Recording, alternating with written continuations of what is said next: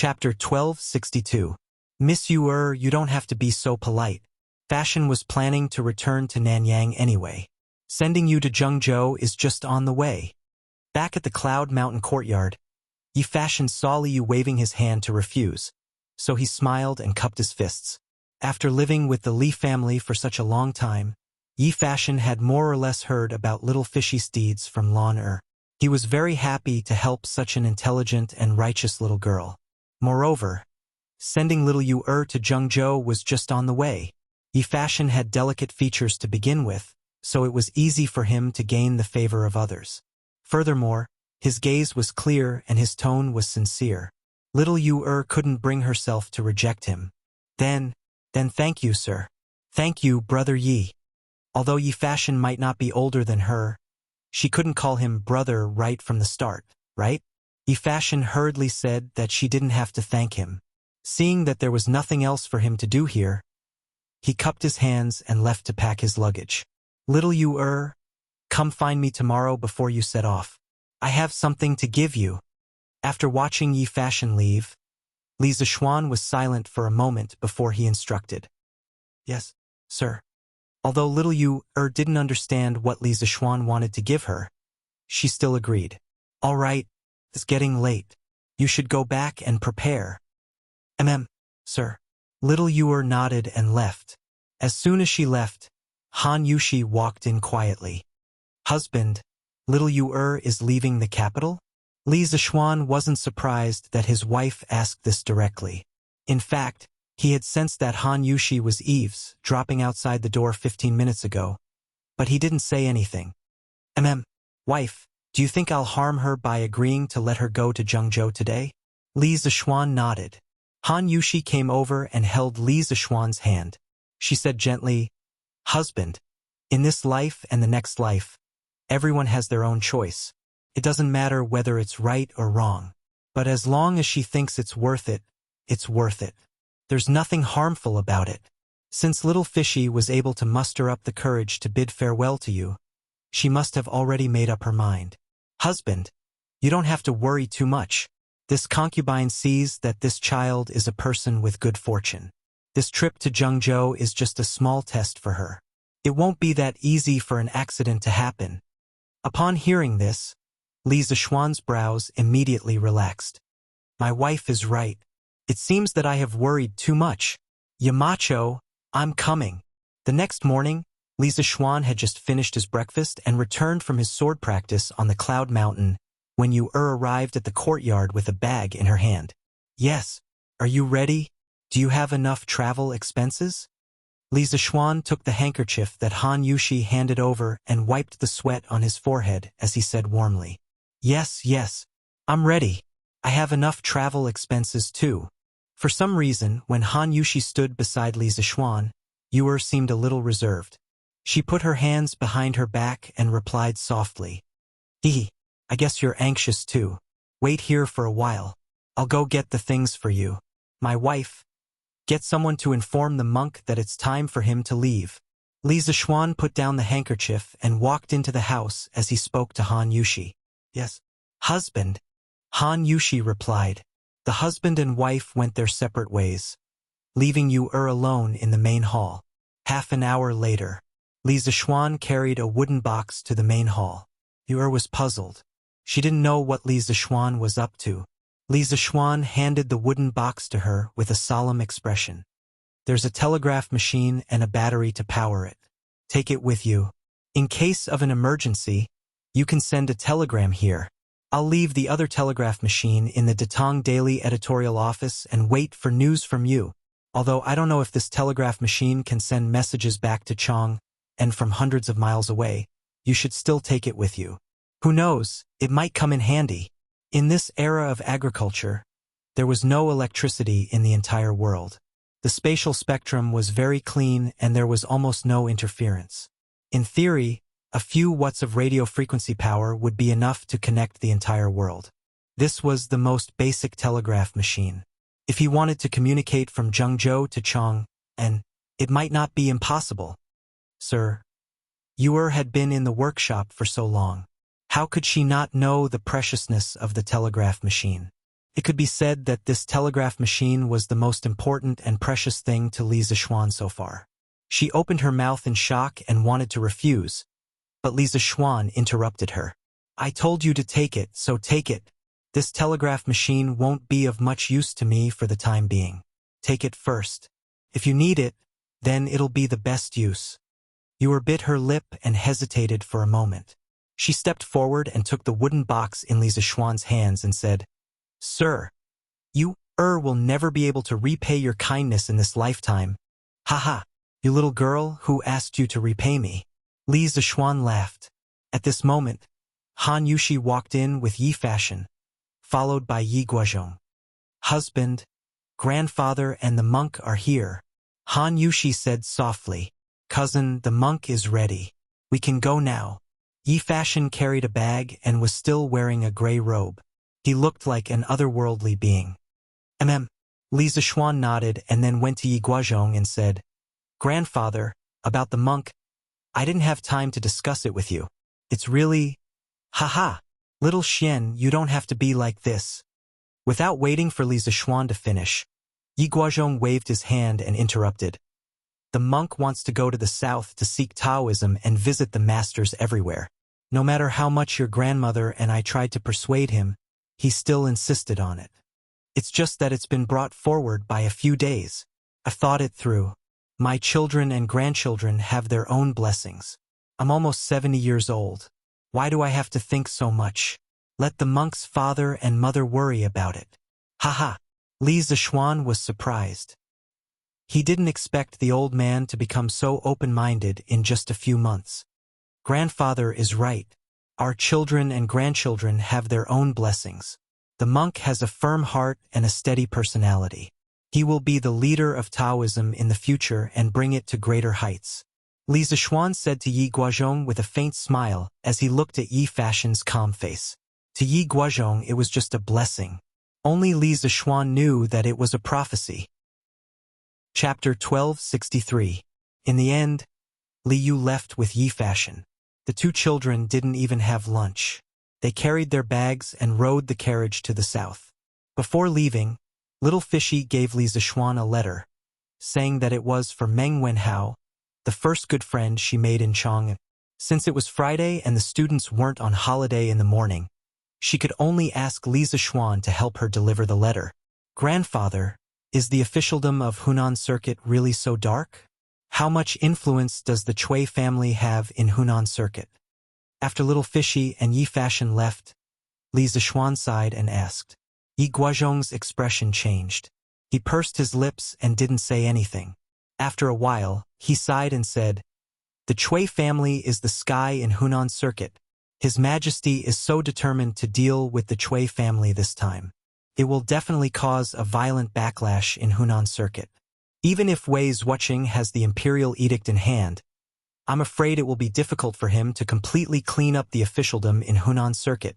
And if he acts too hastily, I'm afraid there will be a change in Hunan Circuit. Change in Hunan Circuit. These two words were earth-shattering. Li Zixuan's eyes narrowed and asked with a gloomy face, Grandfather, you mean that those local officials might join the Cui family and start a rebellion? If that was true, it would be no small matter. This meant that the Tang Empire, which had just been peaceful for less than 2 years, would be plunged into the flames of war again. Moreover, if other aristocratic families saw the Cui family's actions, they might take the opportunity to cause trouble. At that time, the internal war of the Tang Empire would erupt. Yi Guozhong nodded and said, It's not impossible. Even a rabbit will bite when cornered. The Cui family of Qinghe is a 1,000-year-old family. How many scholars and officials are dependent on them?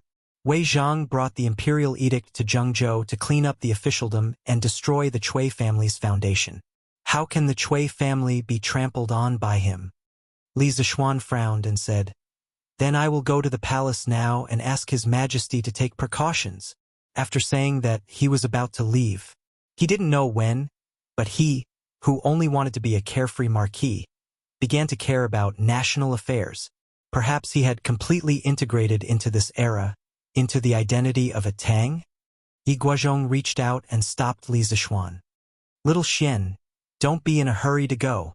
If I'm not wrong, His Majesty must have foreseen the situation today. Otherwise, he wouldn't have given Wei Zheng a group of imperial guards. His Majesty is able to govern the country and bring peace to the world. His martial prowess is capable of stabilizing the universe. His ability and skills are incomparable to the previous emperors. Little Xian, you must never underestimate His Majesty at any time. The current situation in Hunan Circuit is very likely His Majesty's intention. Perhaps His Majesty has already made arrangements in the dark, waiting for those officials and the Cui family to fall into the trap. Li Zixuan's heart skipped a beat. At this moment he remembered who his boss was. It was Li Er. In this era only old Li could rebel against others.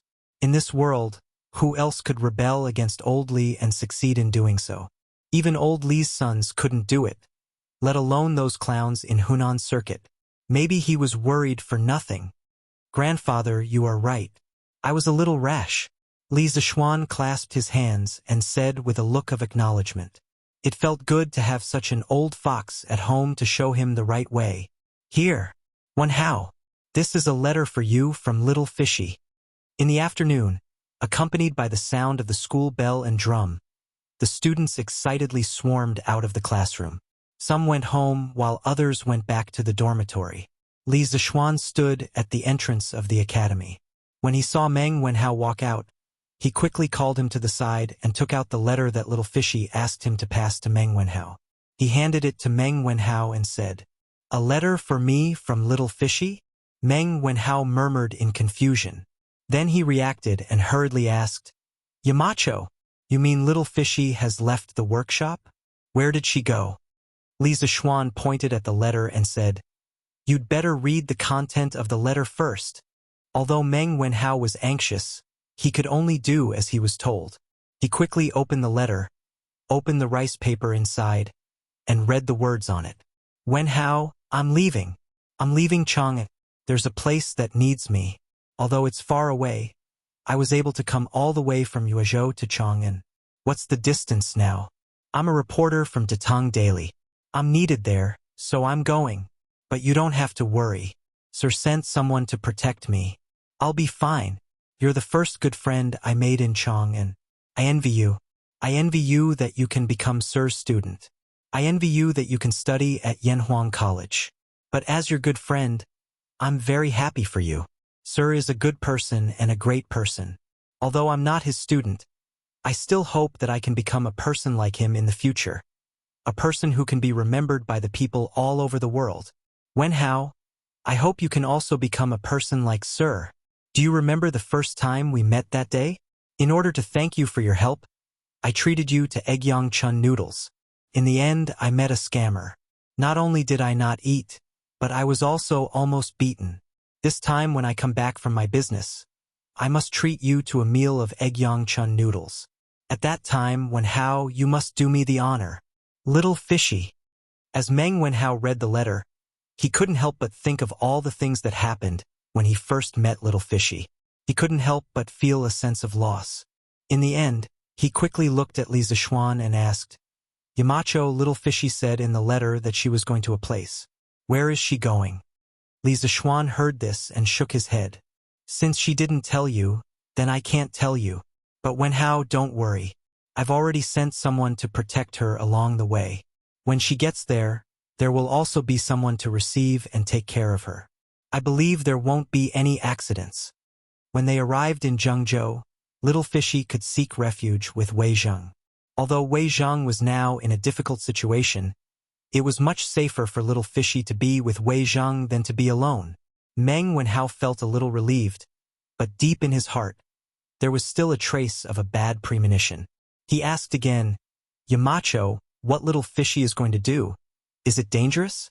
Li Zixuan was silent for a moment before he replied, "There is a certain risk, but this is the path that she has chosen.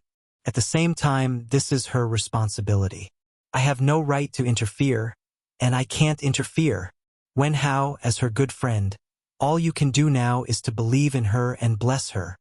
After that, Li Zixuan patted Meng Wenhao's shoulder, sighed, and walked away. Meng Wenhao's face was dull. and he felt lost. Chapter 1264.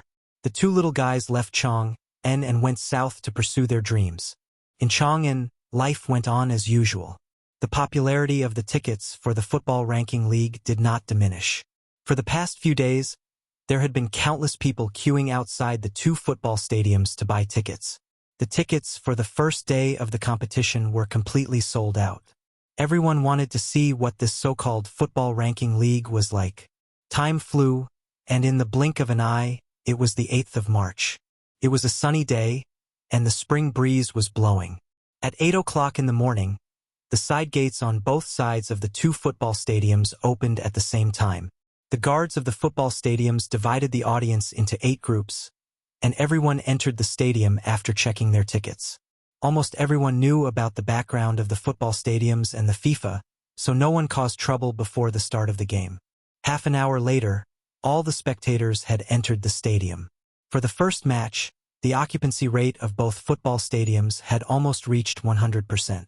The people's enthusiasm was high, and Li Zishuan had made a fortune. Just the ticket sales for the first match of both teams added up to 5,000 strings of cash. The first game of the second football stadium was between Li Daozong's ferocious tigers and Liangzhou's Fergana horses. Liangzhou was located in the northwest fortress of the empire, and the people there were tough. This team was formed by a local barbarian merchant. Last year, in the Liangzhou area, the Fergana horses could be said to be the best. In this football ranking league, the hottest topic among the people was Li Daozong's ferocious tigers and Zhang Yinhong's wind and thunder team. Li Zishuan also wanted the two teams to have a strong match in the first game, so as to leave a good impression on the people who came to watch the game. In this way, people would be willing to come to watch the later games. However, in the group stage, it was completely based on the team's representatives drawing lots. If he really wanted to cheat, it was not completely impossible, but he did not think it was necessary. In the end, the Wind and Thunder team was placed in Group A, and Li Daozong's Ferocious Tigers was placed in Group B.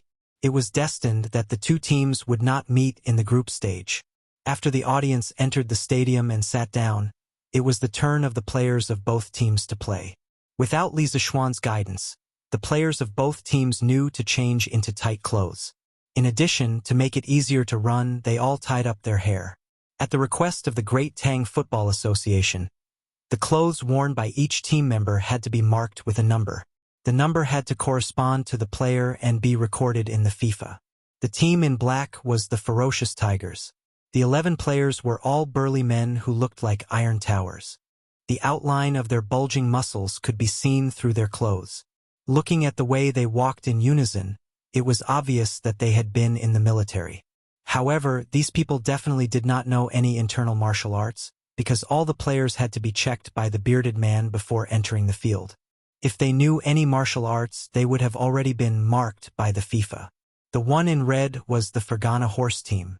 Of course, the 11 members were not as big as the Ferocious Tiger team, but they were generally younger and more energetic than the Ferocious Tiger team. Oh, the Ferocious Tigers. The Ferocious Tigers will win. When the players of both teams appeared on the field, it naturally caused a tsunami of cheers from the audience. Although their cheers could not be heard, because people in this era still did not know what cheers meant, the huge cheers were enough to explain everything. Most of the people who could come to Lantian County to watch the game were Chong and locals.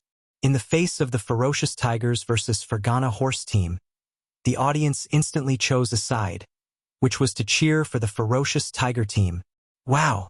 The Ferocious Tiger team's lineup is so neat, and each of these people is so burly. The Ferocious Tiger team is definitely not a match for them. That's right. That's right. These people are said to be the former soldiers of the king of Jiangxia. Each of them is well trained. Today's game will definitely be won. But why do I feel that the Ferocious Tiger team is not bad?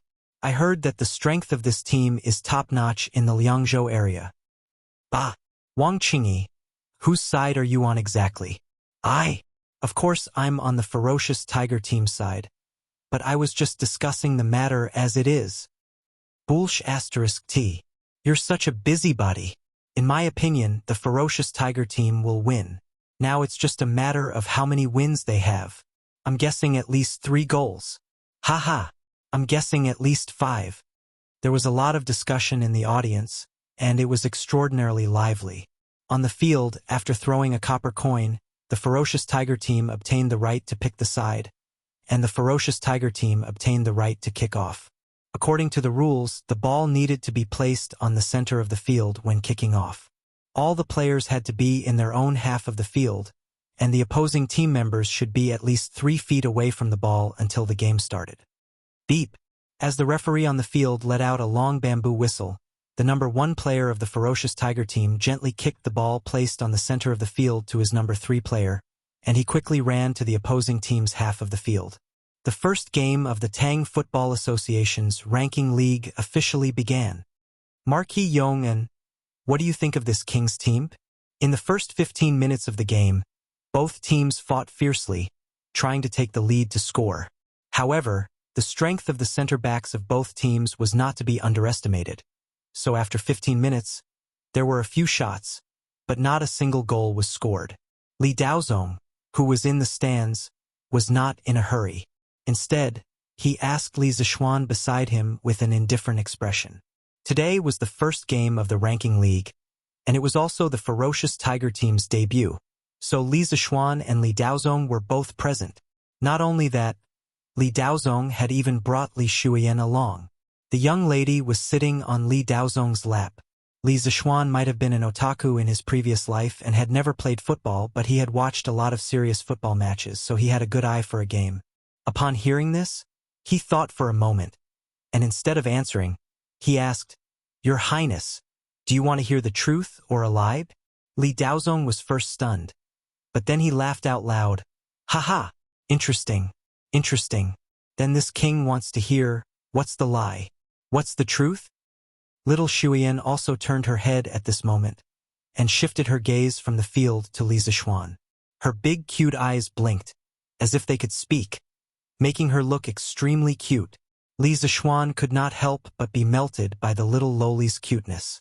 He smiled at Li Shuyan, then looked at Li Daozong and said, If your Highness wants to hear a lie, then every member of the Ferocious Tiger team is tall and strong, like a fierce tiger coming down from the mountains. No other team can match them." Li Daozong frowned. This sentence seemed to be the truth to him, but Li Zishuan was lying. Then what's the truth? Chapter 1265. This is the truth. Your Highness, although your Ferocious Tiger team is brave and fierce, but in terms of speed and flexibility, they are still slightly lacking. Liangzhou's Fergana horse team can be said to be like their name, running like the wind. Previously, the Ferocious Tiger team made 2 mistakes in passing, both of which were caused by underestimating the opponent's speed. Moreover, in this quarter of an hour, the Ferocious Tiger team's ball was intercepted more than the Fergana horse team. In addition, in terms of stamina, this nephew presumptuously asserts that the Ferocious Tiger team will definitely be inferior to the Fergana horse team in the later stages. Lantian County's number 2 football stadium stands. Li Zishuan insisted on listening to the truth, so Li Zishuan had no choice but to speak his own analysis truthfully. As the saying goes, those closely involved can't see the game clearly, while those on the sidelines can see the game clearly. The players on the field may not understand their own strengths and weaknesses, but Li Zishuan, who was half an expert, was able to see through some key information after watching for a while from the stands. Li Zishuan repeatedly nodded his head as he listened to the first few sentences, but when he heard the last sentence, he had a disapproving look as he said, "How can Marquis Yong and conclude that the Ferocious Tiger team's stamina is inferior to the Fergana horse team? You must know that although the Ferocious Tiger team's members are not martial arts experts, they are all heroes who have been in the army for at least 4 to 5 years. How can ordinary people be compared to them?" Li Zishuan replied neither hurriedly nor slowly, "Your Highness, as far as I know, the Ferocious Tiger team's members are all above 30 years old, while the Fergana horse team's members are all below 25 years old. The youngest one is only 17 years old. In terms of strength, they are indeed inferior to the Ferocious Tiger team, but in terms of stamina, the Ferocious Tiger team cannot compare to them. In addition, in terms of tactics, the Ferocious Tiger team does not have a complete set of tactics. Instead, they have a feeling of blocking soldiers with arms and water with earthware. On the other hand, the Fergana horse team can often play some small coordination, and the ferocious tiger team's players are unable to break through and also difficult to defend. So, before the end of the first half, if the ferocious tigers can't widen the score and secure victory, there's definitely a risk of losing in the second half. According to the experience of his previous life, generally speaking, a player's golden age began at the age of 19, reached its peak at the age of 24 to 26, and slowly came to an end at the age of 28. Around the age of 30, many professional players would choose to retire or leave the main position. This was because when a person passed the age of 30, their muscles would begin to atrophy, and their physical ability would begin to decline. Some players who were disciplined and diligent in training might be able to delay it, but players who indulged in debauchery all day might even bring it forward. Even though the players of the Fergana Tigers had trained in the military for many years in terms of endurance, they were definitely not as good as the young lads of the Fergana Tigers. Moreover, Liangzhou was located on the frontier and was often harassed by the Turks. The people there were tough and valiant. For the Fergana precious horses to be able to stand out from that place, their strength was naturally not to be underestimated. Brother Xiao Xian, are you saying that Royal Father's ferocious tiger team is going to lose? But Shuyan thinks that the uncles in the ferocious tiger team are very strong. Li Shuyan had already reached the age where she could understand things. She could still understand the gist of Li Zishuan's words. After Li Zishuan finished speaking, the little girl pouted her cute little mouth and said, Li Zishuan smiled and said, "Ha! Big brother didn't say that the ferocious tiger team would definitely lose. They still have a good chance of winning. Shuyan, let's just watch carefully." Little Shuyan replied with an and turned her attention back to the field. Li Daozong, on the other hand, frowned and fell into deep thought. On the field, the center back of the ferocious tigers rolled the ball and passed it to the feet of another center back. The latter dribbled 2 steps and passed a player of the ferocious horses. Then he made a long pass intending to send the ball to the feet of his own center forward. Who would have thought that this pass would be intercepted by the center forward of the ferocious horses? The surrounding audience was in an uproar again. F***CK. It was intercepted again. What's going on? If the pass isn't accurate, then don't blindly spread it. This time, the ferocious tiger team is in danger. The speed of the Fergana Tigers is very fast. This is already the 3rd time that they have intercepted the ball of the ferocious tiger team, right? Hey, the ferocious tiger team is actually playing well, but I didn't expect the strength of the Fergana Tigers to be so tyrannical. The audience discussed animatedly, but Li Daozong's face was gloomy and his eyebrows were tightly knitted. Marquis Yong, and, in your opinion, if the ferocious tiger team wants to win this match as soon as possible, what changes do they need to make? The Fergana Tigers' one chance to counterattack was finally narrowly neutralized by the 2 defenders of the ferocious tiger team. However, Li Daozong couldn't sit still anymore. He turned his head and humbly asked for advice. From the looks of it, he finally believed in Li Zishuan's evil. Li Zishuan frowned slightly and pondered for a moment. He said, "The ferocious tiger team's offense is easily intercepted, but fortunately, their defensive ability is quite good. They have played until now and have not fallen behind in the score. I think they must have practiced a lot of tactical changes on a daily basis. Next, if the ferocious tiger team wants to quickly break through the opponent's defensive line, first, they need to completely give up on long passes to the ground. This is because the opponent's running speed is very fast and their reaction is very flexible. Second, they need to make use of more short-distance passes. Through the player's constant change of formation, they can bring the ball to the opponent's penalty area. This is because the ferocious tiger team has a considerable advantage in terms of individual strength and dribbling ability. In terms of the evolution of formation, the ferocious tiger team has an absolute advantage. We need to play to our strengths and avoid our weaknesses.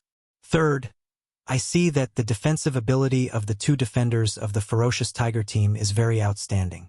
The next time they intercept the opponent's ball, they can directly pass the ball from the back half of the field to the front half of the field.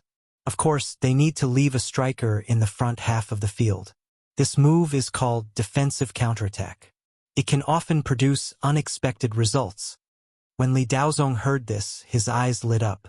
However, he still had some doubts, so he asked, "What is a defender and what is a striker?" Li Zishuan sweated and said, "I don't have time to explain this in detail. The general idea is that a defender represents a player in the backfield who defends, and a striker is a player who creates opportunities for his teammates and dribbles the ball to break through and score. Your Highness, what do you think of these 3 suggestions?" Li Daozong pondered for a moment and clapped his hands. "Good! We'll do as you say. I'll immediately ask the team manager to inform the players to change their tactics." After that, he whispered a few words to a middle-aged man behind him, and the latter hurried down the stands. "Ha! What a good way to play to our strengths and avoid our weaknesses. What a good defensive counterattack. I didn't expect this. A small football game because of the 2 of you is a bit like 2 armies facing each other. Interesting. Really interesting." When the ferocious tiger team in the field had just started to implement the new tactic, Li Zishuan and Li Daozong heard Li Er's laughter. The 2 of them were shocked and quickly turned around. They saw Li Er in his regular clothes walking towards them with Li Chengqian following behind him. Chapter 1266. Greetings, Your Majesty. In Lantian County No. 2 football stadium, Li Zishuan and Li Daozong saw Li Er coming over and quickly got up to greet him. Without waiting for them to finish, Li Er waved his hand and said, "No need to be so courteous. I just finished the morning court. I'm just here to take a look." In fact, he was not the only one who came over. The civil and military officials in the court, many of them who had no official duties, came over after the morning court. Football was a new hot-blooded sport. Not only did the people like to watch it, but the court officials also liked to watch it. Of course, in order to avoid criticism, the officials would not personally set up a team. Only people like Li Daozong from the Li Tang Empire or those nobles who had nothing to do all day would mess around with a team. Because these people did not have official duties, they did not care about hard work and reputation. They just wanted to play all day long and no one could say anything. "Your Majesty, this way please." Li Zishuan led Li Er to where they were sitting before. This area was considered the VIP room of the entire football stadium. It was separated from the audience by a tarpaulin. Many people in Chang'an City had seen Li Er before. In order to avoid causing a commotion, they could only arrange for old Li to sit in the private room. "Ha! Shui Yan, come to me." When Li Er saw the delicate little Shui Yan, he suddenly smiled and waved his hand. "Shui Yan greets royal uncle." Li Shui Yan hesitated for a moment, then walked over and said crisply, Good. Li Er placed the little Shui Yan on his lap. Then, his attention was quickly attracted by the football match. He patted Li Shui Yan's head and smiled at the 2 people beside him. You don't have to be restrained. Let's finish watching this game first." Off the field, the situation suddenly changed. The ferocious tigers, who had been mysterious previously, suddenly changed their style of play after the team manager's tactical deployment. They suddenly became more stable and organized. The long passes to the ground were gone, and the short-distance cooperation between the players suddenly became more frequent. Every time a ferocious Tigers player dribbled the ball, there would be a player in the most correct position to cover and receive. A few passes could be said to be smooth as flowing water. The audience outside the field was amazed. "Wow! What a beautiful pass. The ferocious Tigers player 10 came at the right time." No! The direction of the pass from player number 9 to player number 10 should have been predicted. They had already calculated the distance and position between the 2 sides. It's too scary. Isn't their cooperation too tacit? Flawless, smooth and flowing. Oh, they had arrived at the forbidden zone. Look, the ferocious tiger team has entered the restricted area of the Fergana horse team. Whoosh! It was the ferocious tigers on the field. After a series of wonderful combination of quick plays and quick passes, they finally broke into the penalty area of the ferocious horses once again. At this moment, the football was at the feet of the ferocious tigers' number 1 player. He was less than 2 feet away from the opponent's goal, and there were no teammates near him. There were only 2 opposing defenders who were rushing towards him. At this critical moment, the spectators in the stands fell silent. Every one of them had their hearts in their throats. Li Er's face was also flushed with excitement. His pair of tiger-like eyes stared unblinkingly at the Ferocious Tigers' #1 player. At this critical moment, the Ferocious Horses' goalkeeper actually chose to abandon the goal and attack. The Ferocious Tigers' #1 player could not help but be overjoyed. He suddenly accelerated, and when he was about to reach the opponent's goalkeeper, he made a wonderful feint and bypassed the opponent's goalkeeper. Oh, they're going in. They're going in. Shoot, Ferocious Tigers. Shoot. Although they had not shot, the spectators in the stands were already cheering in advance. The Ferocious Tigers' #1 player did not disappoint. His right foot kicked the football fiercely and completed an unobstructed shot from outside the opponent's goal. Oh! Without the commentator to liven up the atmosphere, the 10,000 spectators in the stands were already ignited by themselves. Cheers, screams, loud roars. It was as if the entire football field was going to be overturned. The entire Wuning Square in Lantian County could hear the deafening roars from here. Good, good, good. At this time, Li Er had already placed the little snow goose on the ground. He stood up and cheered loudly with a face full of excitement. Football was an extremely hot-blooded sport. Of course, the most hot-blooded time was the moment when a goal was scored. It was especially hot-blooded and made people want to explode on the spot. Moreover, the deafening cheers in the football field at that time made it easier for people to enter an extremely excited state. No one could resist such a fatal temptation. At this moment, Li Er no longer had the majesty of an emperor. He was just like a fanatical football fan. Li Zishuan and Li Zishuan were not any better. The Ferocious Tigers belonged to Li Daozong. Now that they had scored a goal, the happiest and most excited person was undoubtedly Li Zishuan. As for Li Zishuan, although the football matches he watched in his previous life were countless times more exciting than this, ever since he had transmigrated to the Tang dynasty, he did not have modern high-tech electronic devices. His life had actually been quite dull and boring. Today's football match had finally allowed him to find a bit of the hot-blooded feeling.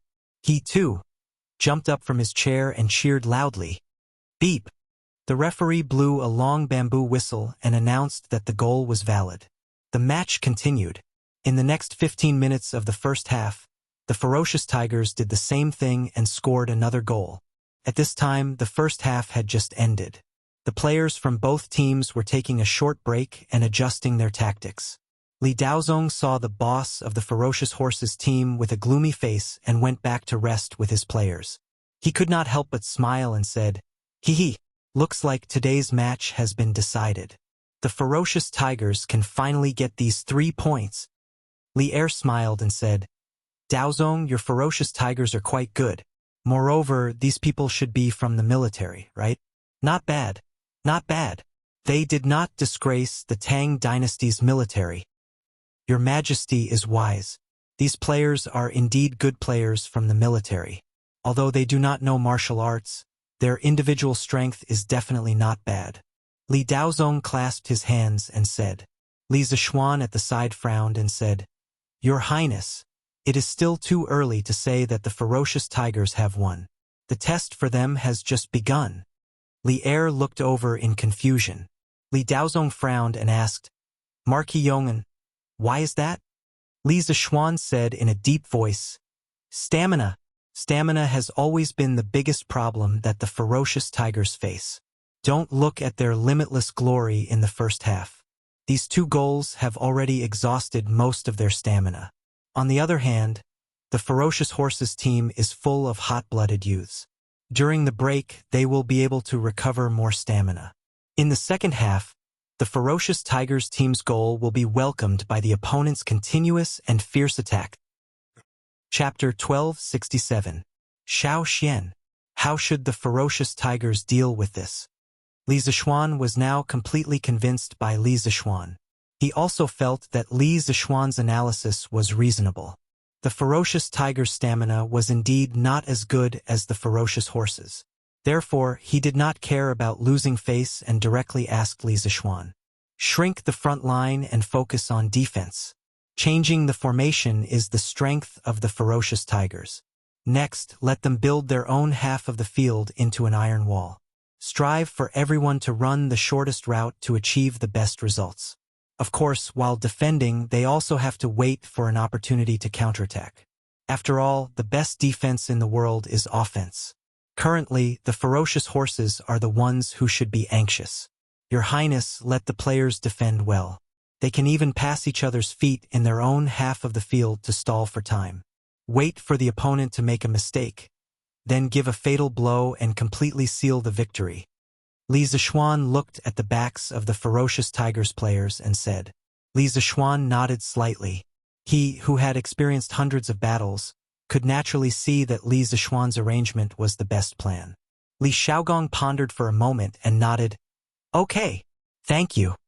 Then, he turned his head and gave a few instructions to the manager of the ferocious tigers. The manager took the order and left, presumably to make tactical arrangements. After about a quarter of an hour, the second half began. Both teams changed sides and played again. When they came on the field, the audience in the stands gave the ferocious tigers the loudest cheers. These people were addicted to watching the ferocious tigers in the previous 45 minutes. The ferocious tigers did not disappoint them. They scored 2 goals in a row, making most of the people in the stands become loyal fans of the ferocious tigers. Isn't it a matter of course for the fans to cheer for their favorite team? Seeing this scene, Li Zishuan secretly smiled. This was the result he wanted. The appearance of fans was the symbol of the prosperity of football. If there were no fans, modern football would not be so popular. It might even die out in the middle of the game. When the number of soccer fans in Great Tang grew larger and larger, it would be hard for Great Tang's soccer to not flourish. By then, Great Tang, as the country of origin of world football, no matter how weak it wouldn't be as weak as the modern-day national football team. It would definitely become a world football powerhouse. By then, Han football would no longer be a joke in the eyes of foreigners. By then, Li Zishuan would have achieved his goal of bringing football to Great Tang 1,000 years in advance. Beep! The referee blew the whistle and the Fergana horses kicked off. Under the cover of the 3 players and the coordination of the passing, the football quickly charged into the Fergana Tigers' front half of the field. His attacks were as swift as lightning. The Fergana horse team had played the entire half of the field, but they still retained their physical strength. Under their sudden outburst, the ferocious tiger team was actually somewhat unable to withstand it. Quickly get into a defensive formation. Everyone, defend. The manager of the ferocious tigers was sweating profusely. He stood by the side of the field and shouted. He did not care if the players on the field could hear him. The sudden change in style caused the audience in the stands to be unable to react for a moment. When they finally reacted, they could not help but turn pale with fright. What's going on? Didn't the ferocious tiger team play well in the first half? Why is the Fergana horse team going to shoot now? It seems like the ferocious tiger team's physical strength is failing. Their physical strength is failing? How is that possible? The ferocious tiger team scored 2 goals in the first half. How can their physical strength be failing? The reason why the ferocious tiger team was able to score in the first half was because of their ingenious coordination. Now that the Fergana horse team has changed their style and is attacking with all their strength, the ferocious tiger team is in danger. The ferocious tiger team will win. It was unknown who shouted loudly, but the audience in the stands began to shout. For a moment, the shouts of the ferocious tiger team will win became louder and louder. It even reached the sky. Li Xiaogong looked at the ferocious tiger team players below the stands and could not help but clench his fists. The ferocious tiger team was destined to withstand pressure in the second half. However, whether they could withstand the pressure completely depended on the ferocious tiger team players' teamwork and performance. The roaring in the stands more or less gave the ferocious tiger team players some invisible strength. They quickly restored the formation that was previously disrupted by the opponent and resisted the Fergana horse team's attack with all their strength. In the end, the Fergana horse team's wave of attack was intercepted by the combined efforts of the two defenders of the ferocious tiger team. The goalkeeper went out to catch the ball that was rolling and then threw the ball to his own players. Next, there was a jaw-dropping scene. The ferocious tiger team players actually moved left and right in their own half of the field. The audience in the stands was in an uproar. What are the ferocious tiger team players doing? Why aren't they attacking? It looks like they are stalling for time. Yes, that's right. Anyway, the ferocious tiger team is leading by 2 o'clock. As long as they drag it out until the end of the game, they will be able to get these 3 points. But isn't this against the rules? It really doesn't seem to be against the rules. Isn't that too sullen? If the ferocious tiger team doesn't attack, how can they be called the ferocious tiger team? Why don't we just call them the tortoise team? Some of the audience expressed their understanding of the ferocious tiger team's passive game, but some of the audience felt very angry. After all, everyone hoped that the person or team they liked was super powerful. Moreover, attacking football was obviously more interesting than defensive football. The boss of the Fergana horse team did not know what the audience was thinking, but he was so angry that he was about to stomp his feet. He stood by the side of the field and shouted loudly, "Attack! Everyone, press up and attack. You must break the goal." With a boom, almost all the Fergana horse team players moved out and entered the ferocious tiger team's half of the field to fight for the ball. After all, they were young men. They were full of vigor and energy. After a few fights, the ball quickly fell to the feet of the Fergana horse team players. Several players cooperated with each other and fought with the ferocious tiger team players several times. Finally, the ball was shot into the opponent's goal. "Oh, it's in! It's in!" The audience in the stands sighed, but this did not prevent the Fergana horse team players from celebrating. All the players hugged each other. After being suppressed for half of the field, they could finally party to their heart's content. Just play like this. Equalize the score as soon as possible. The boss of the Fergana horse team shouted at the top of his voice. His players did indeed do so. When there was still a quarter of an hour before the end of the game, the number 1 player of the Fergana horse team finally sent the ball into the ferocious tiger team's goal once again. "Haha! It's in! It's in! We equalized the score!" The Fergana horse team players celebrated in the ferocious tiger team's half of the field, but the ferocious tiger team players were all gloomy. "Hurry up and score another goal. We have to win this game." The boss of the Fergana horse squad shouted once more. Chapter 1268. From a 2 o'clock lead in the first half to a 2-2 tie. The sudden change in the situation caught everyone off guard. Li Daozong pursed his lips tightly. In the first half, he felt that victory was within his grasp, but now, at the end of the first half, after Li Zishuan's analysis, he knew that the ferocious tigers would be at a disadvantage in the second half, but he did not expect them to be at such a disadvantage, so much so that they were directly equalized by the opponent.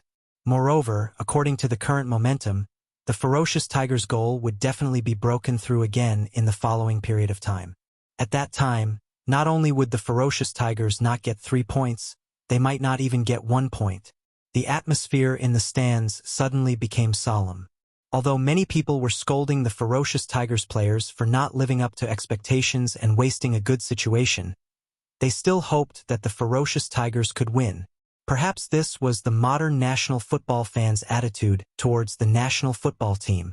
The ferocious tigers players all had solemn expressions, and the ferocious horses players on the opposite side were all crazily pressing into the ferocious tigers' half of the field, as if they had been injected with chicken blood.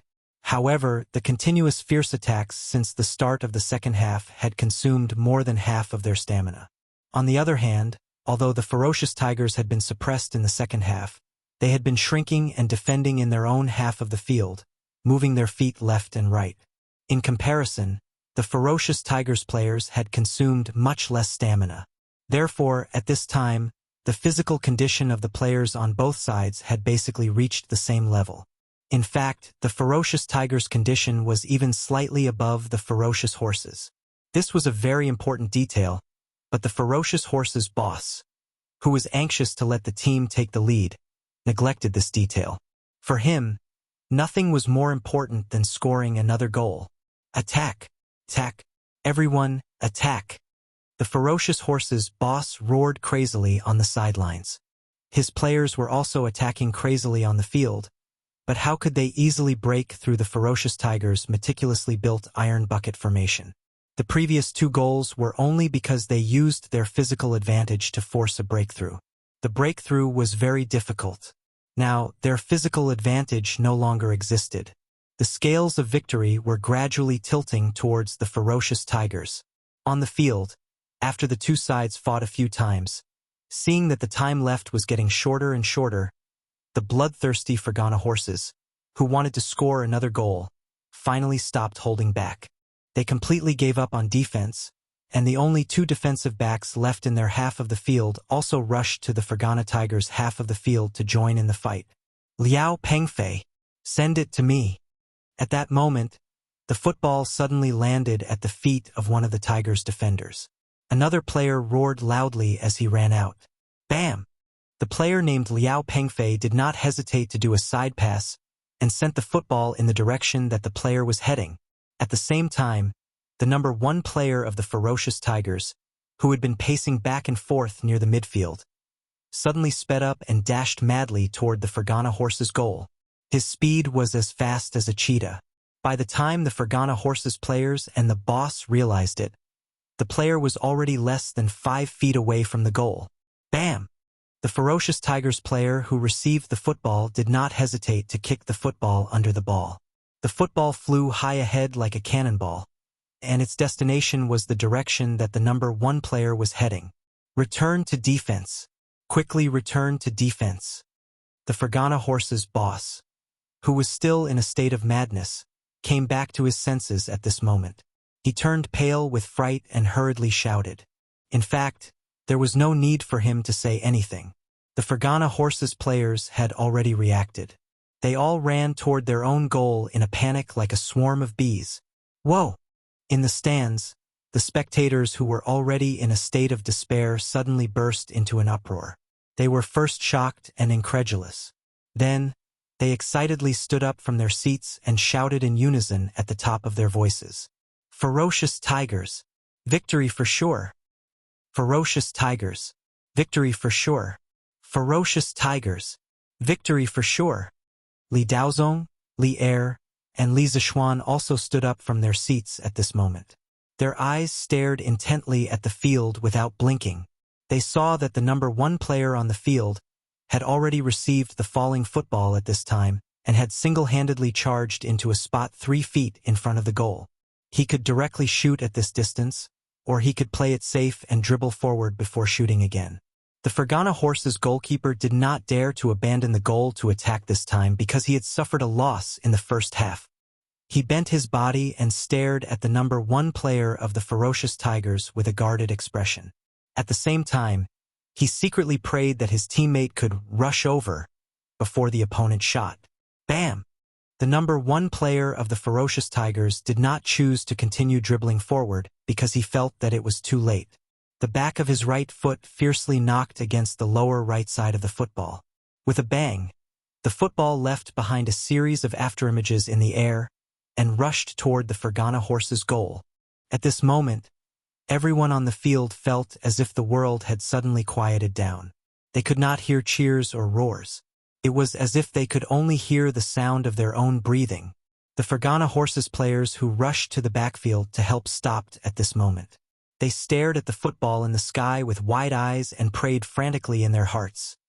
Don't go in! Don't go in! The Fergana horse's goalkeeper focused 120% of his attention at this moment. He looked at the football in the sky and quickly judged the landing point of the football in his heart. Top right corner. In a flash, the goalkeeper made a judgment. At the same time, his body also reacted. His whole person bounced up from the ground and rushed toward the upper right corner of the goal. Oh no! Some of the spectators in the stands with good eyesight felt their hearts skip a beat. They secretly cursed because the flying direction of the number 1 player of the ferocious tigers was vaguely toward the upper right corner of the goal. Li Daozong and Li Er both clenched their fists. A few blue veins could be seen on their foreheads. It was obvious that the two of them were also very nervous at this moment. Just when everyone thought that the shot was going to be blocked, the football suddenly changed direction when it was 5 feet away from the goal and went straight toward the lower left corner of the goal. The Fergana Horse's goalkeeper closed his eyes in despair. He was still in the sky at this time. Even if he saw the football change direction, what was the use? Bang! In the end, the football fell into the net without any suspense. Beep! This was the whistle that indicated that the goal was valid. Beep! Beep! Beep! Coincidentally, it was followed by 2 short and 1 long whistle that signaled the end of the game. Oh! It went in. The ball went in. The ferocious Tigers won. The ferocious Tigers won. Ha ha ha! At this moment, the entire football field was like a powder keg that had been ignited and completely exploded. Cheers and roars rose and fell one after another. The ferocious Tigers finished off the Fergana Horses with a strange shot at the last moment. This made many spectators in the stands unable to help but hug each other and cry with joy. Even though they did not know each other before, they got to know each other because of the game. Because of such an exciting game, this was enough. They won. The ferocious Tigers actually won. Ha ha ha. Li Xiaogong hugged the little snow goose behind him and gave it a big kiss. Then he talked to himself excitedly. Chapter 1269. Wonderful. Too wonderful. In the stands, Li Er was not clapping his hands and laughing. Instead, he was waving his fists and laughing excitedly without the image of an emperor. Then he smiled and said, Daozong, in my opinion, why don't you let Li Zishuan train your feral tiger team?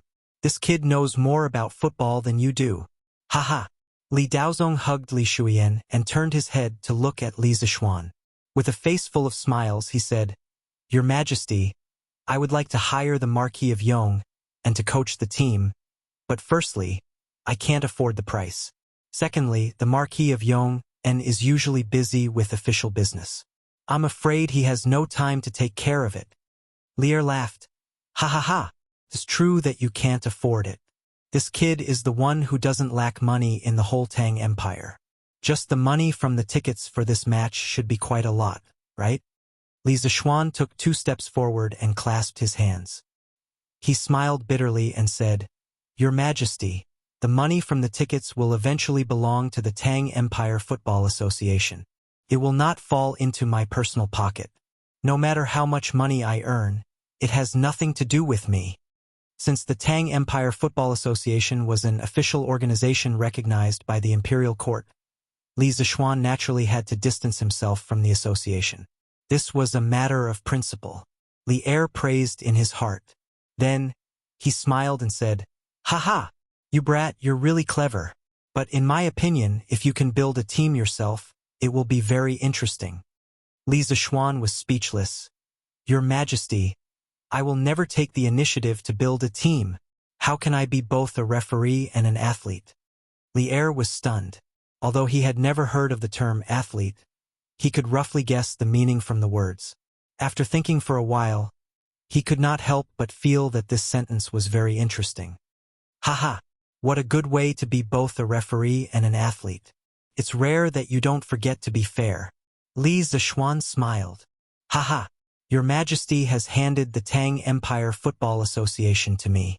How can I be sloppy?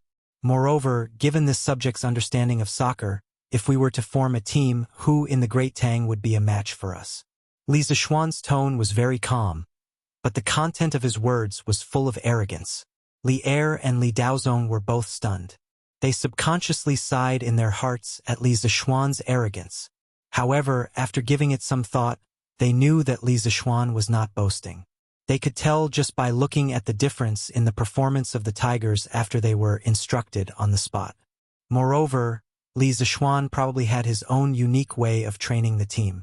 If that was the case, then his team was really invincible.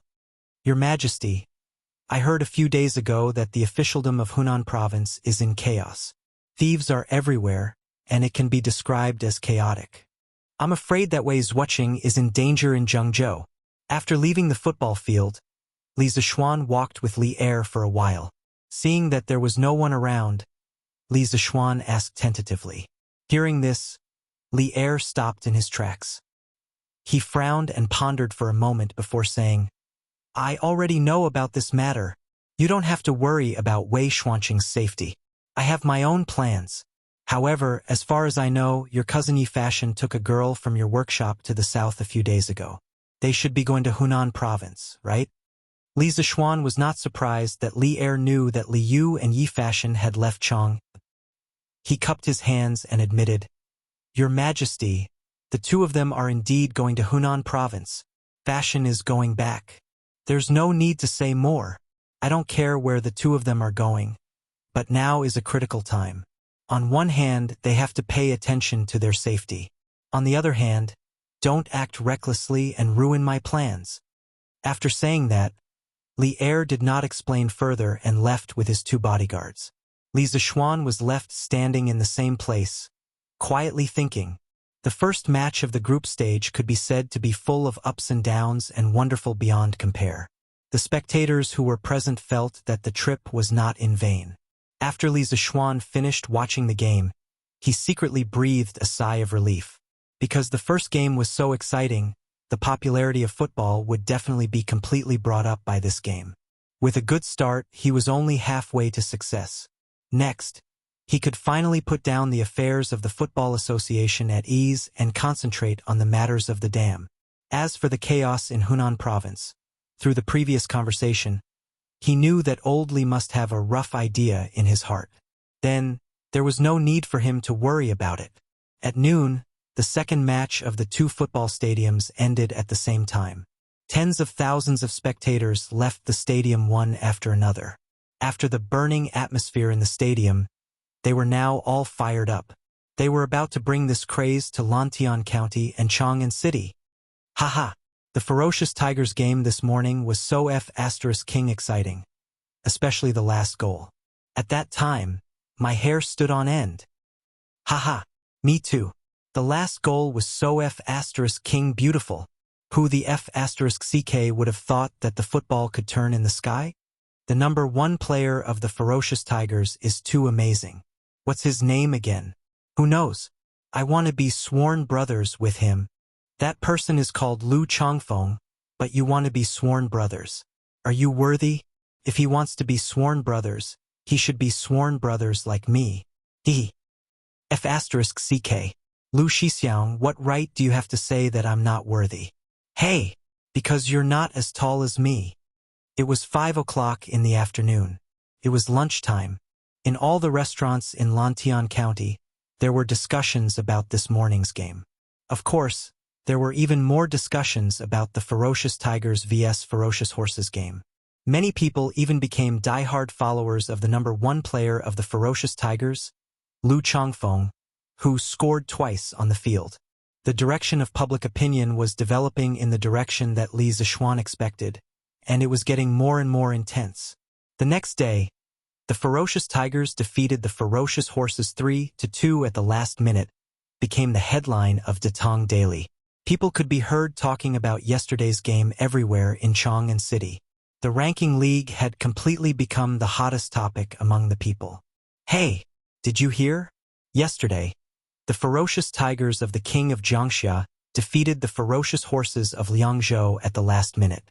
It was so exciting. I heard.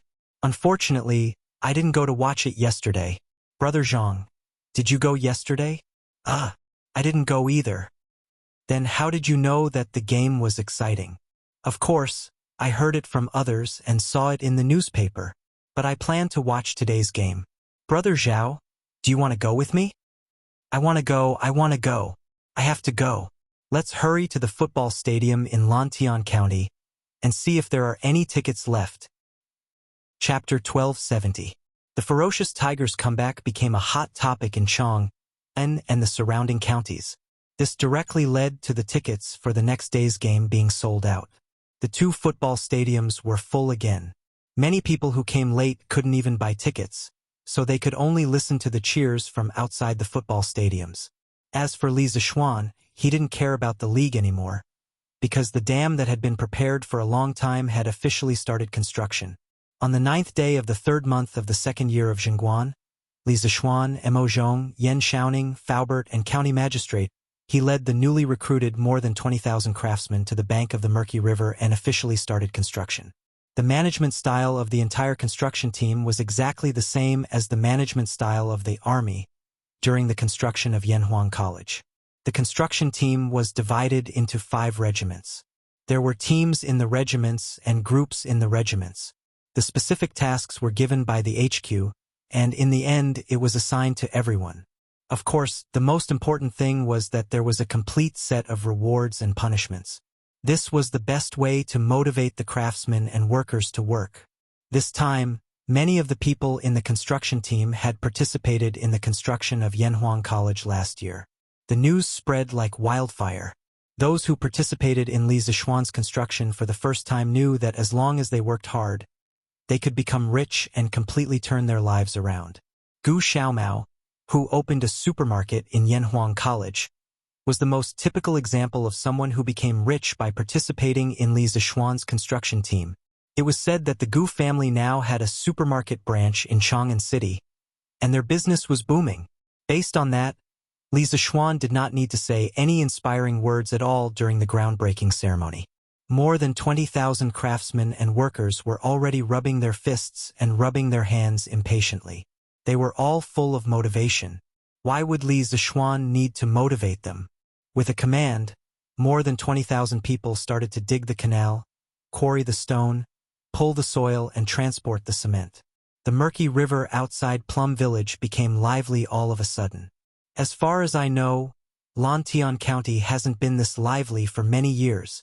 County Magistrate he, as the parent official of Lantian County, naturally had to personally come and take a look at such a big project like the dam. Seeing the bustling scene on both sides of the Ba River, he couldn't help but pinch the small tuft of beard on his chin and smile. This sentence could be said to have a double meaning. The current Lantian County was not only bustling because of the construction of the dam, but also because of the Great Tang FIFA Ranking League being held in Lantian County. The most direct feeling was that the number of merchants coming and going at the county gate every day was dozens of times more than before. Where there were people, there were business opportunities. Many merchants from other counties saw this and wanted to open a shop in Lantian County. This caused the prices of shops in Lantian County to soar. Today's Lantian County's prosperity had already leaped to the top among the counties around Chang'an City. There was no doubt that it was the top. Recently, County Magistrate he was so happy that he could wake up from his dreams. These were all political achievements. Li Zishuan smiled slightly. He looked at the workers and craftsmen who were digging the canal and said with a yearning look, "This is just the beginning. In the future, Lantian County will be the place where Great Tang's industry flourishes. When that time comes, merchants and students from all over will gather. That will be lively. Dams, hydropower stations, electric appliances, 3 acids and 2 alkali, chemical, machine tools, heavy machinery industry. These were all projects that Li Zishuan was about to start or was about to start. If he could really complete all of them, then Lantian County's status would definitely rise to another level. It was even possible that it would surpass Chang'an City. County Magistrate he wasn't a pedantic scholar. Ever since Lantian County became Li Zishuan's fief, he had spent some time to understand engineering. After listening to Li Zishuan's description, his eyes lit up. Finally, he sighed and said, "This lowly official looks forward to that day. Industry can lead the people to become rich." This was County Magistrate he's most direct understanding of industry. Previously, for example, Chitsu Pavilion and Chitsu Pavilion Workshop, they could be said to be making a lot of money every day. Now, Li Zishuan was building a dam. Although he didn't know how the dam would make money, because of the construction of the dam, tens of thousands of people in Lantian County could come over to help and earn a generous salary. That was enough. More than 80% of the workers in the construction team were from Lantian County. Initially, under County Magistrate he's suggestion, they were all recruited from Lantian County. If they weren't able to get enough workers, they would go to other counties. Therefore, all the adults in Lantian County were recruited. Li Zishuan's dam directly led to the employment of the entire county's people. "Oh, that's right, Marquis. Is your marquee residence in Lantian County also going to start work? County magistrate, he suddenly remembered that the marquee residence project was suspended and quickly asked Li Zixuan. And under the condition that the dam's construction progress is not affected, we can start work. If you need money, you can directly ask Butler Wang for it. Li Zixuan nodded and replied. As the king of Lantian County, if he didn't even have his own residence, how ridiculous would that be? The marquee residence in Lantian County was more symbolic than practical. Marquee, don't worry. It definitely won't affect the construction of the dam. County magistrate, he smiled and cupped his hands respectfully. Li Zixuan smiled and then walked to Mo Huai's side and said, Mr. Mo, I'll have to trouble you in shouting with the dam. If you encounter any problems, get someone to inform me at any time. Building a dam was a huge and arduous project. It definitely couldn't be done overnight in a short period of time. According to their original plan, they would first dig a drainage channel from the middle to divert the murky river's water from the middle and lower the riverbed's water level. Only then could they build the dam and build it. Just digging this drainage channel would probably take at least a month. In the following period of time, he definitely couldn't come here every day to supervise the work. He still had a lot of things to do, but the construction of the dam was indeed his most important project this year. Of course, he hoped that it would be completed as soon as possible. Yan Xiaoning, who was beside him, couldn't help but twitch his mouth when he heard this. He thought to himself that this bad friend of his was probably going to be a lazy shopkeeper. However, although he thought so, he didn't say anything to undermine Li Zixuan. After all, he still treated Li Zixuan as a brother in his heart. Yamacho, don't worry. I'll do my best to build the dam as soon as possible. Mo Zhong cupped his hands and said solemnly. Back when the Mo family was at its peak, building a dam was a piece of cake. However, now that the Mo family was in decline and their talents had withered, this dam was still a big challenge for Mo Huai and the others.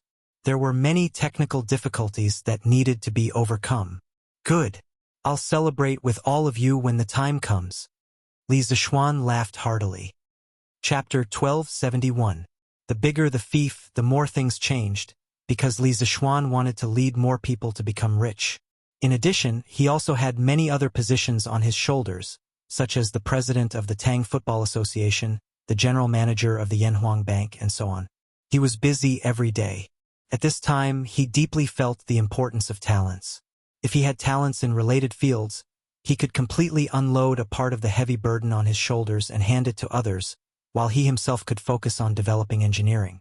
Therefore, recently, he had been giving Li Ku more and more special lessons. He wanted to instill some basic knowledge of finance into Li Ku as soon as possible. Then, he would place Li Ku in the Yanhuang Bank for an internship, until Li Ku was fully in charge of Tang Dynasty's Yanhuang Bank. In this feudal era, the position of central bank governor was a hot potato to him. The sooner he handed it over to the royal family, the sooner he could be free. Li Zixuan was not greedy for power, and he was not greedy for money in this life. As long as the next leader of the Yanhuang Bank was capable and knowledgeable about finance, he was willing to hand over the position of central bank governor. After all, he had shares in the Yanhuang Bank. Since he could earn money by lying down, why would he work so hard every day? Little Ku, what's your next lesson? In the Yamacho office, Li Zixuan was giving Li Ku special lessons again today. In order to instill financial knowledge into this child, he had taken up a lot of Li Ku's normal learning time recently. Oh, it's chemistry. But I heard that Mr. Wang was sick these 2 days. It should be another chemistry teacher coming over to replace him. Li Ku raised his head and replied. Oh, chemistry class? Let's skip it then. I happen to be free today, so I'll teach you more. Li Zixuan nodded and replied. Li Zixuan had already been set as Tang Dynasty's future economist. For physics and chemistry classes, Li Zixuan felt that there was no need for this child to listen to every lesson. To an economist, these classes were too hardcore. Speaking of which, as a principal, he actually encouraged students to skip classes. He could be considered as the weirdest principal in history. Yes, Yamacho. Li Ke frowned and thought to himself that he would have to look for other students to tutor him this weekend. Although he did like economics, he also wanted to be a well-rounded student. He still wanted to get a good ranking in the next final exam. If he continued to skip physics and chemistry classes, he would most likely fail in the final exam. Oh, by the way, you mentioned earlier that Mr. Wang has been sick recently. What kind of illness? Are you all right?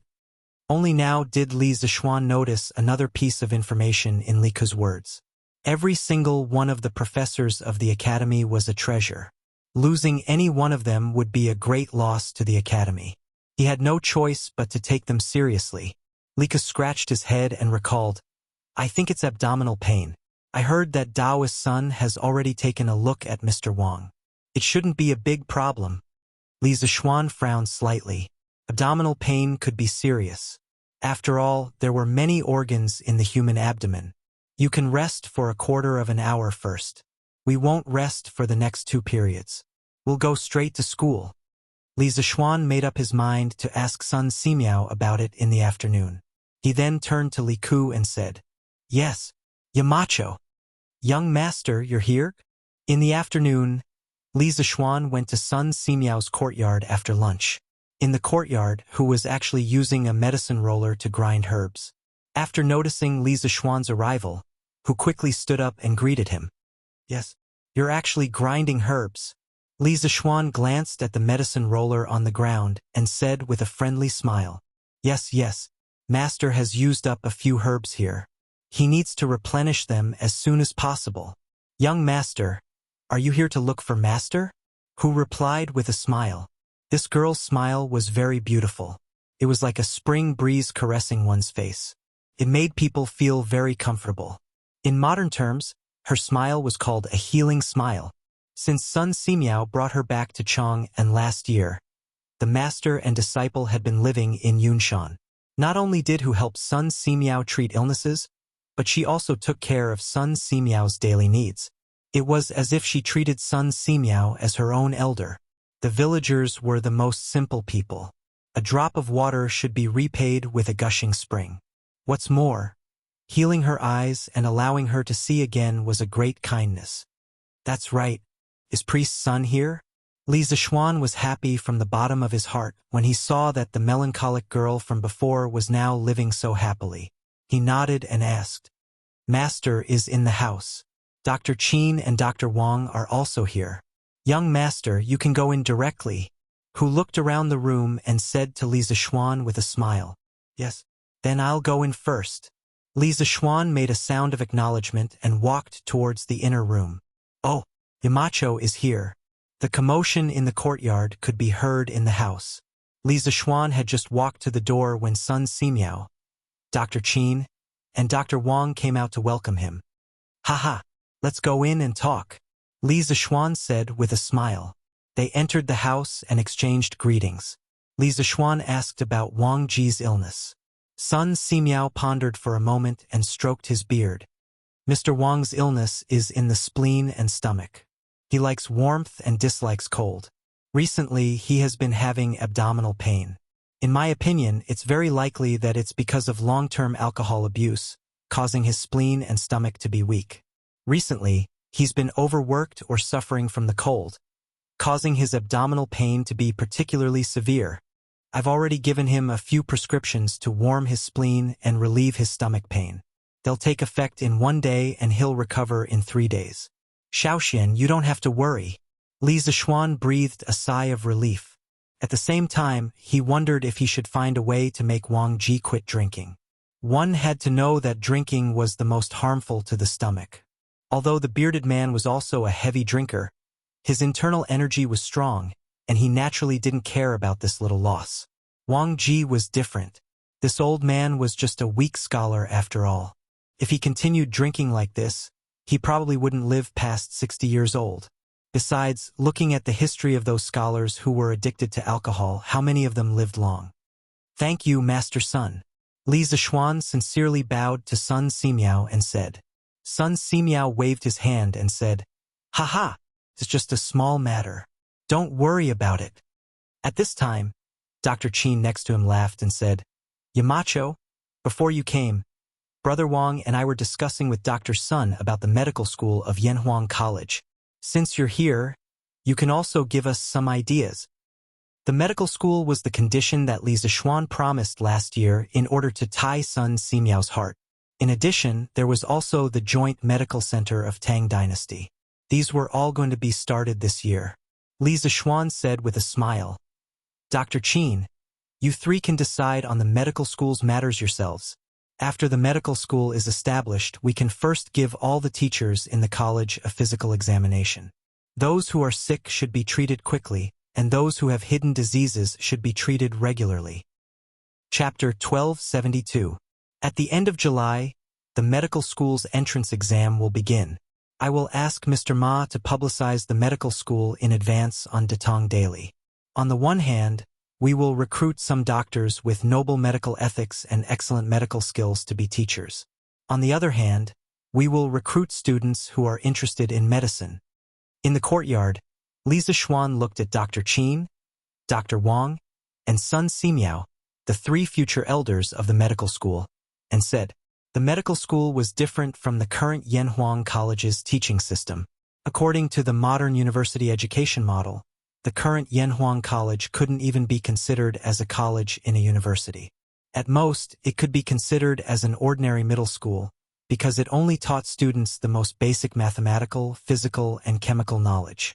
However, the medical school of the future Yanhuang College was equivalent to the medical school of the university in his previous life. This was a subdivision of the specialties into the college. There was still a big difference between the two. Dr. Qin nodded and said with a smile, that's good. When Yanhuang College recruited the first batch of students, they also used Datong Daily to advertise. Now, they were just doing the same thing. They were already familiar with it. Li Zixuan thought for a while and said, the examination content of the entrance exam, as well as the doctors who come to apply for the medical school, will depend on the three of you to personally check. Oh, in addition to this, there are also teaching materials. The future medical school will combine theory and practice, so teaching materials are necessary. I wonder if Dr. Qin, Dr. Wang, and Daoist Sun have any ideas? Haha, Xiaoxian, wait a moment. After the voice fell, Dr. Qin and Dr. Wang looked at Sun Simiao. Sun Simiao smiled, got up and walked into the side room. After a while, he came out with a stack of manuscripts and handed it to Li Zixuan, saying, Xiaoxian, since last year you suggested this poor Taoist to recruit disciples and teach them what I learned. This poor Taoist began to write a book. Some of the diseases and treatment prescriptions I encountered in my travels over the years have been organized into a book. Although this book is not finished yet, it should be able to be used as teaching materials for the medical school for the time being.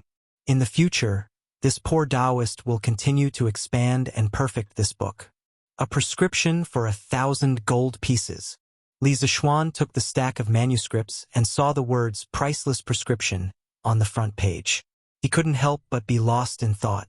His little butterfly had finally affected the course of history. This 1,000 gold prescription should have been written during Li Ji's Yonghui era. Because of his arrival, it should be brought forward. Haha, that's right. I think that the value of life is more precious than 1,000 pieces of gold, and a prescription can save people from danger. It is very appropriate to name this book with 1,000 pieces of gold. What do you think, Xiaoxian? Sun Simiao stroked his beard and smiled. Li Zixuan came back to his senses and sighed. What Taoist priest said is true. Life is precious, how can it be compared with money?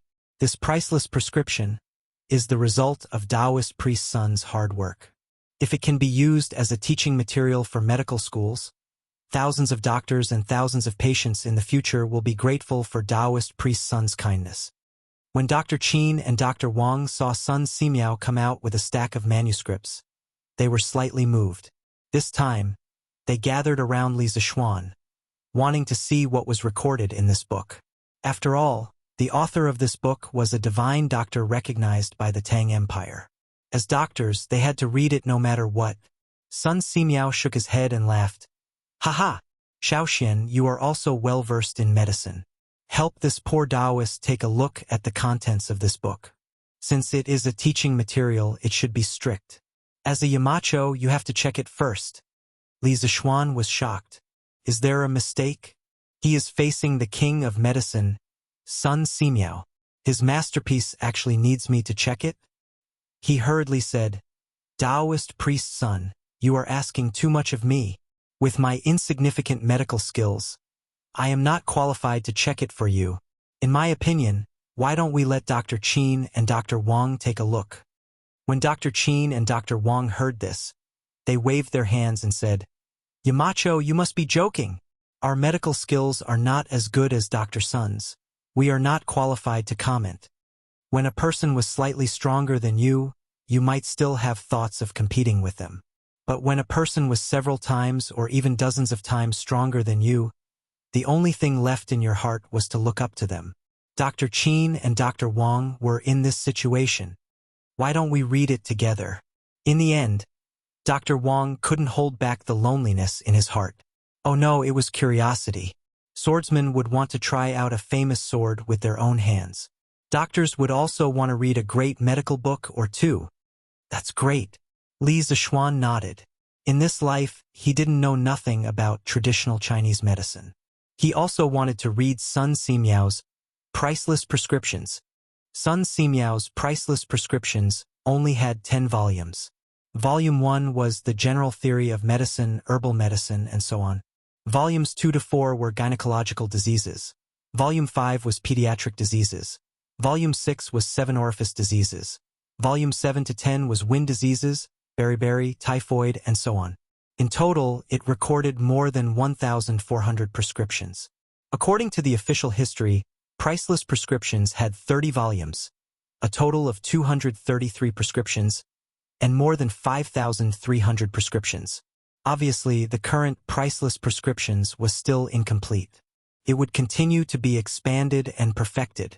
Without carefully scrutinizing the correctness of each prescription, the three of them only roughly went through the contents of the 10 volumes of Priceless Prescriptions.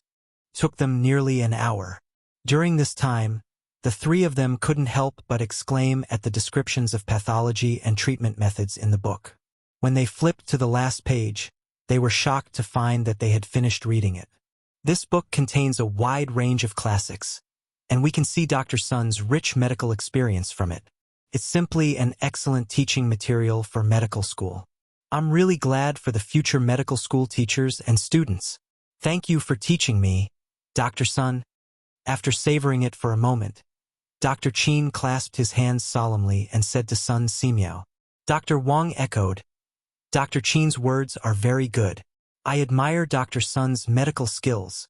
Sun Simiao waved his hand helplessly and said, All right.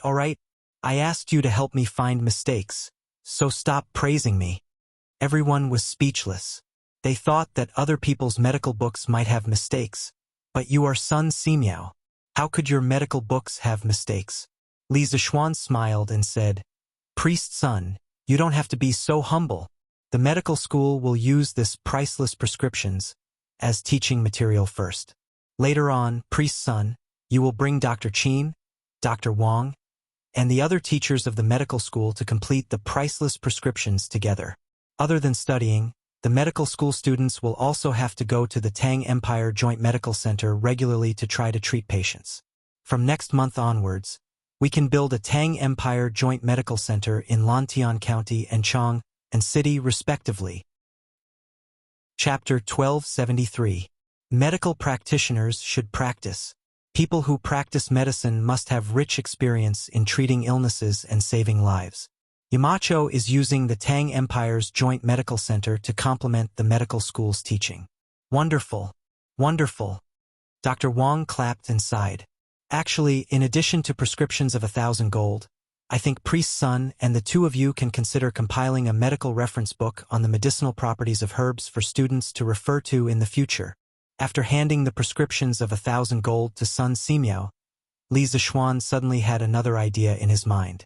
He looked at Sun Simiao and the others and said, Medicinal properties of herbs? Sun Simiao frowned and said, Shaoxian. Most of the medicinal properties of herbs are recorded in Shennong's classic of Materia Medica. Why do you have to go the extra mile and write another book?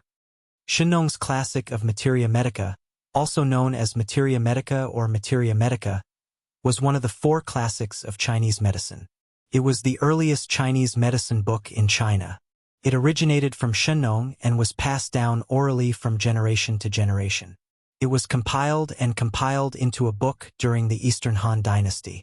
The book was not written in a short period of time, and the author was not a single person. Li Zixuan shook his head. Of course, he knew about the existence of Shennong's classic of Materia Medica, but he didn't mean to write another book. He wanted to write a medical book similar to Compendium of Materia Medica. He pondered for a moment and said, "Priest's son, Shennong's classic of Materia Medica does record the medicinal properties of a large number of herbs, but the classification method is a little rough. Moreover, many of the records have been lost for a long time, so it's inevitable that there will be some mistakes. For people who practice medicine, a small mistake is likely to cost the patient's life. Therefore, I hope the 3 of you can spare some time in the future. On one hand, you can revise and correct the mistakes in Shennong's classic of Materia Medica. On the other hand, you can divide the herbs recorded in Shennong's classic of Materia Medica into categories according to the compendium and form a complete and detailed herbal reference book. Just like the Tang Dynasty Dictionary to Scholars, the herbal reference book that the 3 of you will revise in the future will be the Tang Dynasty's herbal reference book. Doctors can quickly find out the medicinal properties and effects of certain herbs through this book. For example, the 3 of you can divide the medicine into different parts according to its properties, and each part can be further divided into several categories. Li Zixuan had not read the Compendium of Materia Medica in his previous life, so naturally, he did not have a complete memory of it. However, even if he had read it in its entirety, he would not copy the Compendium of Materia Medica for Sun Simiao and the rest. In Li Zixuan's previous life, the Compendium of Materia Medica had a very high status. Not only was there a corresponding text in elementary school textbooks, but it was also called the Encyclopedia of Ancient China by Darwin. However, the Compendium of Materia Medica's contribution to TCM was very low, and it was far from being praised by elementary school textbooks and Darwin. At that time, the historical background was that Sun Simiao's prescriptions of 1,000 gold had a large amount of Taoist yin and yang concepts, while Li Shizhen's Compendium of Materia Medica was more inclined towards botany. Darwin definitely did not understand the Taoist yin and yang theory, but he felt that some of the points in the Compendium of Materia Medica could support his own theory of evolution. Therefore, he wantonly promoted and praised it in the West. In the Mai Dynasty era, the general trend was that foreign monks were good at chanting scriptures, and if foreigners said that it was good, then it was naturally excellent. Therefore, the status of the Compendium of Materia Medica was infinitely raised. It could be said that the fame of the Compendium of Materia Medica was the result of a deliberate hype by foreigners to support its academic theory. At that time, the textbook was edited to cater to this hype and carried out another false packaging Li Shizhen as a great TCM scholar. But in reality, Li Shizhen's contribution in the field of Materia Medica was far less than his contribution in the field of pulse diagnosis. When he first became famous, he relied on the 2 medical books, Lakeside Pulse Technique and Examination of the 8 Extraordinary Meridians, and not the Compendium of Materia Medica. In his previous life, Li Zixuan had a master's degree friend from the Capital University's medical department who said that in the Chinese Medicine Encyclopedia, only 3 herbs were recorded in the Compendium of Materia Medica. The rest were mostly recorded in the Shennong's Materia Medica and the Materia Medica collection annotations, written by Tao Hongjing of the Southern Liang Dynasty. In other words, when it came to the commonly used Chinese medicine was basically based on the Shennong's Materia Medica and Tao Hongjing's Materia Medica. Moreover, although the Compendium of Materia Medica recorded as many as 1892 types of medicine, Li Shizhen was just a poor doctor in the countryside who did not even have a published book. Naturally, he did not have the financial resources and ability to verify each and every one of these 1,892 types of medicine. This led to many of the medical records being untrue. In the end, in the Compendium of Materia Medica, there were such absurd prescriptions as foot-binding cloth to treat typhoid and fever, and hanging rope to treat insanity. However, this did not mean that the Compendium of Materia Medica had no merit. Its greatest contribution was that it opened the way for the classification of medicinal herbs. It used a man-made classification method. Compared to the rubbish and primitive classification methods in the previous medical books, the Compendium of Materia Medica's man-made classification method was many times more advanced and scientific. In the Compendium of Materia Medica, Li Shizhen divided all the medicinal herbs into 16 divisions: water, fire, earth, metal, stone, grass, valley, vegetable, fruit, wood, clothing, insect, scale, mesa, bird, beast, and human. Each division was further divided into several categories, with a total of 62 categories. Among them, there were 1,195 types of plants, 340 types of animals, and 357 types of ores. With such a classification, if a doctor wanted to find out the medicinal properties of a certain medicinal herb, it was simply too convenient. It was as convenient as looking up rare words in the Tang Dynasty dictionary. Therefore, what Li Zixuan wanted to do was to recommend the excellent classification method of medicinal herbs in the Compendium of Materia Medica to Sun Simiao and the others. He wanted them to use this classification method to organize some of the previous medical books and form a medical reference book similar to the Compendium of Materia Medica. He believed that with the ability of these three people, the quality of the medical book organized by them would definitely not be lower than Li Shizhen's Compendium of Materia Medica. Yamacho. If we use this classification method to organize the previously recorded medicinal herbs into a book, then when the students learn about medicine, it will undoubtedly be more convenient and faster. After listening to Li Zixuan's detailed explanation, Professor Qin and Professor Wang looked at each other and praised. Xiao Xian, your method of classifying medicinal herbs is indeed superior. Can be understood at a glance. I will find some time in the future to organize such a medical book for the medical school. Sun Simiao also nodded and praised. Then he changed the topic and said with a smile, "But if I remember correctly, Xiao Xian, you promised to make a tool for me to see small things last year. But it has been almost a year, Xiao Xian, have you forgotten about this matter?" Ah? Li Zixuan was stunned. He didn't expect old Sun to ask him to repay his debt. Cough, cough. Chapter 1274. Cough, cough. Ink Girl. You're still busy? After assuring Sun Simiao that he would deliver the microscope within a month, Li Zixuan left the courtyard.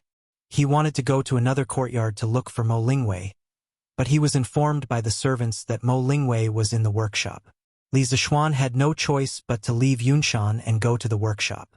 He found Mo Lingwei in a small house beside the steel factory. Yamacho? Mo Lingwei raised her head and looked at Li Zixuan in surprise. Yamacho, you're finally here. In the past month, I've already understood all the principles of the generator. I'm now letting the workshop's craftsmen try to build it. Oh? Li Zixuan raised his eyebrows in surprise and said happily, Ink Girl is really talented. You can understand the generator so quickly. Cough, cough. But don't worry about the generator. There's something more urgent that needs Ink Girl to do. Mo Lingwei frowned in dissatisfaction. She wasn't the kind of person who liked to give up halfway. Yamacho, what can be more urgent than the generator? According to my estimation, I will be able to build the generator in another half a month. Can you postpone your matter for a while? Although this girl was usually fierce and loud in front of Yan Xiaoning, she was still quite restrained in front of Li Zixuan. In the end, it was because Li Zixuan was simply too perfect. His knowledge and martial arts were all at the level of a grandmaster. The more she understood Li Zixuan, the more she felt like she was looking up at a mountain. Therefore, she was quite respectful to Li Zixuan, the Yamacho of the academy. After all, the one who was more accomplished was the teacher. If Yan Xiaoning said these words now, Mo Lingwei would definitely explode. Half a month. Ink Girl seems to be very confident. Li Zixuan smiled and said, but in half a month, the dam won't be built. Even if the generator is built, I'm afraid it won't be useful. Also, my matter isn't difficult for Ink Girl. I estimate that it won't take more than half a month. Mo Lingwei frowned and thought for a while. Finally, she nodded and said, all right, Yamacho, what do you want? Li Zixuan said, Ink Girl, the academy is about to set up a medical school. I want you to build a microscope for the medical school. The previous telescope was used to see the stars thousands of miles away, but this microscope is used to see the microscopic objects or living things that are invisible to the naked eye. Mo Lingwei asked curiously, Yamacho, isn't this a magnifying glass? I've already made one for Master Lu and the others. Besides, what kind of small things can't be seen with the naked eye? Li Zishuan was helpless. The textbooks in the academy included mathematics, physics, chemistry, and geography, but there was no biology. Therefore, not only did Mo Lingwei not know about the concept of microorganisms, none of the teachers and students in the academy knew about it. The reason why he didn't include biology in the academy's curriculum was because he had his own considerations. The most basic theory of biology was evolution. If he wrote that humans evolved from monkeys in the book, wouldn't it cause a huge uproar? Would Li Er, who called himself the true dragon, forgive him? Would the descendants of the Yellow Emperor forgive him? Darwin proposed the theory of evolution in the 19th century. At that time, the power of the church was greatly weakened. Moreover, the scientific system in the Western countries had already been formed. The ideology of tolerance had already been born, and there was a lot of tolerance for a hypothesis. Of course, the most important thing was that Darwin's theory of evolution couldn't be found to attack God. Therefore, the church believed that Darwin didn't oppose God. In the current Tang Empire, the wisdom of the people hadn't been developed. Everyone still believed that humans were created by Nuwa. It was really not the right time to propose the theory of evolution. Therefore, when Li Zishuan established Yanhuang College, he directly banned the course of biology. Of course, there were many unreasonable things in doing so, and it wasn't conducive to the development of medicine. Later on, he might release a shortened version of the textbook biology. But that was a story for another time. Ink Girl. A microscope is not the same as a magnifying glass. Its magnification is higher than a magnifying glass, and it can see things more clearly. As for things that can't be seen with the naked eye, Ink Girl, have you seen rotten meat? Li Zishuan pondered for a moment and smiled. Mo Lingwei was a little confused. She was startled and replied, Of course I've seen rotten meat. Yamacho, why are you talking about this? Li Zishuan smiled and said, The reason why the meat will rot after a long time is actually because there are very, very small insects in the air that we breathe. Some of these insects eat meat and they can digest it. Therefore, after a long time, the meat will completely rot. When Mo Lingwei heard this, her face suddenly became frightened. She quickly covered her nose and widened her eyes. She said, Shan, Yamacho, then there are many insects that can enter our bodies through our mouths and noses. It's over. It's over. I'm going to become a pile of rotten meat. I'm still young, I don't want to die yet. Towards the end, this girl's voice had a hint of sobbing. Li Zishuan helplessly rolled his eyes and didn't know whether to laugh or cry. He said, Ahem, Ink Girl, although there are some insects that can enter our bodies through the air, there are many things in our bodies that can kill these insects. Therefore, only dead people's bodies will rot, and living people won't. Ink Girl, don't worry too much. Mo Lingwei blinked and put down the slender hand that was covering her nose and mouth. After holding it in for a while, this girl's face was red. She quickly took a few breaths and said angrily, Phew! You scared me to death. Yamacho, why didn't you finish your sentence? You made me think that I was going to rot. Li Zishuan was speechless. He thought to himself, You're the one who was too dramatic. Are you blaming me? Okay, Ink Girl, let's get back to the topic. Let me tell you about the structure of a microscope. Li Zishuan coughed twice. Then he saw that there was chalk and a small blackboard in the room. He walked to the blackboard and picked up the chalk. He began to draw as he explained. The simplest microscope is actually a convex lens. However, this convex lens is a little special. Its curvature is very large, and its focal length is very short. The magnification factor is much larger than a normal convex lens. Of course, this kind of convex lens requires the skills of the lens maker. What I'm going to tell Ink Girl today is not this kind of single convex lens magnifier. Instead, it's made up of two convex lenses. One with a long focal length is called the objective lens, and the other with a short focal length is called the eyepiece. The light reflected by the object first passes through the objective lens to form an image. At this time, the object should be between 1 and 2 focal lengths of the objective lens, forming an enlarged inverted image. Then, using the first image as the object, it passes through the eyepiece to form a second image. Chapter 1275. Microscopes were not a unique product of advanced industrial society. In the beginning, microscopes were made by hand. In 1590, 2 Dutch opticians and their father began to try to make microscopes with lenses. They put some lenses into a circular tube, and an important discovery was made.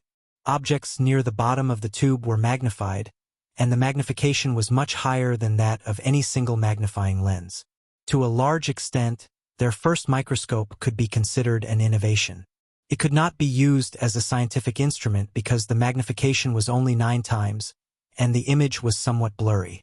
The world's first real microscope appeared in the late 17th century.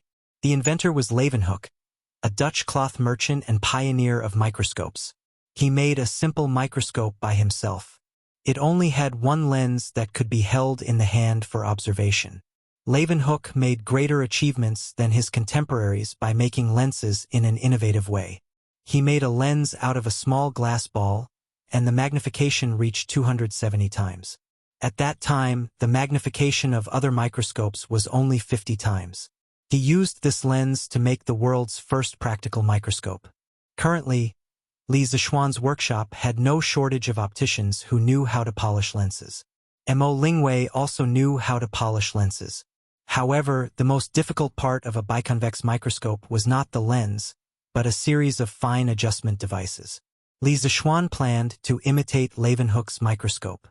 He would connect a convex lens with a long screw to a metal holder, and through the small displacement caused by the screw, he would be able to adjust the focus of the microscope. Currently, there were no lathes in the workshop. The screws needed to be polished and carved by hand, which was more time-consuming. Yamacho, I understand what you mean. This microscope should be easier to make than astronomical telescopes. The lecture on the principle and manufacturing process of microscopes lasted for almost 2 hours.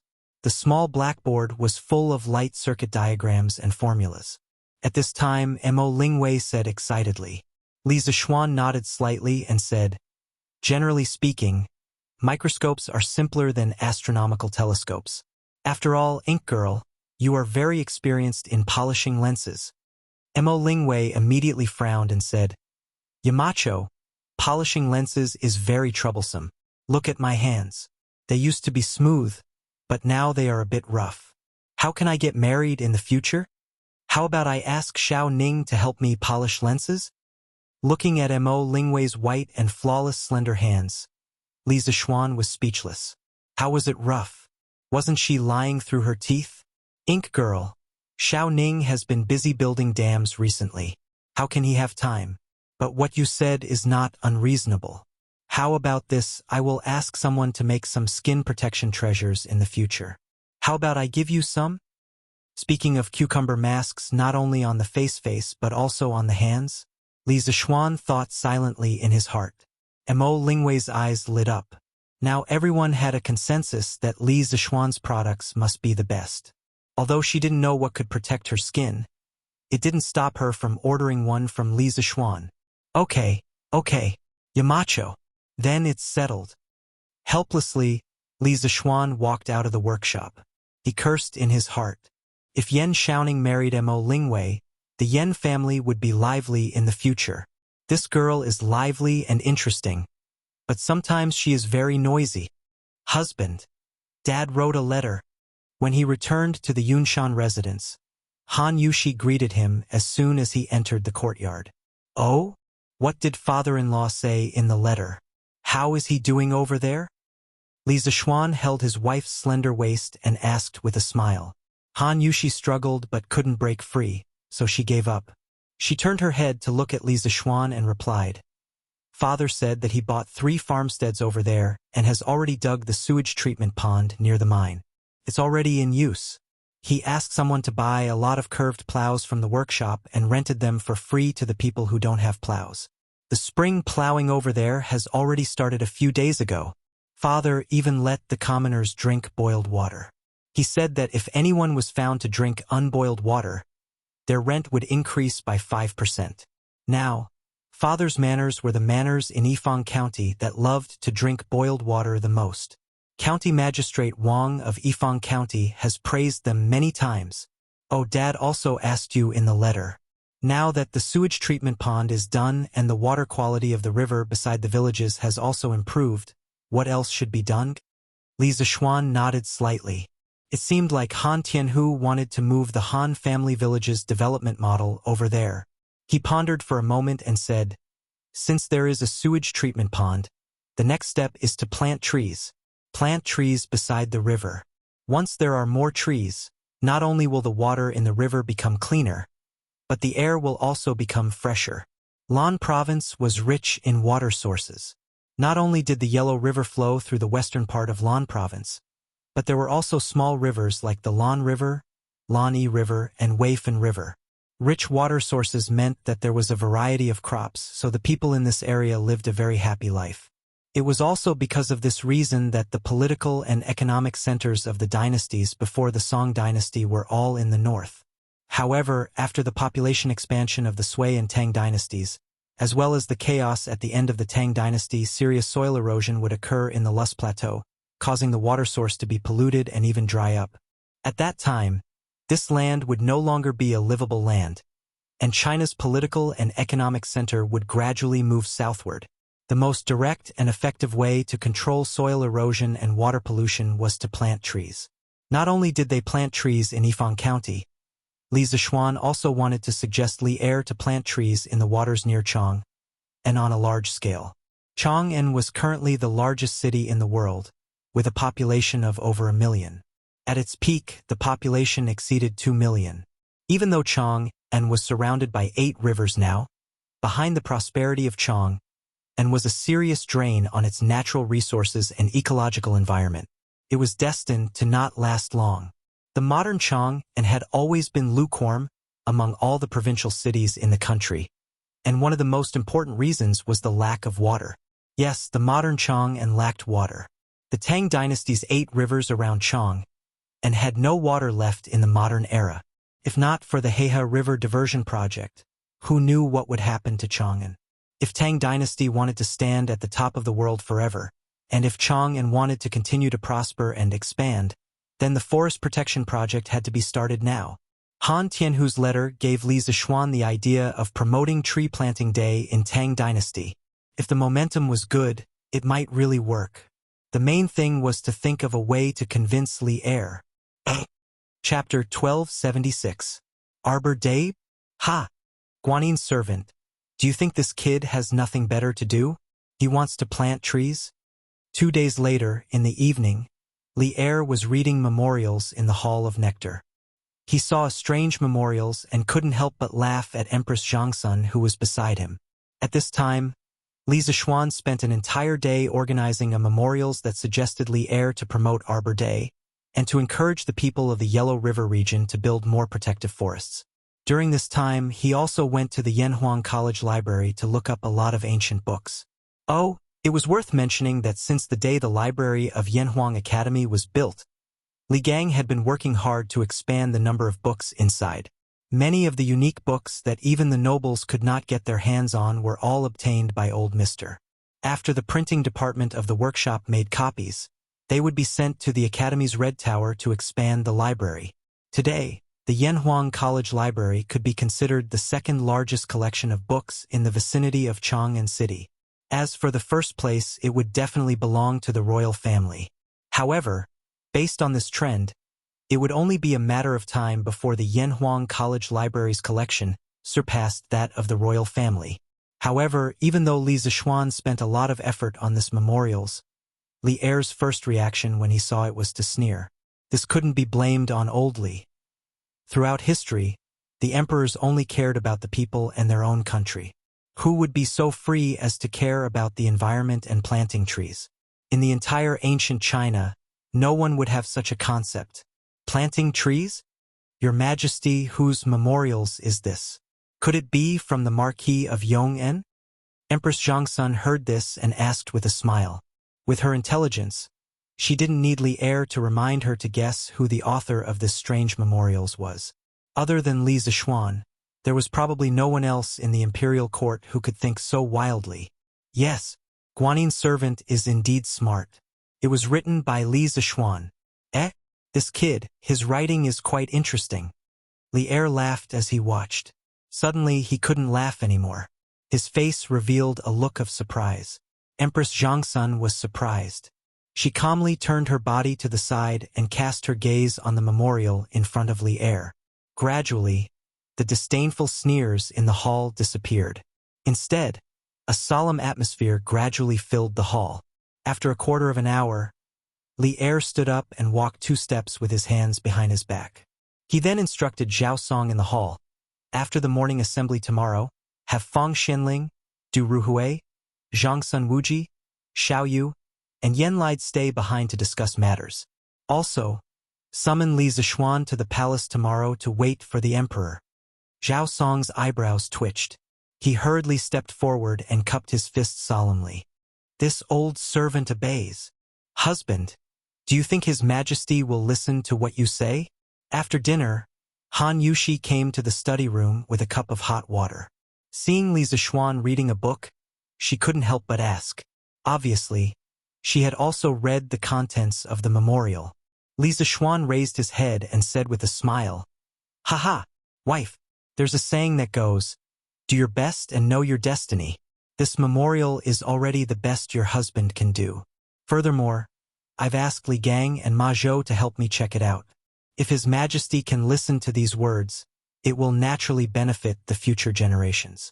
If he can't, your husband will also find a way to do his part.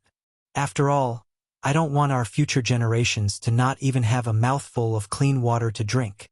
These words were not alarmist words. According to the current development of the Tang Empire, in less than 20 years, it would enter a full flourishing age. At that time, the population of the Chong, an area, would continue to surge. This would bring great pressure to the ecological environment of the Lus Plateau. The water of the Yellow River would also become more turbid. The 8 rivers circled Chang'an, but at that time, could the 8 rivers really support the supercity of Chang'an? In fact, in ancient times, the Yellow River was not called the Yellow River at first, but the river. The river was called the Yellow River because the color of the water changed. Therefore, the surname of the Yellow River was Yellow. The name Yellow River started in the Eastern Han Dynasty, but as early as the spring and autumn period, there were written records that the water of the Yellow River was not clear. However, during the Han Dynasty, the yellow color of the water became more eye-catching, so people called it the Yellow River. In the middle of the Han Dynasty, the Grand Marshal Zhang Rong, courtesy name Zhonggong, said, "The water of the river is heavy and turbid. It's called a stone of water and 6 buckets of mud." This was a phenomenon that no one had mentioned in the early Han Dynasty. In the middle of the Western Han Dynasty, the Jingshui River was famous for its turbid flow.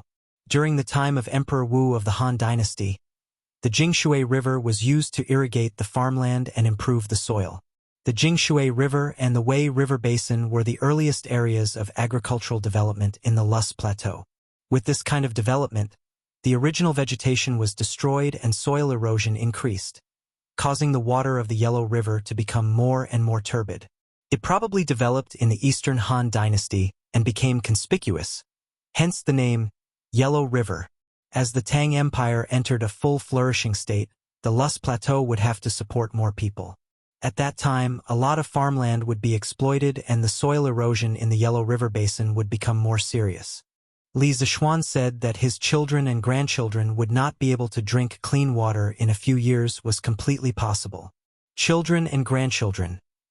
Han Yushi's expression suddenly became a little complicated.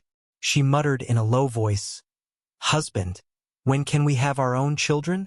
I'm already 16 years old this year." After saying that, she blushed. Li Zixuan almost vomited blood. This sentence that he said, the focus was not on this at all, okay? "Ah, husband, what are you doing? Put me down quickly." "Hee hee. Wife, don't you want children? Let's go make a child." The next morning, the young couple was having breakfast in the courtyard when Zhao Song came to pass the imperial edict, asking Li Zixuan to enter the palace to wait for the emperor. Although Li Zixuan's expression did not change, he could not help but feel happy. After all, he was not a proper civil official and was not as experienced as Wei Zhang and Fang Xianling when it came to writing memorials. Although the process of drafting this memorial was helped by Li Gang, Ma Zhou, and the others, he was still not confident. Now that Li Er was willing to summon him to the palace to discuss matters, the matter was basically half done. The few of them rode fast on horses and rushed all the way to the imperial city. After handing Whitey over to Pang Feiji, Li Zixuan followed Zhao Song through the palace gate and went straight to Taiji Palace. In Taiji Palace, Li Zixuan and the other officials were in the morning court. Naturally, Li Zixuan could not interfere at this time. This was not the same as being late for class and making up for a report. The morning court was very formal. Besides, old Li's imperial edict asked Li Zixuan to wait in Ganlu Hall, not to participate in the morning court. Chapter 1277. Inside the Ganlu Palace. Just when Li Zixuan was bored out of his mind and wanted to find a place to sit down and rest, there was a sudden sound of footsteps outside the palace. Li Zixuan's face turned solemn, and he hurriedly stood in the hall. "Ha ha! You must be impatient from waiting, right?" Sure enough, the person who came was Li Er. Old Li walked into the hall with a majestic gait. When he walked to Li Zixuan's side, he said with a smile that was not a smile. Although Li Zixuan also had this thought in his heart, he was not stupid enough to say it out loud. Hearing this, he hurriedly cupped his hands and said, "Your Majesty must have something important to tell me by summoning me to the palace. I'm in high spirits right now, ready to listen to the imperial lecture. How can I be impatient?" "Ha ha, you brat." Li Er used his finger to point at Li Zixuan and snappily smiled. Then he walked towards the seat of honor. At this moment, a servant reported, "Your Majesty, Minister Zhao, Minister Fang, Minister Du, Minister Xiao, and Minister Yen are waiting outside the palace. Let them in." Li Er sat on the couch and said in a deep voice. After a while, a few important officials of the empire walked in. Seeing Li Zixuan in the palace, Zhang Sun Wuji and the rest were surprised. After a round of greetings, Li Er nodded at Zhao Song. The latter took out 5 small booklets and gave one to each of the 5 officials. Li Er then said, "Dear officials, this is the memorial that Li Zixuan presented yesterday. I've asked someone to copy it. Please take a look. After you've finished reading, I'll ask you questions." "Yes." The 5 ministers agreed one after another, and then they all glanced at Li Zixuan imperceptibly. They were probably thinking in their hearts, "Sure enough, wherever Li Zixuan is, there will be right and wrong." When everyone lowered their heads and saw the first few sentences of Li Zixuan's memorial, they all felt that it was absurd. If it wasn't for the occasion, they would probably laugh out loud like Li Er at the beginning last night. But soon their faces became serious. Time passed bit by bit, and the hall was completely silent. Li Zixuan crossed his arms and stood silently in the hall, secretly guessing what kind of difficult questions these old officials would ask him in a while. Have you finished reading? Dear officials, do you have any objections to the Marquis of Yong An's memorial?" About 15 minutes later, Li Er's voice sounded in the palace. The 5 officials first looked at each other. Then Fang Xianling stepped forward and said, "Your Majesty, this old official has a few questions to ask the Marquis of Yong." Li Er waved his hand and said, "Everyone, there's no need to be so restrained. If you have any questions for the Marquis of Yong, and feel free to ask." "Your Majesties." All the officials cupped their hands and said. Fang Xianling looked at Li Zixuan and asked, "Marquis of Yong, you said that the water of the Yellow River was clear before the Qin and Han dynasties. Do you have any evidence?" Li Zixuan stepped forward and said, "Of course I have evidence. Over the past few days, I've been reading through the history books of previous dynasties with the teachers of the academy. We've found that the records of Huqing started in the late Eastern Han dynasty. This means that before the Eastern Han dynasty, Huqing phenomenon was relatively common and not unusual. That's why no one recorded it. Since the Eastern Han Dynasty, the amount of sand in the Yellow River increased and it became more muddy. Therefore, Clear River became an auspicious sign for the country and was written in history. Fang Xianling pondered for a moment and nodded slightly, Marquis of Yong, and said in the memorial that if the Yellow River is left unchecked, the 8 rivers of Chong, and will become muddy in less than 20 years? Li Zishuan said, regarding this point, I believe that even if this junior doesn't say it, Minister Fang should be clearer than me, right? What was the water quality like around Chong and in the previous dynasty? What is it like now? You all should have your own ideas. He had only been here for a year and naturally did not know about the situation in the previous Sui dynasty. But Li Gang knew. According to Li Gang, the water quality around Chong and was indeed not as good as in the previous dynasty. Fang Xianling, Zhang Sun Wuji and the others looked at each other and finally sighed. Obviously, they had acquiesced to this fact. Li Zishuan said again, the quality of the water quality is related to the lives of millions of people inside and outside Chang'an. Last year, there was a cholera in Chang'an. Although it had nothing to do with the sand in the river, it was still caused by the pollution of the water quality. The land we are in now is soft. When there is a strong wind, yellow sand will fill the air. When there is a heavy rain, the yellow sand will flow into the river. In the long run, the amount of sand in the Yellow River will be higher and higher. No one can bear the consequences. Everyone's expression changed. After all, the cholera in Chong and last year was still vivid in their minds. Fang Xianling paused and asked after a while, Marquis Yong, and you said that the increased amount of sand in the Yellow River will easily cause the downstream riverbed to be too high. When there is a heavy rain, the Yellow River will burst its banks. Is that true? Li Zishuan smiled and said, of course, Minister Yen is good at engineering. He should know this better than me. If Minister Fang does not believe me, you can ask Minister Yen. Without waiting for Fang Xianling to ask, Yen Lai nodded and said, that's right. If the sand in the Yellow River is allowed to accumulate, the sand will be deposited downstream where the flow is slower and the riverbed will be too high. After a long time, it will not be a problem for the riverbed to be raised by 10 feet. If there is a continuous rainstorm, the Yellow River will definitely burst its banks. At that time, thousands of people will suffer. In fact, Yen Lai's prediction was still optimistic.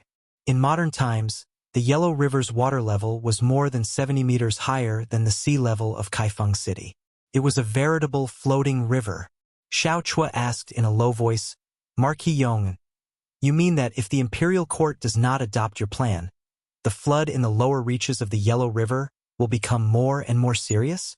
Li Zishuan nodded and said, in the past few days, Mr. Li Gang and I have read the records of the counties in the lower reaches of the Yellow River. It is well documented that in the 800 years from the Eastern Zhou dynasty to the end of the Eastern Han dynasty, there were only 20 floods in the lower reaches of the Yellow River. That is to say, on average, there is a flood every 41 years. In the 400 years from the Three Kingdoms to the Sui dynasty, there were 23 floods in the lower reaches of the Yellow River. On average, there is a flood every 17 years. If we do not take action now, the Yellow River will burst its banks more and more frequently in the future. It will even burst every 3 years. At that time, the amount of money the imperial court spends on managing the flood and saving the people will far exceed the amount of money spent on planting trees. Using data to speak, using facts to speak, this was what Li Zishuan, an engineering genius, was best at and also what he liked to do the most. After these words were spoken, the faces of everyone in the hall all became serious. Li Zishuan's next words were even more shocking. Before my master died, not only did he predict this year's locust plague, he also predicted that 9 years later, the Yellow River will burst its banks again. At that time, Luoyang City will be flooded and the people will be plunged into misery and suffering. Chapter 1278. In modern times, there was a song called The Descendant of the Dragon. The lyrics of the song went like this. In the Far East, there is a river. Its name is the Yellow River. The Yellow River was the mother river of the Chinese nation. This surging mother river had given birth to the brilliant Chinese civilization, but it had never been a good mother. Throughout history, the constant diversion and flooding of the river had brought countless devastating disasters to the people in the Yellow River Basin. Even in the 21st century, there were still many floating corpses in the Yellow River. Looking at the development of human civilization, it was actually a history of the struggle between man and nature. There were harmonious coexistence, but there were also confrontations. Following the flourishing of Chinese civilization in the Yellow River Basin, more and more human activities and increasing population met with floods. Without any accidents, it would develop into floods. From the history of China, the Yellow River Basin had always been in a cycle of decline, war, reconstruction, prosperity, and decline. Every new cycle of prosperity was a new cycle of disaster for nature. As the agricultural civilization of the Han culture moved further and further south, the accumulated silt of hundreds of years finally welcomed a new cycle of eruption. In the Ming and Qing dynasties, the Yellow River had more frequent breaches and dikes. According to the introduction to controlling the river in the Ming and Qing dynasties, within the 277 years of the Ming dynasty's existence, the number of times the Yellow River broke and changed its course reached an astonishing 456 times. On average, it happened once every 7 months. In the 1,500 years from the Eastern Zhou dynasty to the end of the Tang dynasty, the number of breaches in the Yellow River Basin was only 60 or so times. On average, it would happen once every 25 years. While the Yellow River floods took millions of lives, it also caused a large number of refugees and people to migrate. It formed a big disaster, big tide, small disaster, small tide situation. In the Ming dynasty, out of the 60 million people in the country, about a tenth of them became refugees. Not only did they not have a fixed residence, they wandered in foreign lands. Famine was everywhere, and many starved to death. The worst hit was the Hunan region. In the early Ming dynasty, 72% of the floods occurred in the Hunan region. Of course, because of this, the amount of money that the court spent every year on building dikes and controlling floods was uncountable. According to historical records, in the Ming dynasty, the annual cost of building dikes and controlling floods reached 10% of the court's revenue. In the Qing dynasty, this ratio reached a terrifying 20%. Within the Sweet Dew Hall, the atmosphere at this moment suddenly became tense. Li Er asked with an ugly expression, "There will be a flood in Luoyang in 9 years? Li Zishuan, did spiritual master Ling Su really have such a prophecy when he was alive?" The 5 ministers in the hall all looked at Li Zishuan with burning gazes. The Yellow River bursting its banks and flooding Luoyang was not a small matter. Spiritual master Ling Su had already become a legend by many people. The prophecy that he made was something that they had to pay attention to. Last year, Li Zishuan had said that in the 6th month of this year, there would be a plague of locusts in Guangzhou. In the end, with Qin Qiong and Cheng Yaojin leading the military group acting as guarantors, the court sent a fleet down south to trade for grain.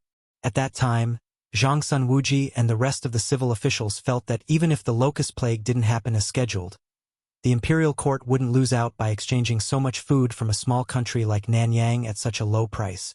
Moreover, everyone could predict that the decisive battle between the Great Tang and the Turks would take place in the next few years. Even without the plague of locusts, the Great Tang would still need a lot of provisions to prepare for war. Therefore, they had agreed to Li Zishuan's plan of stockpiling provisions. But now, Li Zishuan had said that in 9 years, there would be a flood in Luoyang, causing the entire city to be flooded. How could they accept this? One must know that Luoyang's position in the Great Tang was second only to Chang'an. In the first year of Emperor Yang's great undertaking, Luoyang was already established as the eastern capital. After Li Yuan established the Tang dynasty, he ordered people to build palaces in Luoyang. Later on, Wu Zetian, who had monopolized power and was the ruler of the dynasty, directly changed the name of the eastern capital to Chengdu. From this, one could see the important position of Luoyang in the Tang dynasty. Chang'an was the political center of the Great Tang, while Luoyang was the economic and cultural center of the Great Tang. Although the population of Luoyang was not as large as that of Chang'an, it wasn't far off. The city had at least 700,000 to 800,000 people. If Luoyang was flooded, the loss would be too great, Under the gazes of the crowd, Li Zishuan cupped his hands towards Li Er with a solemn expression. Your Majesty, this is a matter of great importance. This subject does not dare to speak carelessly. My teacher said that in the 11th year of Jingguan, yellow gas filled the sky. It rained heavily and the valley water overflowed. It entered Luoyang Palace and was 4 feet deep. It damaged the left gate and destroyed 19 palaces and temples. This matter was of great importance. Li Zishuan indeed did not dare to speak carelessly. According to official history, in the 7th month of the 11th year of Jingguan, Luoyang would indeed be flooded. However, these words were not said by spiritual master Ling Su, but written in the history books. What? Water entered Luoyang Palace? Hearing Li Zishuan speak as if he had seen it with his own eyes, Li Er's face was instantly shrouded in a layer of haze. Luoyang Palace's terrain was so high. If even Luoyang Palace was flooded 4 feet deep, then wouldn't the common people be flooded and millions of corpses would be strewn across the land? According to what you said, if we plant trees in the Yellow River Basin, we can avoid the Luoyang flood 9 years later? Last year, Chang'an City did not have any snow for the entire winter. This year's locust plague was almost a foregone conclusion. Li Er did not dare to ignore the prophecy of Li Zishuan's master, spiritual master Ling Su. Li Zishuan pondered for a moment and cupped his hands. Your Majesty, as the saying goes, it takes 10 years to grow trees and 100 years to nurture people. A sapling growing into a tree is not a matter of 1 or 2 days. Improving the soil structure of the Yellow River Basin is definitely not something that can be done in 1 or 2 years. This subject cannot guarantee that planting trees will be able to change the fate of Luoyang being flooded 9 years later.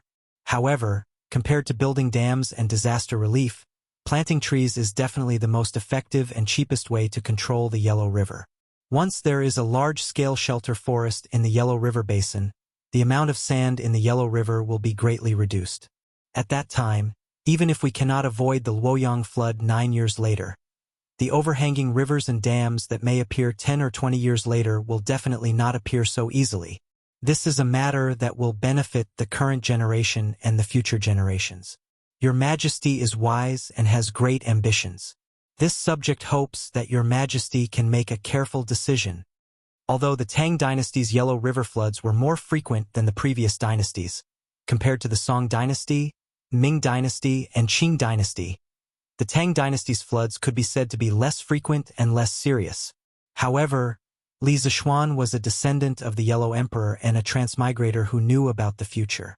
Since he was reborn in such an open and tolerant era, he felt that he had a responsibility to control the Yellow River when it was just beginning to become dirty. This way, he could prevent millions or even hundreds of millions of Han people from dying in the flood. Those people who died in the Yellow River floods were his compatriots. His Tang dynasty did not allow for any regrets. Therefore, Li Zishuan spent a lot of effort and a lot of words to persuade Li Er and this group of trusted officials of the Tang dynasty to believe in his policy of planting trees and preventing floods. Thousands of years later, perhaps no one would remember Marquis Yong and Li Zishuan, but those who drank the water of the Yellow River as they grew up would remember him as the person who initiated the planting of trees and forests. Chapter 1279. Within the Ganlu Hall.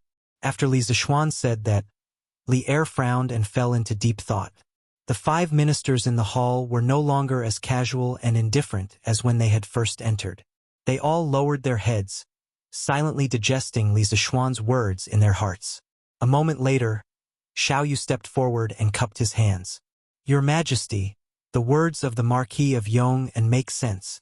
If the Yellow River is raised in a few years, the amount of money needed to build a dam will be in the tens of thousands. In comparison, the cost of planting trees is just a drop in the ocean.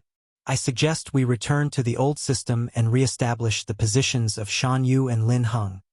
The old system that Xiao Yu mentioned was the old system of the Zhou dynasty. During the Western Zhou dynasty, the imperial court established the positions of Shan Yu and Lin Heng to manage the forests of the country.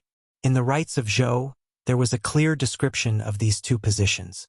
Mountain Yu is in charge of the government of the mountains and forests. Things are fierce and are thus forbidden. Midwinter chop yang wood, midsummer chop in wood. Common people chop G wood. Chop G wood. When the time comes, the people chop G wood. When the time comes, the people chop G wood. Shan Yu cuts G wood in the middle of the season, and Lin Hong is under Shan Yu. If there is any injustice, he will be rewarded and punished accordingly. This meant that Shan Yu's position was higher, and he was mainly in charge of protecting the resources of the forests and making decisions on the planting and cutting of trees. Lin Heng's position was lower, and he was under Shan Yu's leadership. His main responsibility was to patrol the forests and enforce laws. From this, one could see that the dynasties before the Qin and Han dynasties placed a lot of importance on protecting the environment and forests. However, the history of planting trees in China could be traced back to 3,000 years ago. The Book of Rites said, "In the first month of spring, the virtue is in the trees."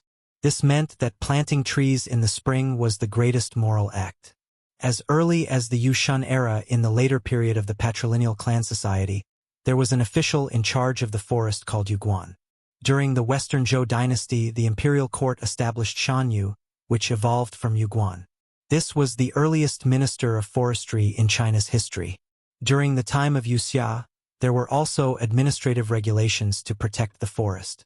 The Great Collection of the Book of Zhou said, "Yu's prohibition in the third month of spring, the forest does not climb the axe, but the vegetation grows." Therefore, the concept of protecting the environment and forests was not first proposed by modern people. Our ancestors had considered this problem from the very beginning. Now that Xiao Yu proposed to restore the old system and reappoint Shan Yu and Lin Hong, other than Li Zixuan, everyone in the hall regained their senses. Since there were precedents for planting trees and protecting the forest, Li Zixuan's Arbor Day was no longer so abrupt. Furthermore, even though the Great Tang didn't have officials who were in charge of managing the forests like the Western Zhou, the people still had the consciousness to plant trees.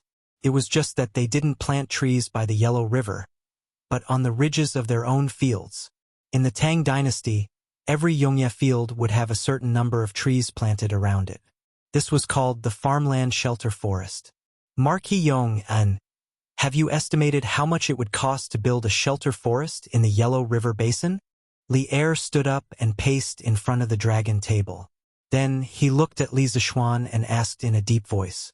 Clearly, after a long period of consideration, old Li was moved. Li Zixuan clasped his hands and said, "Your Majesty, the Yellow River is more than 5,000 li long, but the area with serious soil erosion is only 3,000 li. I believe that building a shelter forest with a width of 5 li and a length of 3,000 li will be enough to solve the problem of the Yellow River overflowing with sand and the rising of the riverbed. I have estimated that this shelter forest will require about 300 million saplings. If we use poplar saplings that are easy to survive and cheap, they will only cost 1 or 2 copper coins each. 300 million saplings will cost at most 750,000 strings of cash." Li Er almost fainted. He said angrily, 750,000 strings of cash? Is this the cheapest way to manage the Yellow River? Xiao Yu and the others also widened their eyes in shock. They shouldn't have spoken up for Li Zixuan just now. The expenditure was too huge, so huge that the Great Tang Imperial Court couldn't afford it. Li Zixuan cupped his hands and said, "Your Majesty, the estimated price of 750,000 strings of cash is based on the fact that the white poplar saplings are being purchased in large quantities, causing the price to skyrocket. Currently, the price of white poplar saplings in Chong and City was as low as 1 copper coin for 2. Moreover, the saplings could be directly obtained by cutting the branches of adult trees in the fields. The cost was low and the reproduction speed was fast. It was completely possible to mobilize the people of various counties to cultivate the saplings themselves. The imperial court can also encourage the people of the counties along the Yellow River to plant trees to offset part of the taxes. Moreover, this protective forest belt is definitely not something that can be completed in a year. This subject conservatively estimates that it will take at least 5 years. In other words, within 5 years, the amount of money that the imperial court spent on building the forest belt, directly or indirectly, was at most 150,000 strings of cash. Furthermore, the government did not have to fork out all of the money. They could ask the citizens to fork out a portion, such as the Warm Tang Foundation.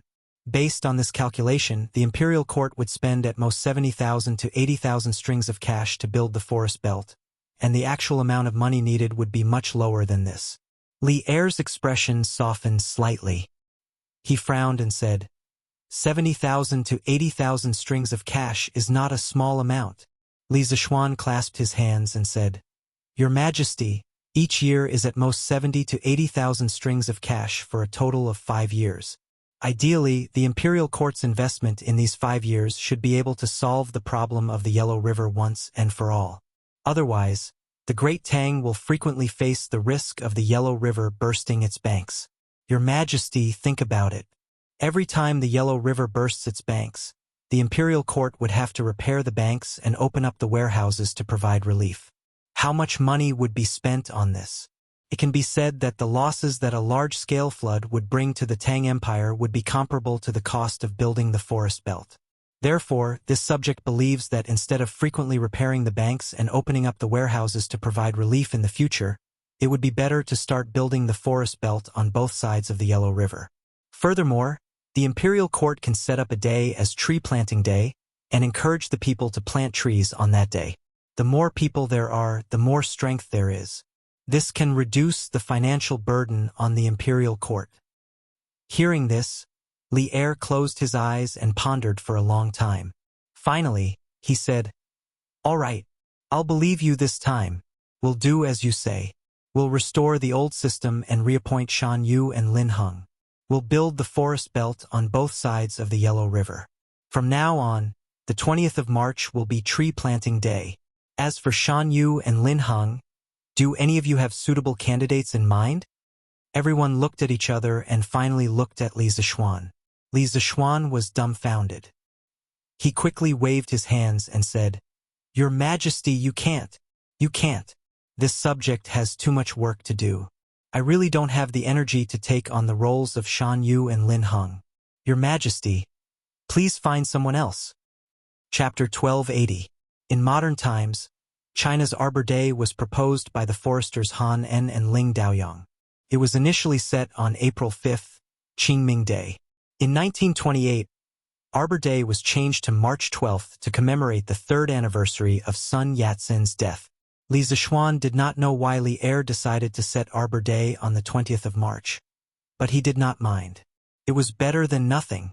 Furthermore, March 20th was the time when flowers bloomed. It was not too late to plant trees. Yamacho, are you saying that His Majesty has agreed to set up Arbor Day? Yanhuang Academy. At this moment, Li Zishuan had returned from Chang'an City. After he told Li Gang about Li Er's decision in the imperial court, the old man was very surprised. Li Zishuan nodded and said, Yes, not only that, His Majesty wants to restore the old system and appoint Shan Yu and Lin Heng to manage all the forests in Tang Dynasty. The former assistant minister of the Ministry of Works, Jishou, will be appointed as the first Shan Yu. When they were at the Sweet Dew Hall, Li Er had indeed intended to let Li Zishuan take up the position of Mountain Oracle.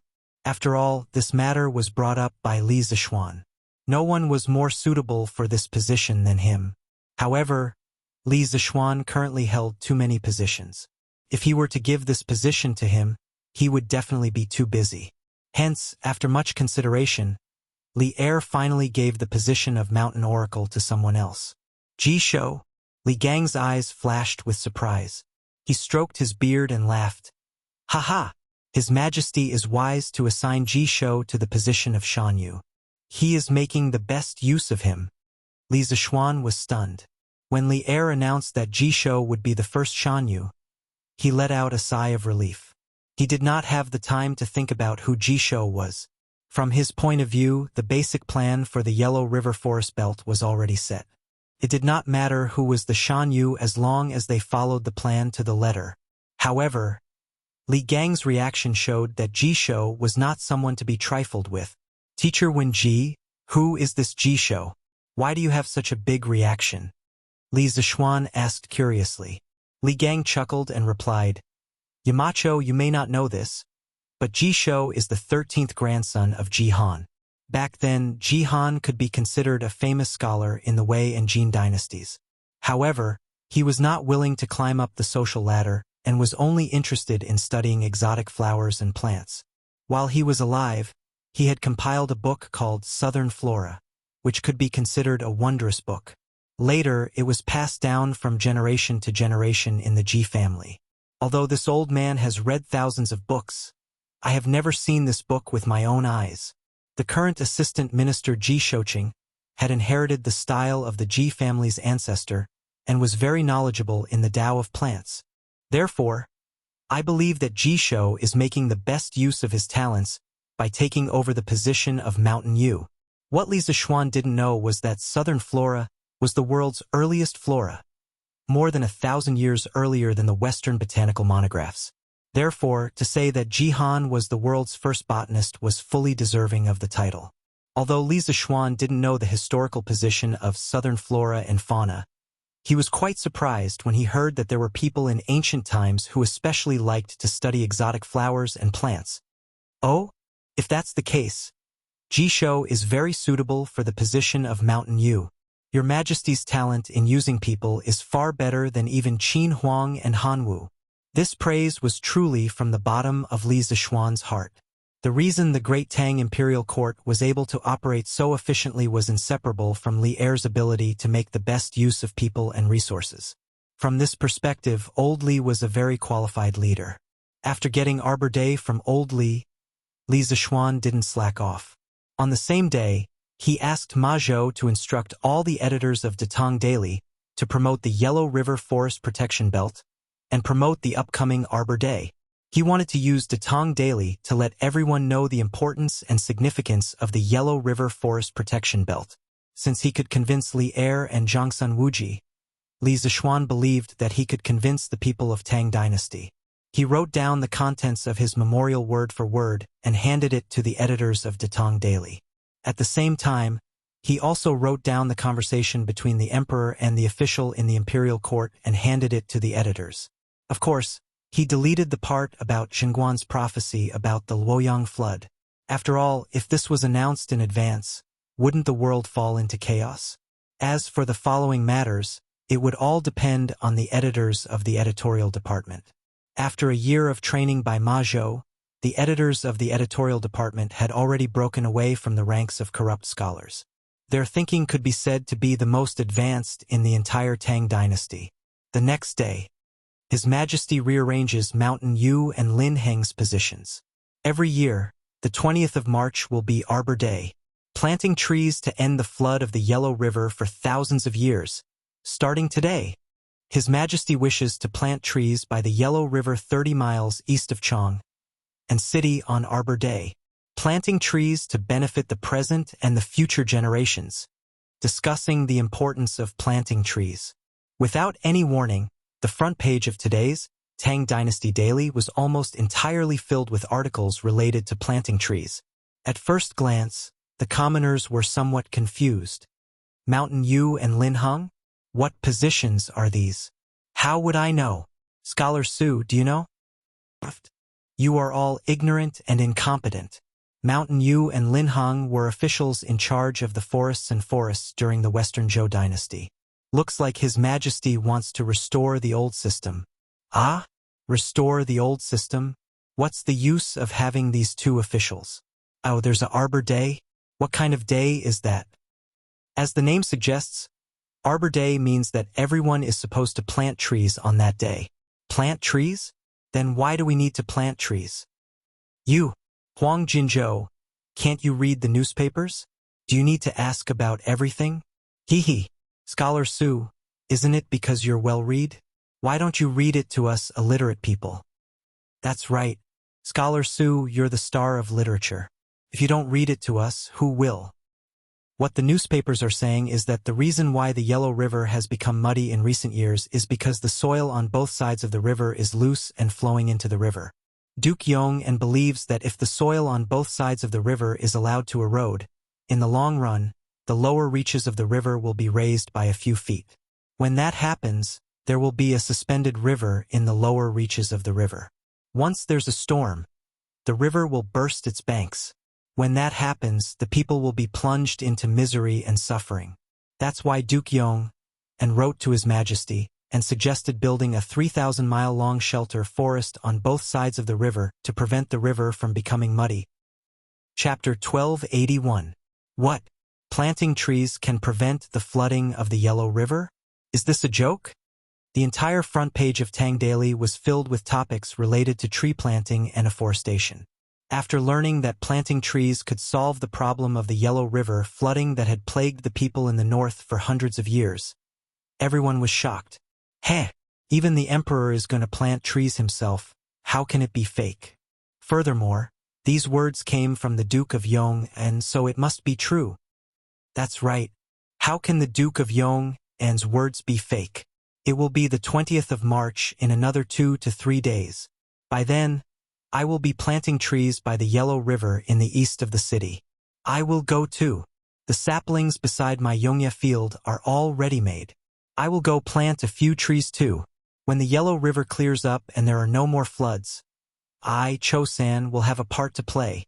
Haha. Since the emperor and marquis are going, then what reason do we have not to go? Go. Just treat it as doing good deeds. If the Yellow River clears up, we will all be doing good deeds. As the saying goes, whatever the superior likes, the inferior will follow. Now that Emperor Li Er was going to personally plant trees, how could the nobles, generals, and ministers, as well as the common people, continue to be indifferent? Other than responding to Li Er and Li Zishuan's call to plant trees, there were also many people who thought of planting trees on Arbor Day as a good deed. After all, in the entire Tang dynasty, the majority of the people lived in the Yellow River basin. If they could use planting trees to completely solve the future flood of the Yellow River, it could be said that most of the people were willing to part of their wealth to plant trees. Living in such an era, the people knew the horror of floods. Therefore, even if the Tang Dynasty Daily didn't design a set of beautiful advertising slogans to promote afforestation, it was enough to say that afforestation could prevent floods. It was enough to move the hearts of the commoners. Hunan Province, outside Guangxing County. In the Tang Dynasty, Zhengzhou was also known as Xingyang County. The Zheng clan of Xingyang was referring to this place.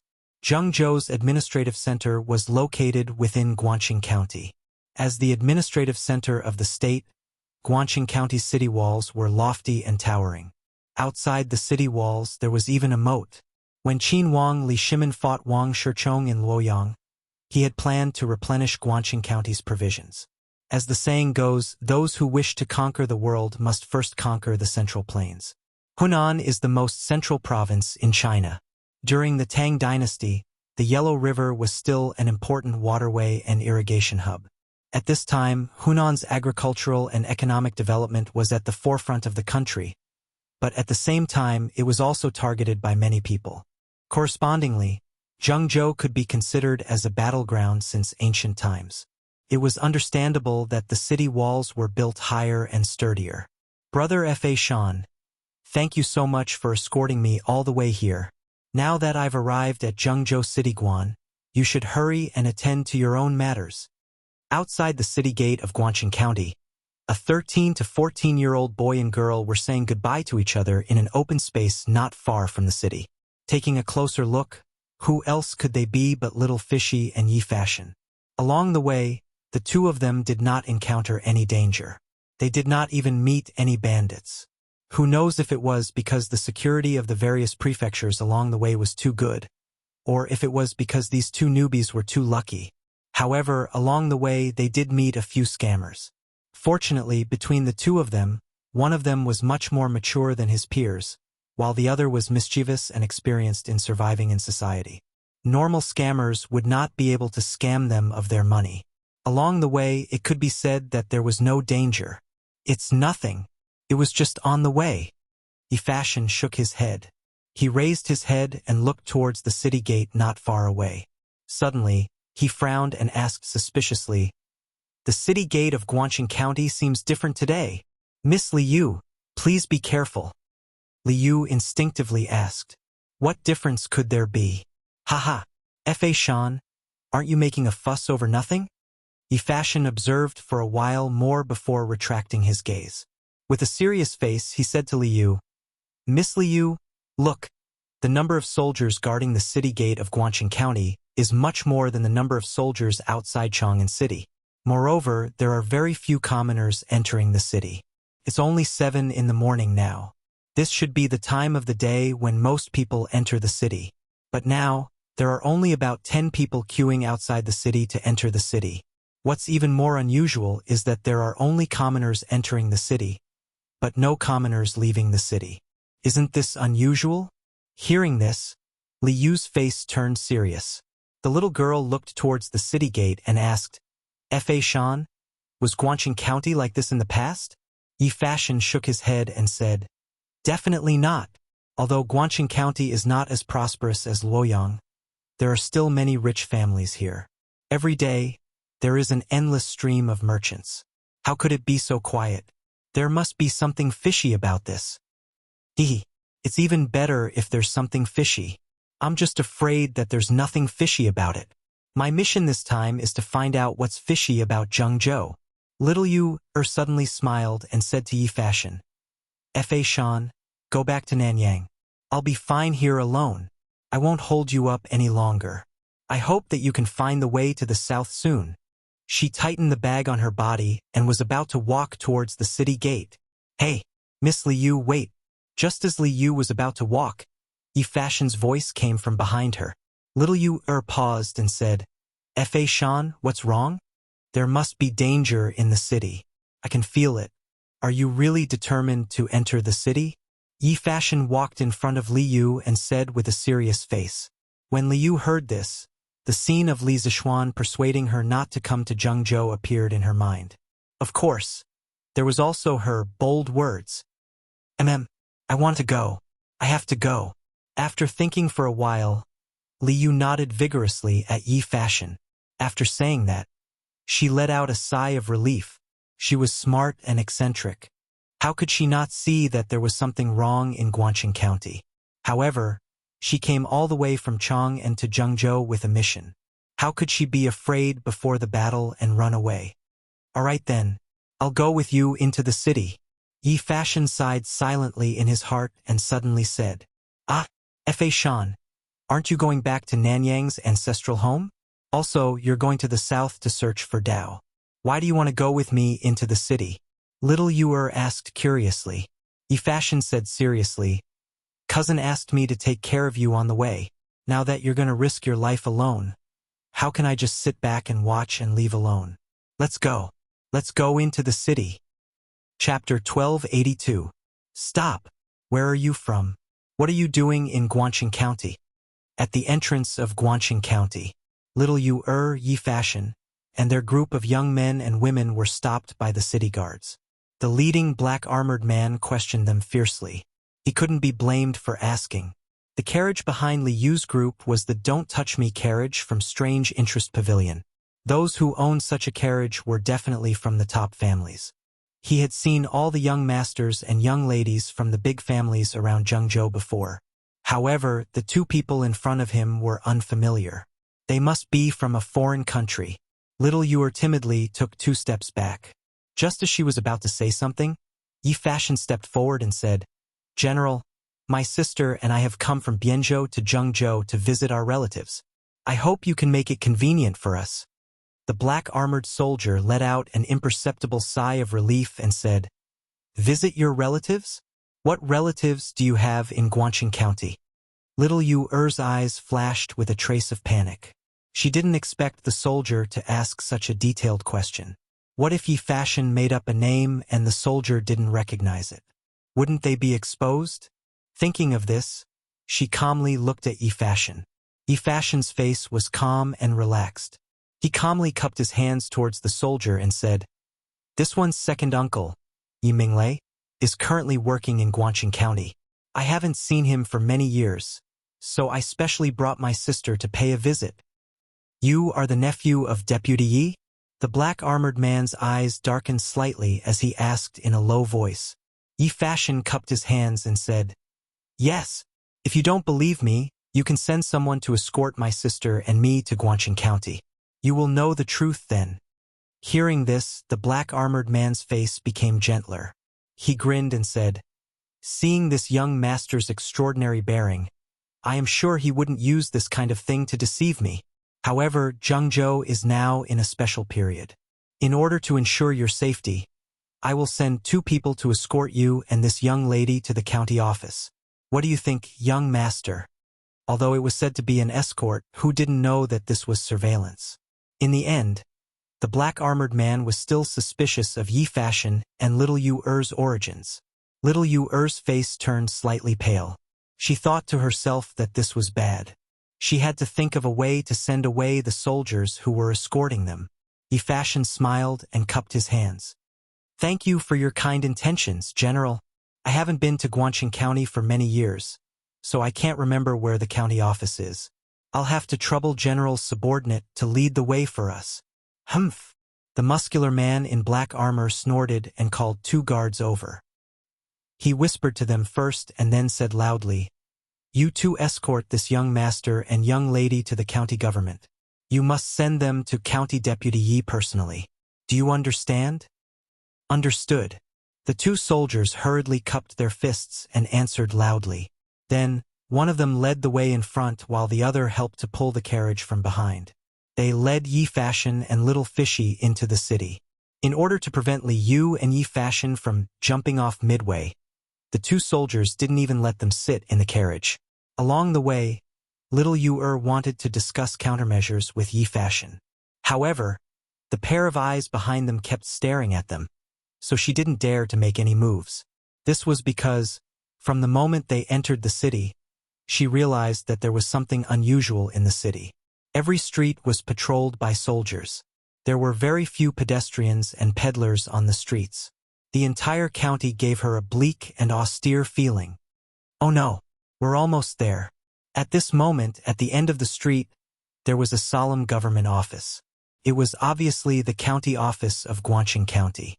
Little Yu Er's face instantly turned pale and her hands and feet tensed up. She was prepared to escape with Yi Fashion if the situation turned bad. Haha, little sister, we haven't seen Uncle for many years. I don't know if Uncle's health is well. When you see him later, you're not allowed to throw a tantrum in front of him. Little Yu Er's body tensed up and she was ready to escape at any time.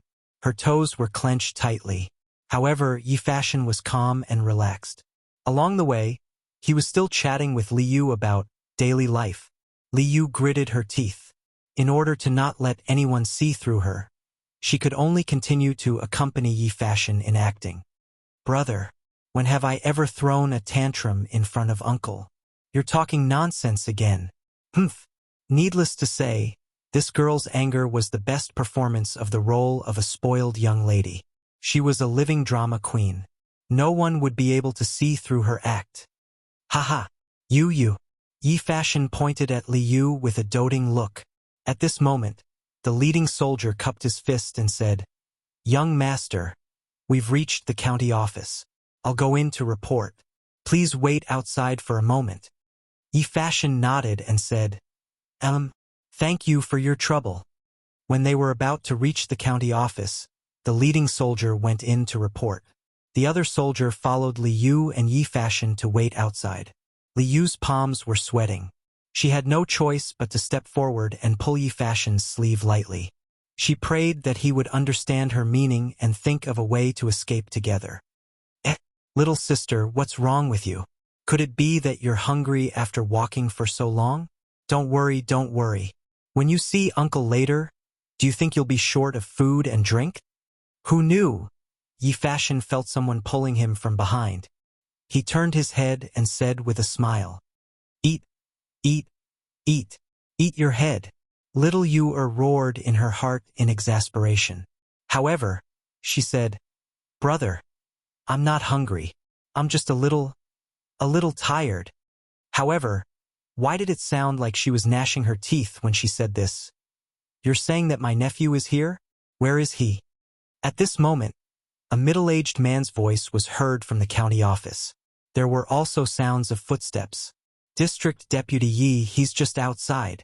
Look. Immediately after, a middle-aged scholar wearing a dark blue robe walked out of the county office. Behind him was the soldier from before. Little Yu Er's expression changed drastically. She was about to pull Yi Fashion away when Yi Fashion took a step forward and saluted the middle-aged scholar.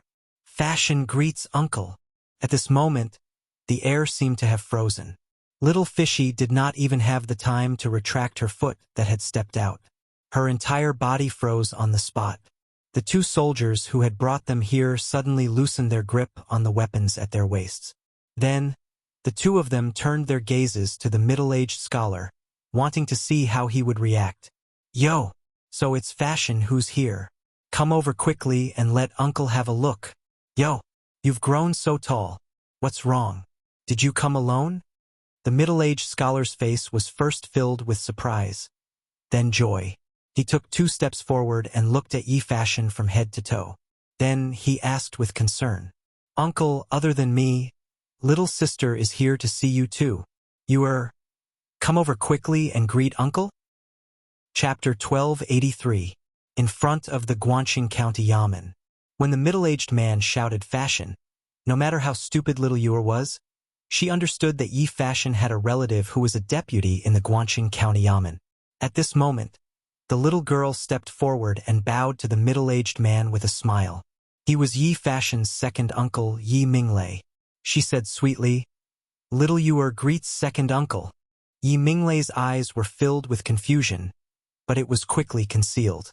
He stepped forward with a face full of joy and said, Yo, little Yu you haven't visited me in so many years. Why are you willing to come today? What are you talking about, second uncle? It's not that I don't want to come. My mother was worried that I would meet with danger on the way here, so she didn't let me come. Second uncle, how have you been? Li Yu saw that Yi Minglei was so considerate.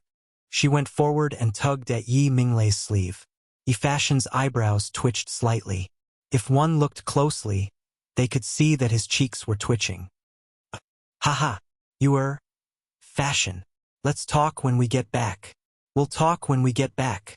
Yi Minglei laughed dryly, then looked at the two soldiers and said, Thank you for escorting this old man's nephew and niece to the county yamen. Please thank Commandant Chui for this official. You're welcome. Deputy Yi will take our leave first. The leader of the soldiers saw that Yi Fashion was indeed Yi Minglei's nephew, so he cupped his fist and bid farewell. Yi Minglei clasped his hands together and watched the two soldiers leave. Then he calmly said, Monk, come with me. After that, he swung his sleeves and walked towards the street west of the yamen. Yes, second uncle. Yi Fashion responded and then gave Little Fishy a look. The two of them hurriedly followed Yi Minglei, one in front and one at the back. Hey, Brother Fashion, is Deputy Yi really your second uncle? On the way, seeing that there was no one around, Li Yu pulled Yi Fashion's sleeve and asked softly. Yi Fashion looked at Li Yu strangely and said, Yes, Miss Li Yu, you don't think that I'm purposely trying to get away from the city gate guards, do you? Li Yu pouted and said angrily, That's right. That's what I thought at the beginning. Why didn't you tell me earlier that you have a second uncle who is a deputy county magistrate here? If I had known earlier, I wouldn't have had to worry all the way. His words were full of complaints towards Yi Fashion. Indeed, on the way from Chang and to Zhengzhou, Li Yu had been planning in her heart what she should do when she arrived in Zhengzhou. Only then would she be able to find out the secret behind the chaos in the officialdom and the chaos among the people in Zhengzhou. She had to admit that it was very likely that she would be in danger. After all, this was the nest of the Chui family in Qinghe, and she represented Datong daily. Her backer was the archenemy of the Chui family in Qinghe, Li Zixuan. Once her identity was exposed, she might not be able to return. Now that Yi Fashion's second uncle was a deputy county magistrate in Guanqing County, things would be much easier. At least she would have an insider, and her safety would be guaranteed. Yi Fashion was speechless. He thought to himself, Women are really not easy to get along with. Father really didn't lie to me. At the beginning, Li Yu and Yi Fashion were not familiar with each other. Naturally, both of them were polite to each other.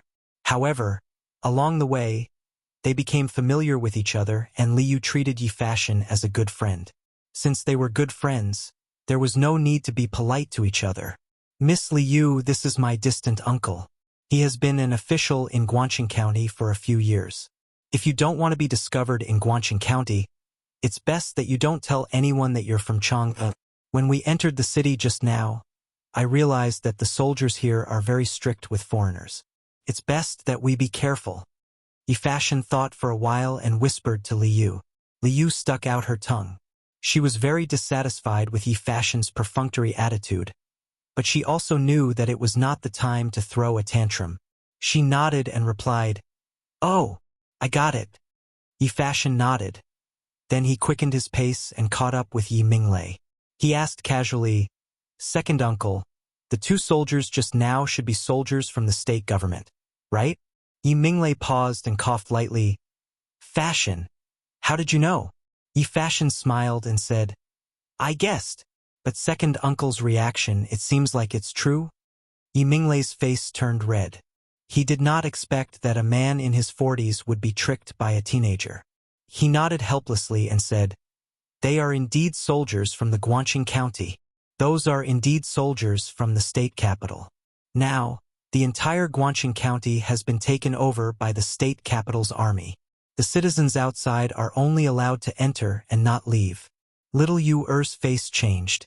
She wanted to go forward and ask for more details, but when she thought of her identity, she could only give up on the idea. Fortunately, Yi Fashion helped her ask the question. "Second uncle, why is this so? Why would Guangqing County be taken over by the state government soldiers? Did something happen in the county recently?" Under normal circumstances, the law and order of a county was handled by the county government's patrolling officers. The state government soldiers were responsible for the safety of the entire county. As long as there was no war, they would not be mobilized easily. Hearing this, Yi Minglei's expression changed. He looked around and quickly whispered, "Monk, things are different now. This is not the place to talk. If you have something to say, let's talk later. Let's go to second uncle's house first." "Okay." Yi Fashion nodded and gave little Yuer a look. The three of them then went to the west side of the county government. Yunshan Yanhuang College. "Yamacho, we have already bought 5,000 saplings, and they are all stored in the college's warehouse." In the evening, Mo Zhong came to Li Zishuan's office and gave a fist and palm salute. Li Zishuan raised his head and said with a faint smile, "I got it. Ask Mr. Yen to inform all the students in the college to prepare for the tree planting event at the bank of the Yellow River 10 miles away. Everyone must be there. No absences are allowed." That's right. He planned to let these students participate in the tree planting event on Arbor Day. He had high hopes for these kids. The future of Tang Dynasty belonged to them. Of course, the task of protecting the environment also belonged to them. From now on, he had to instill in them the belief of tree planting. "Yes, Yamacho." Mo Zhong gave a fist and palm salute before he left. Li Zishuan leaned back on the sofa and leisurely began to busy himself with his previous work. What he didn't know was that a not-so-big, not-so-small trouble was coming for him. Soon, he wouldn't have the time to slack off. Chapter 1284. The Tang Football Association's Football League ranking tournament was in full swing. Those rich young masters and ladies who were usually empty and lonely had recently had their fill of watching the matches. They no longer felt that their days were boring. However, the attendance of the two football stadiums was dropping again and again. Overall, the enthusiasm of the people to watch the matches was not as good as before. There were no more full stadiums after that. Aside from the uneven quality of the matches, there was another important reason, and that was the economy. Not everyone was as rich as those rich young masters and young ladies. If they wanted to watch every match, they would have to have a gold mine at home. In addition, without the guidance of a modern person like Li Zishuan, football betting in modern society had quietly been born recently. Some rich young masters did not come to the football stadiums purely to watch the matches, but to bet with 2 or 3 of their friends. Under normal circumstances, it was a small private bet, but some of the bets were not small at all. There were even bets of thousands of strings. Of course, where there was money, there would be corruption. And football betting was the easiest way to breed corruption in football. In order to win the bet, some rich young masters privately bribed a team to fix the matches. The Tang Football Association had investigated at least 5 or 6 such cases in recent days. Those teams that fixed the matches were first removed from the Football Association. Then everyone in the team, including the team owner, was blacklisted by the Football Association. They would not be able to participate in any football-related activities for life. As for those rich young masters who spent money to fix the matches, the Tang Football Association had already submitted the relevant evidence to the Supreme Court. If the victims wanted to pursue the matter, they could go to the Supreme Court to report. With the evidence provided by the Football Association, not only could they recover the losses, they could also punish the other party. There was always darkness under the sun. Although the Tang Football Association could not dig out all the darkness, the Football Association could use a strict punishment system to punish the chickens to the monkeys, as a warning to others. In this way, before those teams wanted to fix the matches in the future, they would have to carefully consider it. Compared to watching football matches, which was a high-cost form of entertainment, ordinary people were more willing to watch the gossip news on the Datong Daily. For example, a certain assistant minister's concubine eloped with a servant. A certain rich young master spent a lot of money on a certain singer in a brothel, and so on. These were more or less the topics of conversation after meals. Of course, there were even more commoners who liked to read the novels in the Talking About Martial World section. Compared to football matches and news, novels were a better way to kill time. However, there seemed to be something wrong with the Bragging World section in March. There were no new novels, and those that were still being serialized were all novels that had been published in the past and hadn't ended yet. In the beginning, the readers did not notice this phenomenon. But now, it was already the middle of March, and Big Word's Martial World was still the same few novels that were being updated tepidly. It was like a pool of stagnant water, making people feel lifeless. Everyone was looking forward to the addition of fresh water to this stagnant pool. No. Didn't Leather Knight say that they would release a new book in March? It's already the middle of March. Why hasn't he started writing yet? In the vast sea of people, there were always some people with good memories. In a tea house, 3 or 4 friends were having a small gathering. One of them suddenly shouted, "Yeah, F***CK. He had almost forgotten about it while watching the football match. What about the new Leather Knight novel? This guy had just finished writing his last book, and now he was resting for several months. It had been almost half a year. How was it?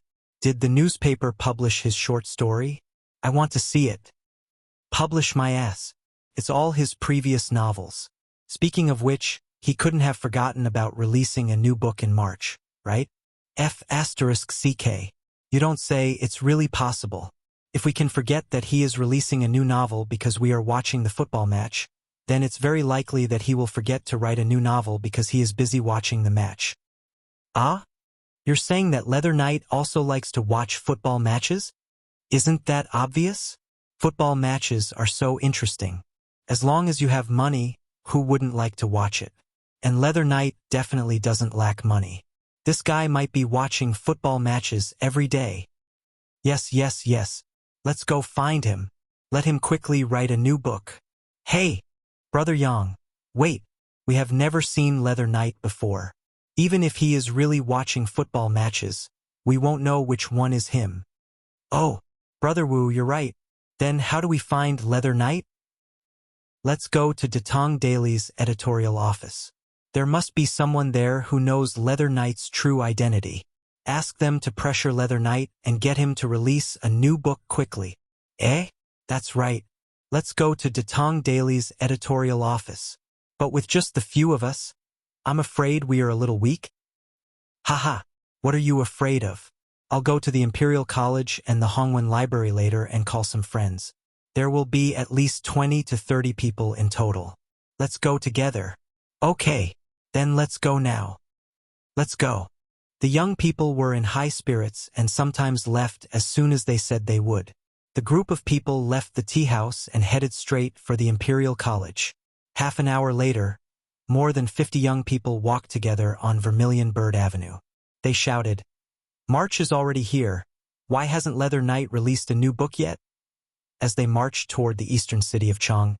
Speaking of which, the young man who took the lead to cause trouble had only planned to bring 20 to 30 friends to boost his momentum.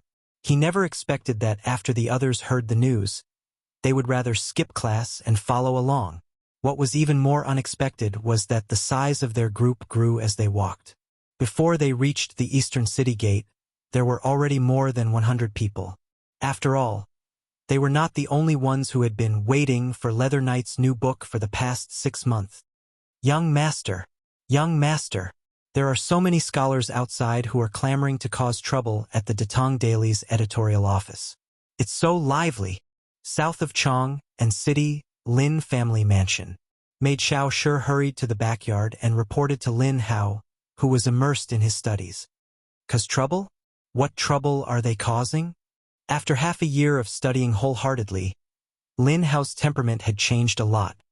He was less of a wastrel and more of a positive and energetic person. At this moment, he raised his head and looked at his little maid as he asked calmly, "Young master, they said they want to go to the Datong Daily's editorial office and ask Leather Knight to quickly publish the next book." Xiao Shi bowed and said, "Gosh, I almost forgot about that." The cultured and refined Lin Hao, who had the demeanor of a scholar, instantly regained his original temperament. This fellow's eyes lit up, and he roared, "No, I have to go too. Xiao Shi, don't tell my parents." Dad, Mom, why are you here? Take a seat first. I have an urgent matter to attend to and need to go out." It was no wonder that he was so excited. He was a hardcore fan of A Legend of a Mortal's Journey to Immortality. Now that March had arrived and Leather Knight had yet to release a new book, how could he not be anxious? Unfilial son. Stop right there. Lin Wenyuan's angry roar came from the backyard of the Lin family mansion. But to Lin Hao, this was not important. Chapter 1285. There were many people like Lin Hao who rushed out of their houses to block the entrance of Datong Daily's editorial office. After all, when A Legend of a Mortal's Journey to Immortality became popular, there were thousands of League Masters. These people were the most hardcore of hardcore fans. It was just that the recent Chong and City Football League was so popular that it could be said that it was the first time in thousands of years that such a grand event had occurred. Therefore, most people had forgotten the sentence written in the last chapter of A Mortal Last Year. Next March, the swordsman will return. Even if some people still remembered, they thought that Leather Knight might release his book at the end of March, so they did not cause a ruckus.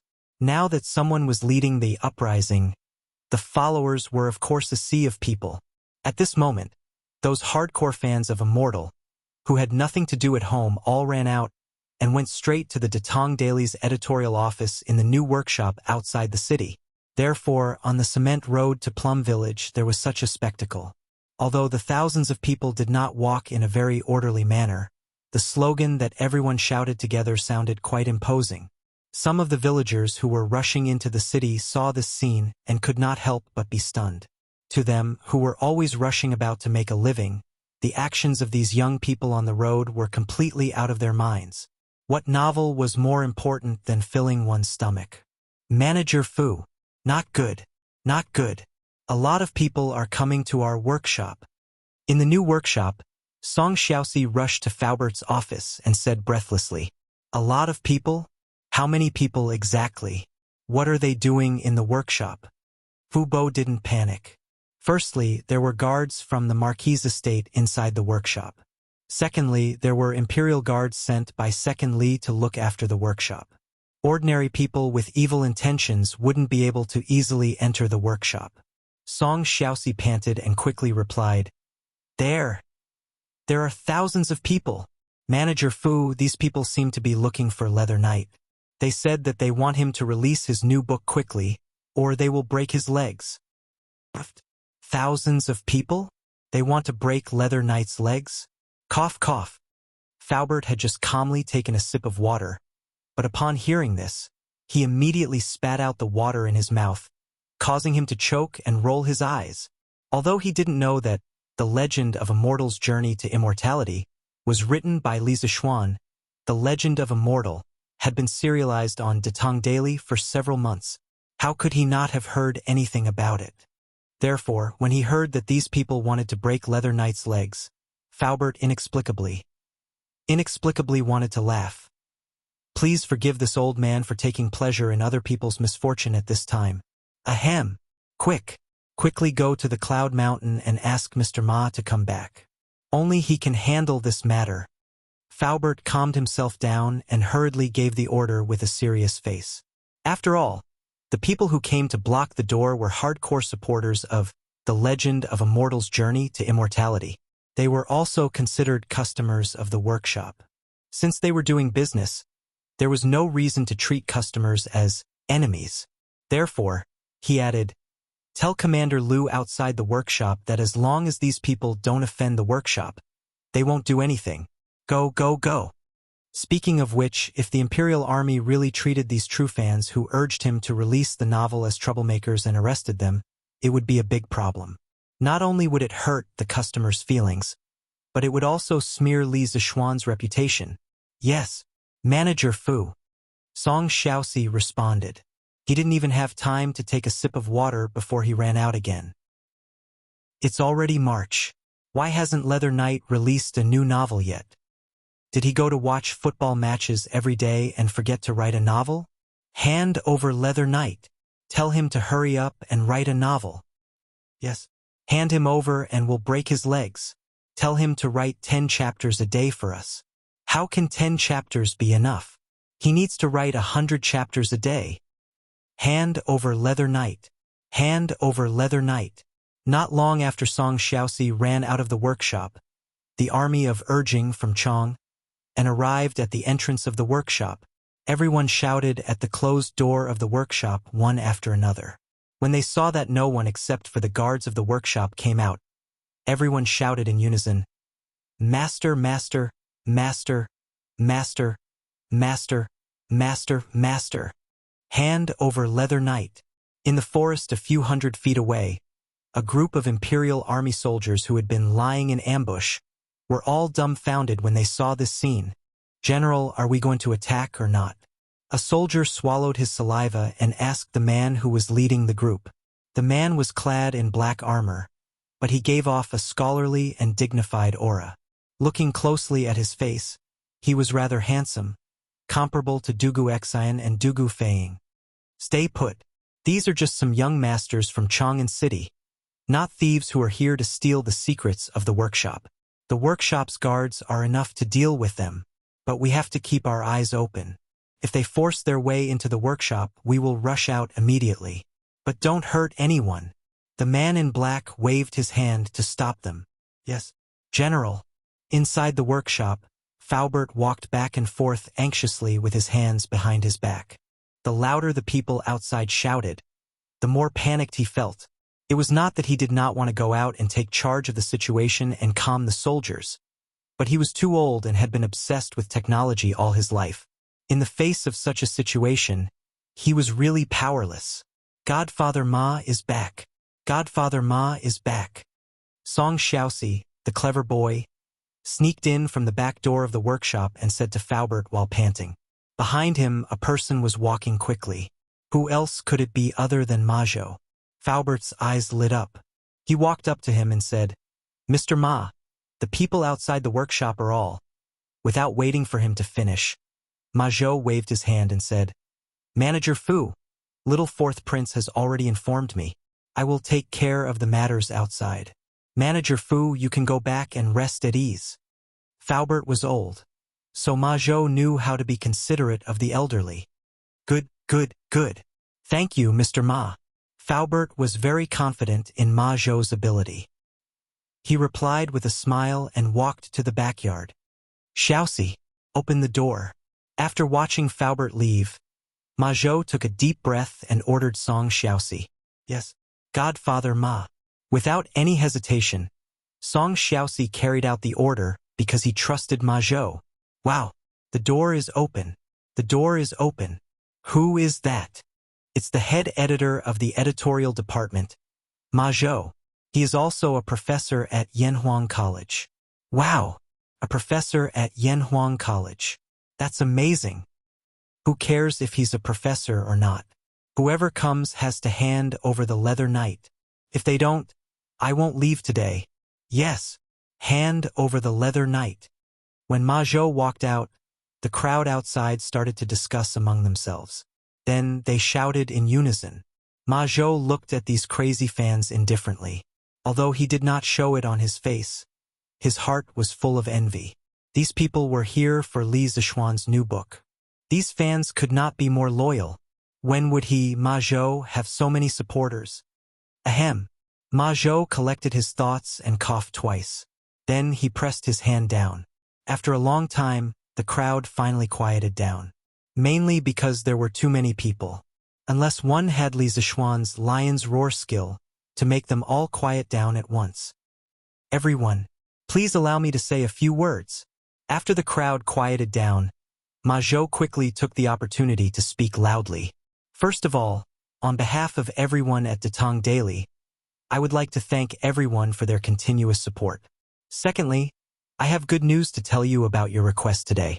As far as I know, Leather Knight's new book, which has been meticulously preparing for nearly half a year, will be serialized in Datong Daily tomorrow. Please look forward to it. Boom! Ma Zhou's words were concise and comprehensive, but they were no less than a heavy bomb. As soon as he finished speaking, the crowd immediately exploded. What? Leather Knight's new book will be published tomorrow? That's great. Haha. Could it be that we have misunderstood the great swordsman? He hasn't published a book for so long because he has been meticulously preparing for it all this time? Just a while ago they wanted to break Leather Knight's legs, but now they are calling the great swordsman great. How nice. Wow, it must be. We have all misunderstood the swordsman. I have nothing else to say. Go home and prepare money. I will tip 100 Tang Yuan tomorrow. I want to tip too. I'll tip 1,000 Tang Yuan. I want to be the leader. Chapter 1286. What? Brother Ma, you told them that my new book will be released tomorrow? Yunshan Yanhuang College. After Li Zishuan received the news that the workshop was blocked, he wanted to go down the mountain to take a look. However, Ma Zhou had already returned from the workshop. After asking about the details of the matter, he shouted F***CK in his heart. Then he stared at Ma Zhou and asked in disbelief. Ma Zhou asked with a face of surprise. Yes, Marquis, didn't you say that you would release your new book in March? It's already the 19th of March. Marquis, you are a man of your word. You must have already prepared your new book, right? I'll have to trouble Marquis to give the manuscript to me, so that I can take it back to the workshop in the afternoon to typeset and print it. Li Zishuan opened his mouth and wanted to say, I'm not prepared. However, under Ma Zhou's you are a man of your word, you can't go back on your word gaze. And thinking about the workshop being surrounded today, Ma Zhou didn't seem to have any other suitable way to deal with it other than this method. Therefore, Li Zishuan could only swallow the words that were already at the tip of his tongue. I have already prepared it. However, there are still some places that still need to be modified and sculpted. Brother Ma, why don't you go back to the workshop first and leave 10 chapters for tomorrow's bragging world? For me first. I'll get someone to send the manuscript to the workshop before 3 o'clock. 3 o'clock in the morning. That's good. What? Marquis, you mean before 3 o'clock? When Ma Zhou heard Li Zishuan's promise, he wanted to nod his head. However, he immediately felt that something was wrong. After thinking about it carefully, he was suddenly shocked. Marquis, it's just a small modification. It shouldn't take that long, right? If they waited until 3 o'clock, then their editorial department and the printing department would probably be shut down by Li Zishuan tonight. No one would be able to sleep. Li Zishuan rolled his eyes. Can you blame me for this? Who told you to tell those fans that I'm releasing the book tomorrow? Ahem. Brother Ma. Due to the many things that had happened recently, the quality of the novel had dropped by a lot. It needed to be carefully polished a few more times. Brother Ma, you often write articles, so you should know, right? Haha. Li Zishuan coughed twice and said to Ma Zhou. Ma Zhou looked at Li Zishuan and nodded. All right, I'll go back to the workshop and inform everyone in the editorial and printing departments that I won't rest tonight. This guy was also a drama queen. After working with Li Zishuan for so long, how could he not see that Li Zishuan did not have a single word in reserve? The reason why he did not expose him was because he was giving Li Zixuan face. Seeing through him but not exposing him, this was called, don't expose people when they are in a difficult situation. Li Zixuan said apologetically, Brother Ma, thank you for your hard work. Please help me say thank you to the editorial and printing departments for your hard work. Tell them that tonight's wages will be counted as 5 days' wages. Ma Zhou chuckled as he cupped his hands and said, That's great. I'll thank Marquis on behalf of my brothers. After that, he said goodbye and left. Li Zixuan's brows were furrowed into a ball because he hadn't even thought of what to write for his next book. It was really a headache. The news of thousands of people surrounding Datong Daily's editorial department in the morning spread quickly. After all, it was hard for others not to know about it. Of course, what made the public even more excited was the news that Leather Knight would be releasing a new book tomorrow. Countless fans of A Record of a Mortal's Journey to Immortality could not help but cheer after hearing the news. Finally, there was no more shortage of books. Finally, they could read exciting novels again. It was not that the novels in Bragging World were unsightly, but compared to A Record of a Mortal's Journey to Immortality, the rest of the novels were mostly different. Whether it was in terms of the excitement of the plot or the number of daily updates, they could not be compared to A Record of a Mortal's Journey to Immortality. Now that Leather Knight was finally releasing a new book, the fans who had been waiting for so long finally had food for thought. They could eat their fill for a while. Those who could afford it were raising money and preparing to go to the Datong Daily offices on the streets tomorrow to tip Leather Knight for his new book. Although they had been full of complaints about Leather Knight not releasing a new book for the past 6 months, now that the new book was about to be released, they still had to tip him. Father, give me 500 Tang Yuan. After lunch, Lin Hao hesitated for a moment before extending his hand to Lin Wenyuan. Lin Wenyuan stared and said angrily, 500 Tang Yuan? What do you need so much money for? After the workshop opened for the new year, the production of bicycles was very plentiful. Because the Lin family was a member of the Chamber of Commerce, they also made a lot of money. Now that their business had expanded to the south, they had already earned back all the money they had invested previously. Therefore, the Lin family did not lack money at all. Their assets were even more powerful than before. After solving the family's financial problems, Lin Wenyuan focused on raising his son.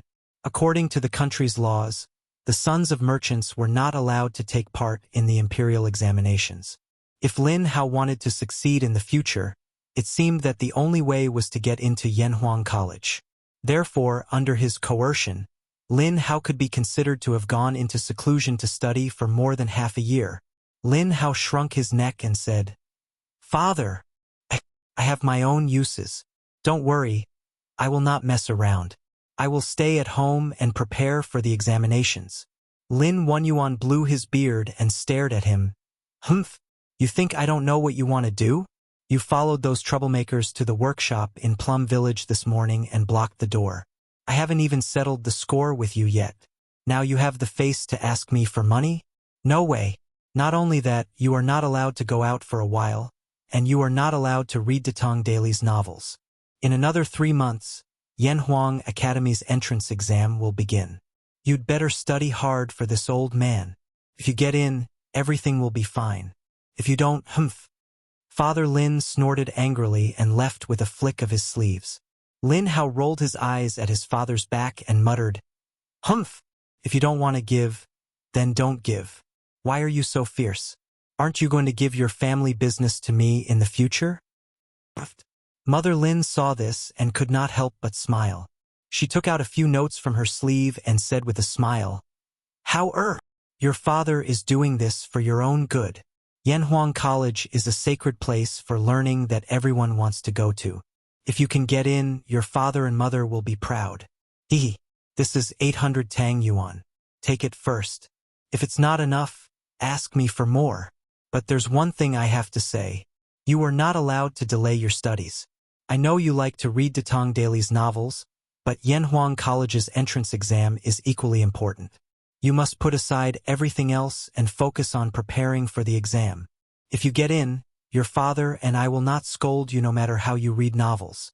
Do you understand? In the end, As a mother, she knew how to dote on her son.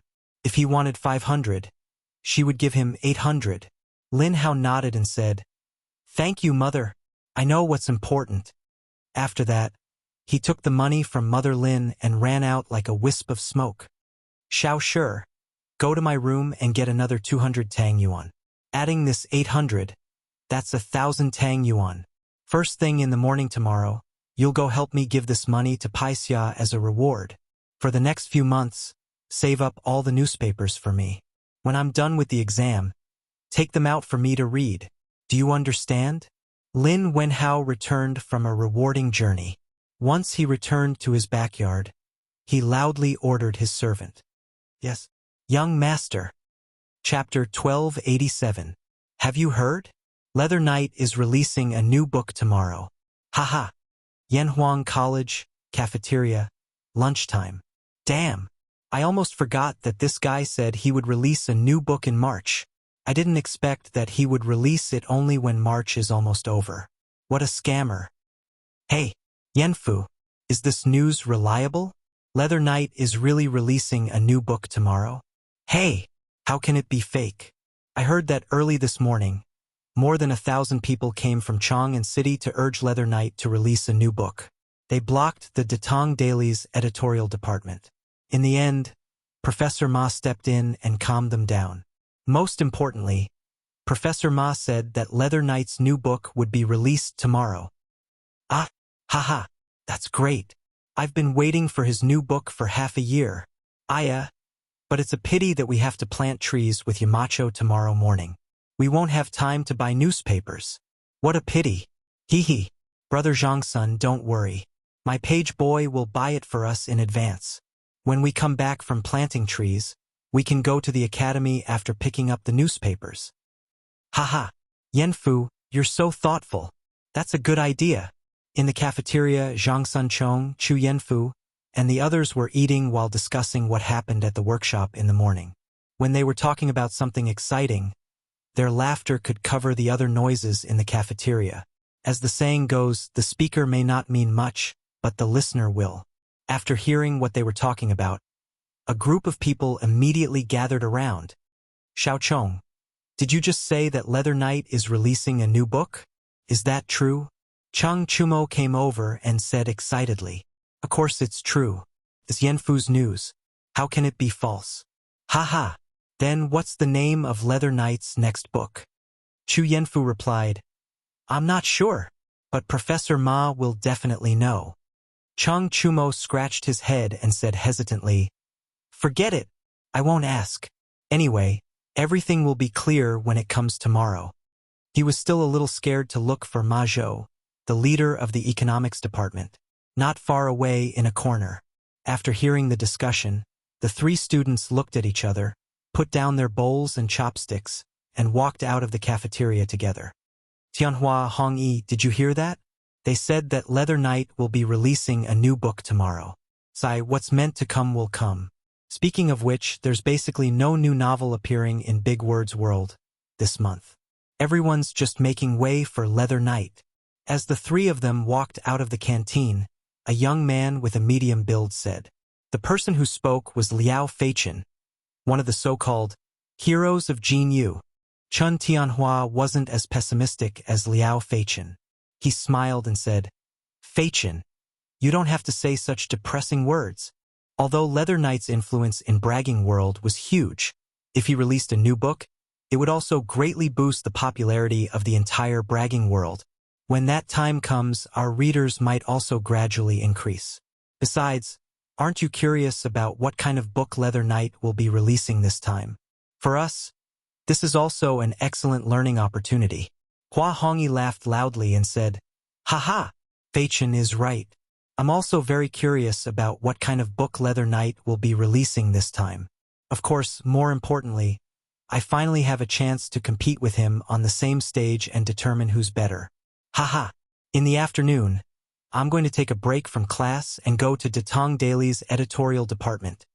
Hearing that, Chun Tianhua and Liao Feichen were both stunned. After being stunned for a moment, Chun Tianhua said, Hongyi, you're not really going to release a book on the same day as Leather Knight. right? Hua Hongyi nodded and said as if it was a matter of course. Of course, I've already told you guys before. As the saying goes, a gentleman's word cannot be taken back. How can I go back on my words now? I've already prepared the manuscript. I'll show it to the editor of Dehua Jianghu in the afternoon. Liao Feichen was a little suspicious of his good friend's brain. He said, Hong Yi, it's hard to say if your novel can pass the editor's eyes. Previously, I asked you to show Tianhua and me the manuscript first, but you weren't willing. Now, Sai. Hua Hongyi said, Feichen, I appreciate your kindness, but my novel is not the same genre as yours. Even if I show it to you guys, you can't give me any opinions. It's better to just give it to the editor of Dehua Jianghu. Alright, let's not talk about this for now. I'm going back to the dorm to get the manuscript. Li Zishuan, who was sitting quietly in the study of the courtyard, naturally didn't know that someone wanted to compete with him in terms of novels. This guy had been sitting in the study ever since lunch and told Han Yushi not to let anyone disturb him. He was thinking about what to write for his next novel. Oh no, it should be said that which great god's work should he use as a reference. He sat there until the evening, but he still couldn't think of what to write. It wasn't that he didn't have any ideas, but that the popular novels in his previous life were mostly about time travel and cheat codes. This kind of novel was definitely not suitable for him to write in the Tang dynasty. As for traditional martial arts novels, such as Master Jinyong's novels, although there was no time travel and cheat codes, and the plot and words were brilliant, Master Jinyong's works were mostly set in the Song dynasty or after the Song dynasty. If he wanted to use it as a reference, he might have to fabricate a dynasty that didn't exist in history. In professional literary terms, this was called creating a void. But in that way, the immersion would be much weaker.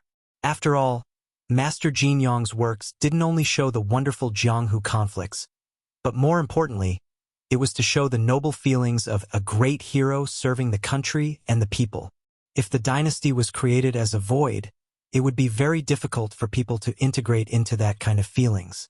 Therefore, Li Zishuan's requirements for his next novel were no time travel, no cheat codes, and no background that would affect the immersion. There were actually many novels that met these three requirements, but other than that, it had to be something that Li Zishuan liked and had a brilliant plot. As a result, there were a lot fewer novels to choose from. Hey, I got it. Suddenly, a thought flashed through Li Zishuan's mind, and he shouted excitedly, Knock, knock. At this moment, there was a soft knock on the door outside. Li Zishuan was stunned. He knew that Han Yushi was probably calling him for dinner. He quickly said, Wife, come in. With a creak. Sure enough, it was Han Yushi who walked in. She was wearing a white dress. Although it was a little cold outside at night in March, the heating in the courtyard was still on, so there wasn't any cold at all. Husband, I know that you're busy, so I brought the food over. Please eat first. Han Yushi walked over with a plate of food and placed the food beside Li Zishuan. Inadvertently, her hair touched Li Zishuan's face, and the fragrance of her hair made someone's heart itch. Cough, cough. Wife, I just had some inspiration. I'll eat later. Wife, you should go and rest first. Li Zishuan forcefully suppressed the wild thoughts in his heart and said in a serious tone. Han Yushi knew that Li Zishuan had been sitting quietly in the study for the entire afternoon because he was thinking about the novel. Hearing this, she didn't want to continue disturbing him. She could only say, Then you must remember to eat. I won't disturb you anymore. After that, Han Yushi turned and left, leaving Li Zishuan alone in the study. Sigh. Other people read Swords by the Light at Night, but I, as a marquis, have to write a novel by the light at night. Li Zishuan muttered, rolled up his sleeves and started writing. At the beginning of the paper, there were the words, Celestial Slayer. Chapter 1288. Earning money from writing novels was not Li Zishuan's goal. He had a lot of responsibilities now and was even busier with official business. If it weren't for the fact that he had promised to start a new novel in March, he definitely wouldn't have started writing again. Poetry, songs, and prose was just a small matter. Similarly, writing novels was also a small matter in Li Zishuan's eyes. The reason he wrote novels was to guide the literati who were interested in this field to write novels that made people feel comfortable and happy. He wanted to add a new form of entertainment to this boring era and promote this form of entertainment. This way, he could realize his dream of staying at home and hugging his wife while reading novels. He was waiting for the Tang Dynasty's novel world to flourish, or for someone to write novels that were close to or even better than his. When that time came, he would completely stop writing. After all, writing novels was not as comfortable as reading novels. There were originally no deities in this world, but since the ancient times, humans saw the world around them with all kinds of strange things. Lightning flashed, thunder roared, storms raged, natural disasters and man-made disasters. There were countless casualties and wails everywhere. It was definitely not something that humans could do or resist. Hence, they believed that above the 9 heavens, there were various deities. Below the 9 underworlds, there were also In's spirits and Yama's palace. Hence, the legend of deities was passed down to the world. Countless people sincerely kowtowed to the various deities that they imagined to create, praying for blessings and complaining. Incense was at its peak. In today's world, the righteous path flourished and evil retreated. The Central Plains had beautiful mountains and rivers, flourishing with people and abundant natural resources. It was firmly occupied by the righteous sections. Among them, Qingyun Sect, Tian'an Temple, and Fengxiang Valley were the 3 major pillars and were the leaders. This story began from Qingyun Sect. The introduction of celestial bane was not strange, but there was a trace of majesty in the ordinary. However, a novel was not enough to attract readers just because of the introduction. The most important thing was the content. Celestial Bane was a pioneer in modern xianxia novels and was known as the martial arts Bible of later Jin Yong. Before the appearance of Celestial Bane, novels on the internet were mainly wuxia novels and fantasy novels. Celestial Bane was the first novel to combine the fantasy of the immortal world and the wuxia world. After the appearance of Celestial Bane, xianxia novels on the internet rose as well. Celestial Bane also won the hearts of a large number of readers for xianxia novels. Li Zixuan also fell in love with xianxia novels at that time. Celestial Bane was undoubtedly a classic in terms of plot and writing style. Of course, Li Zixuan valued Master Xiao Ding's portrayal of the characters in the book the most. All the characters, whether it was the main character Sha Danan, Lu Sueki, Bai Yao, or the other supporting characters, they were all made of flesh and blood. Lin Jingyu was righteous and talented. Xiao Huan, who was infatuated with Sha Danan, was naive and kind. And Sha Danan's first crush, Heidi, and so on. These characters each had their own personalities and stories. The word love was very heavy in Celestial Bane. Someone once commented that Celestial Bane was a romance novel in the guise of xianxia. Although this comment was a little taken for granted, it could be seen that the description of love in the book was absolutely profound. The scene that Bai Yao left the deepest impression on Li Zixuan was the moment when she opened her arms to block the sword rain that filled the sky for Sha Danan. When Bai Yao lightly chanted, "Spirits of the netherworld, gods and demons of the heavens, with my blood and body, I offer you as a sacrifice. 3 lives and 7 worlds, forever falling into the king of hell, only for love. Even if I die, I have no regrets." Even the most stone-hearted spectator could not help but feel a faint pain in his heart. That was the infatuation curse, the most tragic curse in the demon cult. Life was precious, but the value of love was even higher. Bai Yao died for Sha Danan, but in exchange, she also received 10 years of Sha Danan's care and nostalgia, as well as the half-piece of green cloth that was forever kept in Sha Danan's arms. In fact, Bai Yao's pure personality had already doomed her bleak fate.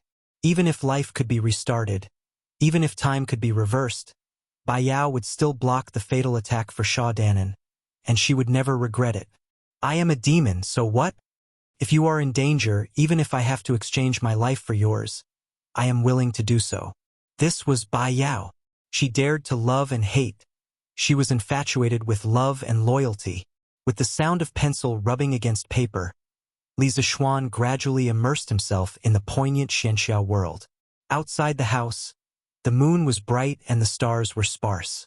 The people, birds, beasts, and insects on the cloud mountain seemed to have entered the land of dreams.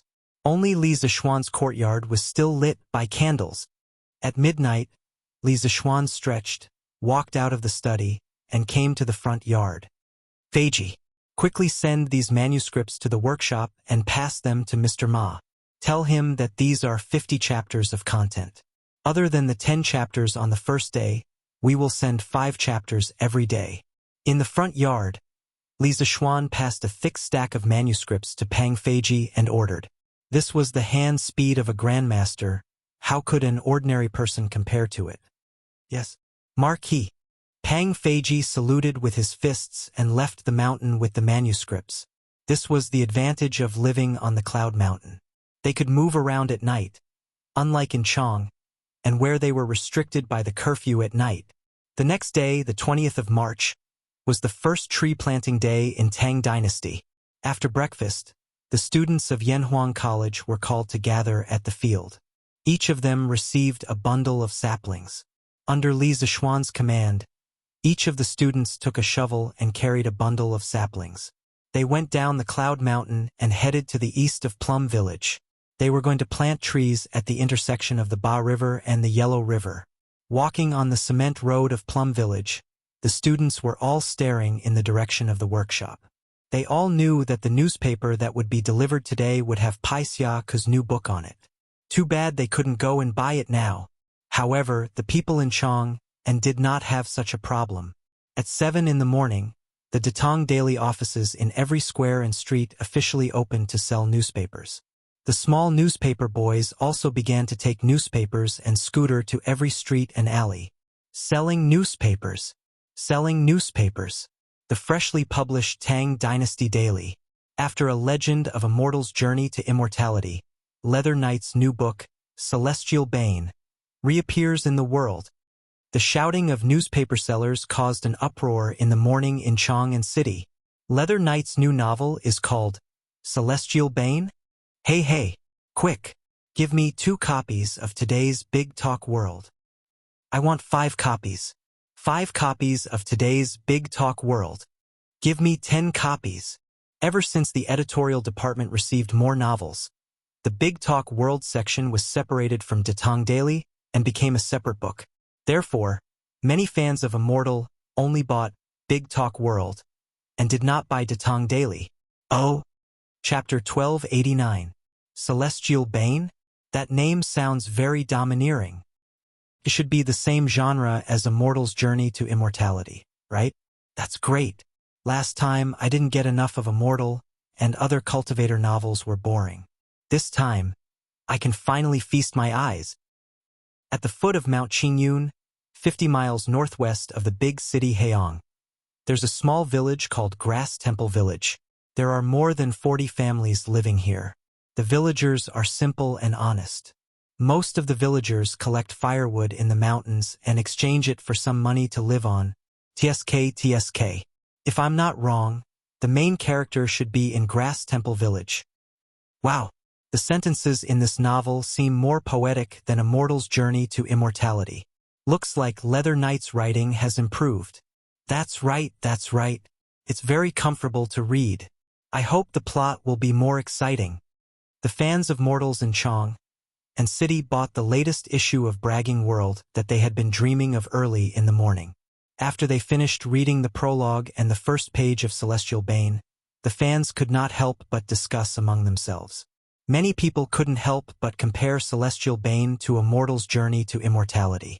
From the first few chapters, they could see that Celestial Bane's writing was much more delicate. In fact, that was the case. As the first work of Xianxia novels, although Celestial Bane's word count was much less than Immortal's Journey to Immortality, the novel's language chased after artistic conception. It was more like the artistic conception in Jin Yong's novel, and the language was very touching. Although the Mortal's Journey to Immortality's writing was not bad, it was still lacking compared to Celestial Bane. However, one couldn't say that Immortal was inferior to Celestial Bane just because of that. The world structure of Immortal extended from the human world to the spiritual world, and then to the heavenly realm. The world structure system was huge, but it was not messy and orderly. That was something that Celestial Bane couldn't compare to. Could only be said that both had their own merits. Apart from commenting on Celestial Bane in private, the people who bought Bragging World of Martial Arts flocked to the office of Tang Dynasty Daily, which was the closest to their homes, to gift Celestial Bane like crazy. Chong and Chow family's eldest son, Chow Shi, rewards the Jade Dynasty Leather Knight with 3,000 Tang Yuan. Chong and Murong family's young master, Murong Jun, rewards the Jade Dynasty Leather Knight with 1,000 Tang Yuan. Chong and Hu families Hu Yuanbao rewards the Jade Dynasty Leather Knight with 1,000 Tang Yuan. Lin Hao of Chong and Lin family rewards the Jade Dynasty Leather Knight with 1,000 Tang Yuan. Money at this moment seemed to be just a string of numbers, losing its original meaning of value. Countless amounts of money were sent to Datong Daily's office by crazy fans. The fans only wanted to show their faces under Leather Knight's new book. They only wanted to express their gratitude and support for their favorite author. Such a crazy scene reminded people of the day last year when Mortal Man came to an end. In a single day, over 1,000 Alliance Masters appeared. The coffers of the Tang Dynasty Daily's offices in Chong and were filled to the brim with copper coins. On that day, the cement road from Chong and to Plum Village was filled with horse carriages transporting copper coins. It stretched for miles, attracting the envy of countless shop owners. Today, Tang Yuan had become popular all over the world. Therefore, although there were more people who came to gift than last year, most of them settled in Tang Yuan. Therefore, the amount of money received by Datong Daily's office was not enough to fill the vaults. Jiangnan's Misty Rain Villa's young master, Zhang Qianjun, rewards the Jade Dynasty Leather Knight with 5,000 Tang Yuan. Today was different from the past. Due to the ranking league organized by the Football Association, many people from other states and counties lived in Chong'an City. These people used to read the legend of a mortal's journey to immortality through Datong Daily. However, due to geographical restrictions, the updates they saw were delayed by many days compared to those in Chong'an City. Now, they were gathered in Chong'an City because of football. They could finally be the first to see Leather Knight's new book, Jade Dynasty. How could they not express their gratitude? Wow!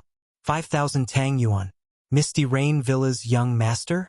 What's the background of this villa? Why is their young master so rich? Hey, you don't even know about Misty Rain Villa? This villa monopolizes the grain, porcelain, and silk business in Jiangnan. Manor Master Zhang might not even care about 5,000 Tang Yuan. Oh, so awesome.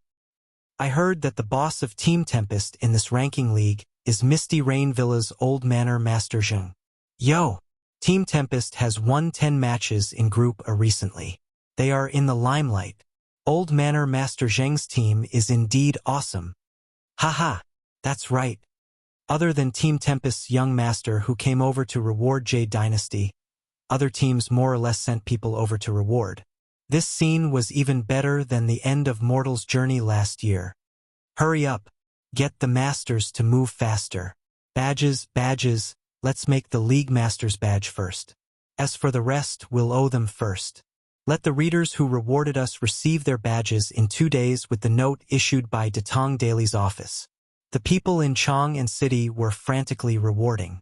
In the workshop, Faubert was extremely busy. Everyone in the workshop started work before dawn. There was only one purpose, and that was to make badges for Jade Dynasty's fans. Last night, Ma Zhou and the others had only composed and printed Celestial Bane.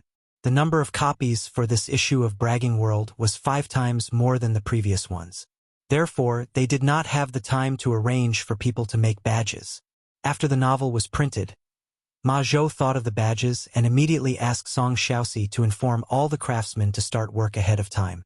Although the workshop would have produced a batch of badges by the time Datong Daily and Bragging World were released, it was less than 2 hours before the various offices announced that they were running low on badges.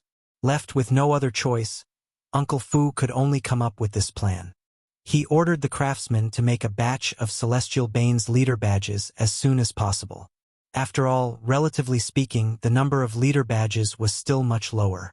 Yes, Manager Fu. In Chong'an City, all the Datong Daily's offices had urgently posted relevant announcements, saying frowny face due to everyone's excessive enthusiasm, Jade Dynasty's badges have been used up. Therefore, only the League Master badges will be issued today.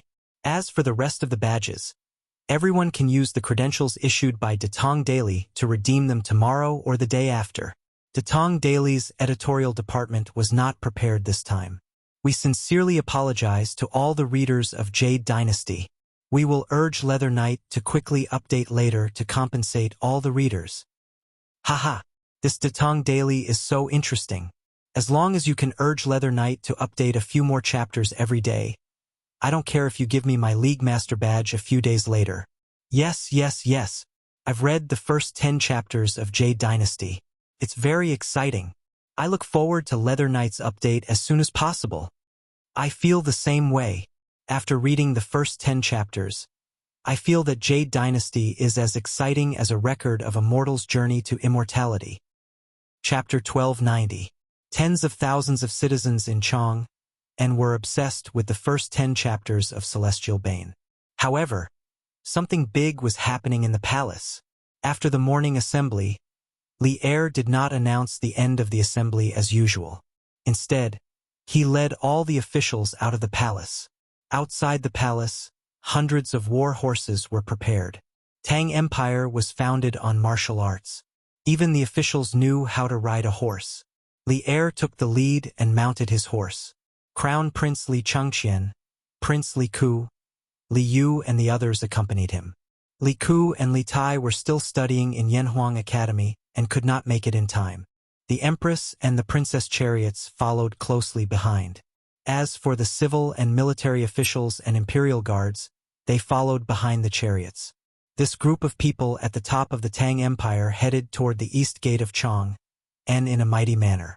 With such a luxurious lineup, it naturally attracted the attention of the pedestrians along the way. That's His Majesty and the officials. Why is His Majesty leaving the palace? What is he doing? Wherever the huge group passed, the citizens bowed. After the group left, the people on the roadside could not help but discuss. I don't know. It looks like His Majesty is going to bring the officials out of the city. But I haven't heard of anything big happening outside the city. Have you forgotten? Today is Arbor Day. Datong Daily said that the imperial court not only established the position of Mountain Yu, but also established Arbor Day.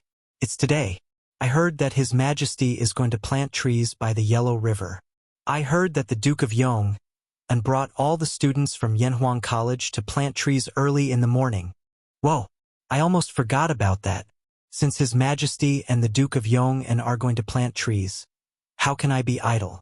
I want to plant trees by the Yellow River too. That's right. I want to go too. But I haven't finished Celestial Bane yet. Bah! Second Tiger Yong, you little brat. Can't you read the novel after it comes back? Are you going to plant trees by the river with me now? Ah, Dad, why don't we go in the afternoon?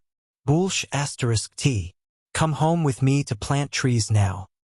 Dad, let go of me. The power of a role model was infinite. If one were to ask who the first role model in the hearts of the Tang people was, it would definitely be Li Er. After all, old Li was the current emperor. Moreover, when Li Yuan raised his army in Taiyuan, half of the world's rivers and mountains were conquered by Li Shimin, the king of Qin, personally led the army. All along, Li Er's reputation among the people was very, very high. Now that old Li had become the emperor of Tang, even though the process of ascending the throne was a little disgraceful, history books were always written by the victors. Li Er's crime of murdering his brother and imprisoning his father was glossed over by the imperial censor as a victim who was forced to kill his brother and abdicate the throne. Other than Li Er, Li Zishuan, the Marquis of Tang, also had a high reputation among the people. Ever since Li Zishuan's debut, the things he did were mostly good for the country and the people. Moreover, the Yanhuang College he founded was regarded by the people as the best place for the poor children to stand out. Therefore, when they heard that Li Zishuan led the officials out of the city, and that Li Zishuan led all the students of Yanhuang College to plant trees, the people on the streets all went home, took out their tools and saplings, and ran out of the city after the big group. Sigh, I don't know what father is thinking. Why did he have to plant trees by the Yellow River? Because of this, I didn't even have time to read Leather Knight's new book today. In the group, Li Chengqian and two other young men followed behind Li Er. The older one could not help but whisper. Li Chengqian frowned and scolded, "Brother Yu, don't spout nonsense. The construction of the Yellow River Shelter Belt is a national project that Father has decided on. As Father's sons, you and I should set an example. How can we let ourselves be distracted by novels?" So that young man was the future prince of Qi, Li Yu. "Yes, brother, you're right. It was a slip of the tongue. A slip of the tongue." Li Yu didn't expect that Li Chengqian would hear him when he was only muttering in a low voice, nor did he expect that Li Chengqian would specially reprimand him for such a trivial matter, so he could only hurriedly apologize. However, in this little fellow's heart, it was inevitable that he would feel some degree of hatred towards Li Chengqian because of this. That's for the best." Li Chengqian nodded in satisfaction. Even though he hadn't had the time to watch Celestial Bane, he knew that he had to prioritize. Of course, the most important thing was that the idea of Arbor Day and the construction of the Yellow River Shelter Forest was proposed by his good friend and brother. Of course, he had to support it. In the eastern suburbs of Lantian County, at the entrance of the Ba River into the Yellow River, the students of Yanhuang College had split up into classes and started planting trees. Some dug holes, some helped trees, and some carried water. It was a lively scene. "Young master, let us plant these trees. These students from the college are all literary stars. They're going to do great things in the future. Planting trees is a rough job that farmers like us should do." As Li Zishuan's fief, all the farmers in Lantian County who had nothing to do came over to plant trees. Second Elder Lu, who was only wearing a coarse shirt, did not mind the cold. He walked over and spoke loudly to Li Zishuan. As soon as he finished speaking, some of the students nearby could not help but sneak a peek. It was obvious that they did not want to soak in sweat while digging holes to plant trees. Li Zishuan's facial features were sharp. He snorted and purposely raised his voice. "Second Elder Lu, thank you for your kindness, but who said that scholars can't plant trees? Since they are Yanhuang College's students, they can't be lazy. In the future, they will use their knowledge to benefit the people. If they don't work in the fields and don't work, how can they benefit the people?" Speaking of which, he was the Marquis of the Tang Empire and the Yamacho of the college. He stayed up so late last night to write novels. But didn't he come over early in the morning to plant trees? These little brats had eaten and slept well last night. Did they still want to be lazy today? After he finished speaking, he turned around and spoke loudly to all the students with a serious face. "Whoever doesn't finish planting their saplings today, don't even think about returning to the college today. He would leave the moment he finished planting them. Do you all hear me?" Although the students were standing rather scattered, Li Zishuan's voice was transmitted to everyone's ears without any difference. Hearing this, they all responded, "We heard it, Yamacho." At this time, the students who wanted to be lazy could not help but give up completely. They dug even harder. Second Master Lu looked at Li Zishuan and the students of the Yanhuang Academy with mixed feelings. He shook his head and left. He muttered in a voice that only he could hear, "I'm sorry, Li Zishuan. Amazing. Young master students will be amazing in the future. The people will have a good life in the future." Chapter 1291. Added to Ling Fanming's bounty. "Haha," Mencius once said. "When the heavens are about to bestow a great responsibility upon a great man, they must first torment his will, toil his muscles and bones, and starve his body and skin. Marquis Yong, and we greatly admire your teachings." Coincidentally, Li Zishuan had just finished lecturing his students when Li Er arrived on horseback, laughing loudly. Behind him were the empress, princes, princesses, and civil and military officials. Li Zishuan was startled. He hurriedly stepped forward and bowed. "This subject, Li Zishuan, respectfully welcomes your majesty." The students of Yanhuang College and the citizens of Lantian County, who had come to plant trees, all hurriedly followed suit and bowed. "We pay our respects to your majesty." There were quite a few people here, numbering at least a few thousand. Their voices were like a large bell, resounding through the clouds. Li Er loved the feeling of being supported by the people. After all, which emperor didn't have a bit of vanity? He raised his hands with a smile and said, "Rise! Today is tree planting day set by the imperial court. We are gratified that you can come here to plant trees." The citizens of Lantian County were only willing to plant trees because Li Zishuan had been promoting tree planting recently. Now that they heard Li Er's words, it was as if they had been conferred the title of Marquis. They were so excited that they didn't know where to put their hands. One had to know that the other party was the Emperor of Great Tang. The Emperor of Great Tang had actually personally praised them. How could they not be excited? As for the students of Yanhuang College, each of them held their heads high. Li Er was the dean of Yanhuang College in name. Today's praise made them, the emperor's students, very proud. At this time, there were no longer any students who were unwilling to plant trees. "Haha, continue to plant trees," Li Er said to the citizens on the shore. He then turned to Dugu Exin and ordered, "Men, distribute saplings and tools to the officials." "Yes, sir." Dugu Exin accepted the order and left. At this time, Empress Zhangsun and Princess Changle also walked down from the imperial carriage. Changle smiled and said, "Imperial father, Changle also wants to plant trees. Mother's health isn't good, so I'll help her plant Changle." Hearing this, Empress Zhangsun's eyes were full of love. "Changle, my body has been nourished for a winter. How can I be as delicate as you say? You go plant trees with Chengqian and the others. Don't tire yourself out. Imperial mother will plant it with your imperial father." It was now the end of March. During the day, it was not as cold as before. It was because of this that Li Er dared to let Empress Zhangsun leave the palace. Otherwise, her illness would easily relapse. On the other hand, not only was Changle's qi completely cured, but she also had Taoist genuine qi in her body. Her physique was much better than before. Li Er was completely relieved about this. "Yes, Changle, go plant trees with Chengqian. Your imperial mother has imperial father." Li Er smiled. His face was full of love. "Yes." Seeing this, Changle went to find Li Chengqian and the others. After a while, the civil and military officials were each given a shovel and 3 saplings. Seeing that the emperor and empress had personally planted the trees, what else could the ministers say?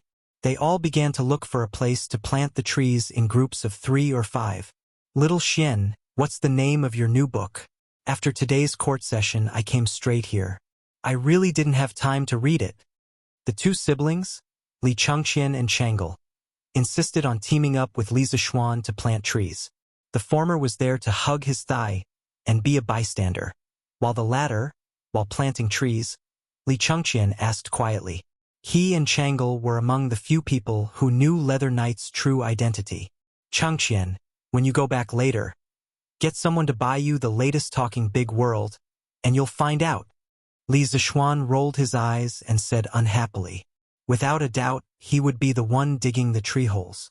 Li Chengqian was weak and could not be counted on. As for Changle, forget it. He could not bear to let the little girl do such menial work. Li Chengqian giggled. "Heh, I can't wait anymore. Can I? In the end, this is still your fault. It would have been fine if you released the new book a few days earlier or a few days later. Why did you have to do it today? By the time the officials finish planting the trees, it would be noon when they go back. It would have been better if he did not say anything." Now that he said it, Li Zishuan was even more depressed, because he did not have to release the new book today. All of this was arranged by Ma Zhou. For this reason, he stayed up half the night. As the empire's crown prince, how can Chengqian lose your will? Here you dig the hole. Changle and I will help you hold the tree. Li Zishuan straightened his back and handed the shovel to Li Chengqian with a straight face. There were only 2 trees left. No matter how slowly Chengqian dug, he could finish before noon. Li Chengqian was instantly dumbfounded. Changle could not help but giggle. Good. Brother Crown Prince. Come and dig the hole. Brother Little Xian and I will help you hold the tree." The Taoist true qi in the little girl's body not only nourished her body, it also made her complexion look many times better than before. At this moment, When she smiled, there was a kind of breathtaking charm. Li Zixuan was only dazed for a moment before he came back to his senses. Li Changqian pretended to be angry. Good. Changle, you actually joined forces with little Xian to bully your own brother. Let's see if I still send good things to Changle Palace in the future. Changle smiled. Brother Crown Prince won't. Changle knows that Brother Crown Prince treats Changle the best. All right, with the little girl's words, what else could Li Changqian say? He shook his head, rolled up his sleeves, and began to dig the hole. Brilliant. You haven't finished planting the trees at your door? After a while, Cheng Chumo, Yuchi Baolin, and Li Tai walked over with shovels. The three of them were in a group previously. Not yet. Chonyo, Baolin, Qingke, you guys finished planting so quickly? Li Changqian raised his head and said in surprise. He had heard from Li Zixuan that each student of the academy was given at least 8 saplings. If Cheng Chumo and the others were in a group of 3, that would be 24 saplings. It wouldn't be easy to finish planting all of them. Haha, what's this? A mere 20-something saplings aren't even enough to fill the gaps between my teeth. Oh right, brilliant. Have you read Leather Knight's new book? Cheng Chumo smirked and asked again. Li Changqian shook his head and said, Not yet. Cheng Chumo said regretfully, Sigh, then forget it. After saying that, he turned to Li Zixuan and said, Yamacho, Qingke, Baolin, and I have finished planting the trees, so we'll be returning to the academy first. This time, I might be able to learn something from Leather Knight's new book. When the time comes, I, Cheng Chumo, might be able to become a god with 1 book. Haha. Li Zixuan didn't know where this idiot's confidence came from. He thought for a while and said, Chumo, on next year's Arbor Day, I want to plant a tree in your heart. Cheng Chumo was stunned and asked, What? Li Zixuan smiled and said, The name of that tree is called the Force Tree. Cheng Chumo was still confused. What do you mean? Li Zixuan said unhappily. I want you to know the force in your heart.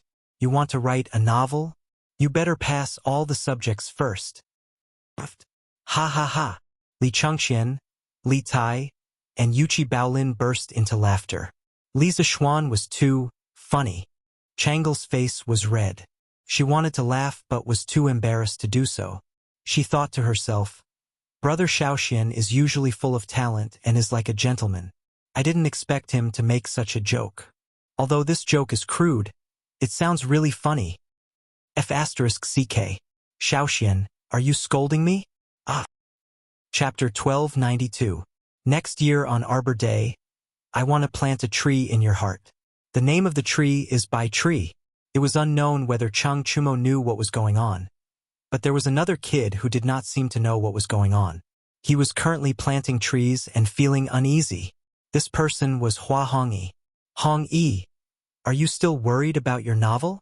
Needless to say, the heroes of Jin and you were planting trees in the same group. Chun Tianhua saw Hua Hongyi's absent-minded look and knew what was on his mind. He comforted him gently. Hongyi, you don't have to feel pressured. Actually, the fact that you have the courage to publish your novel today is already stronger than most people.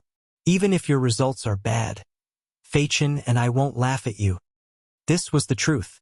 Although Chun Tianhua and Liao Feichen felt that Hua Hongyi was being reckless by wanting to compete with Leather Knight, if they were in his shoes, they would not have the courage to do so. This was also the reason why no author was willing to publish a new book in March. Tianhua is right. Hongyi, you don't have to worry too much. Even if the editor doesn't like your novel, you can always edit it and send it out again. Both of us will support you. Liao Feichen laughed. Hua Hongyi acted as if nothing was wrong. He said, Hey, who said I was worried about my novel? I was thinking about the plot. After all, I have readers now and I have to be responsible for my readers. I have to make sure that I update every day. Feichen, you said that the editing department might not like my novel. Let me tell you, that's impossible.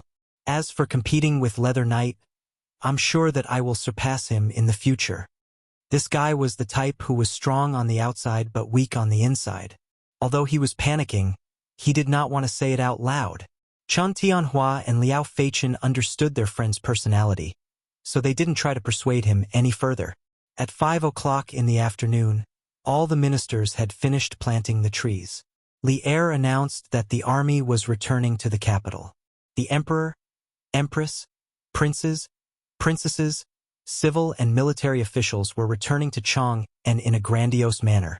In the morning, through the propaganda of the Great Tang Daily and the example set by Li Er and the civil and military officials, nearly 100,000 people had gathered to plant trees on the banks of the Yellow River in Lantian County.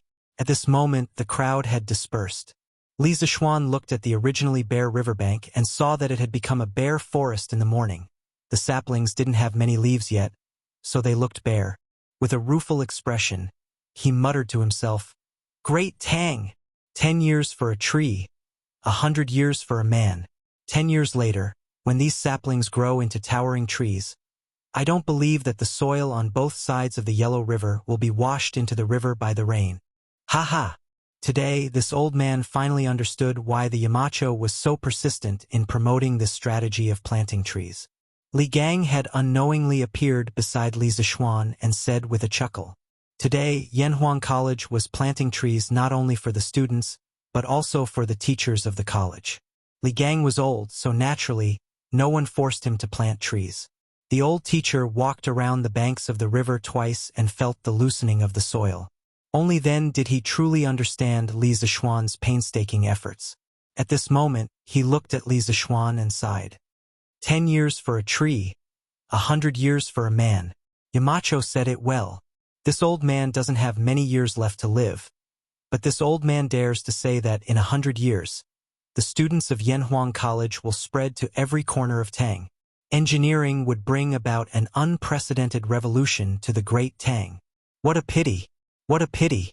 This old man knows that I won't live to see that day. Towards the end, his tone was bleak. It was clear that the old teacher was reluctant to part with this world. Or rather, he was reluctant to part with Yanhuang College. Li Zishuan felt an inexplicable sadness in his heart. He quickly clasped his hands and said, "Teacher Wenji, why do you say that? Your body is healthy, and the college has Dr. Sunday. You will definitely live to 100 years old.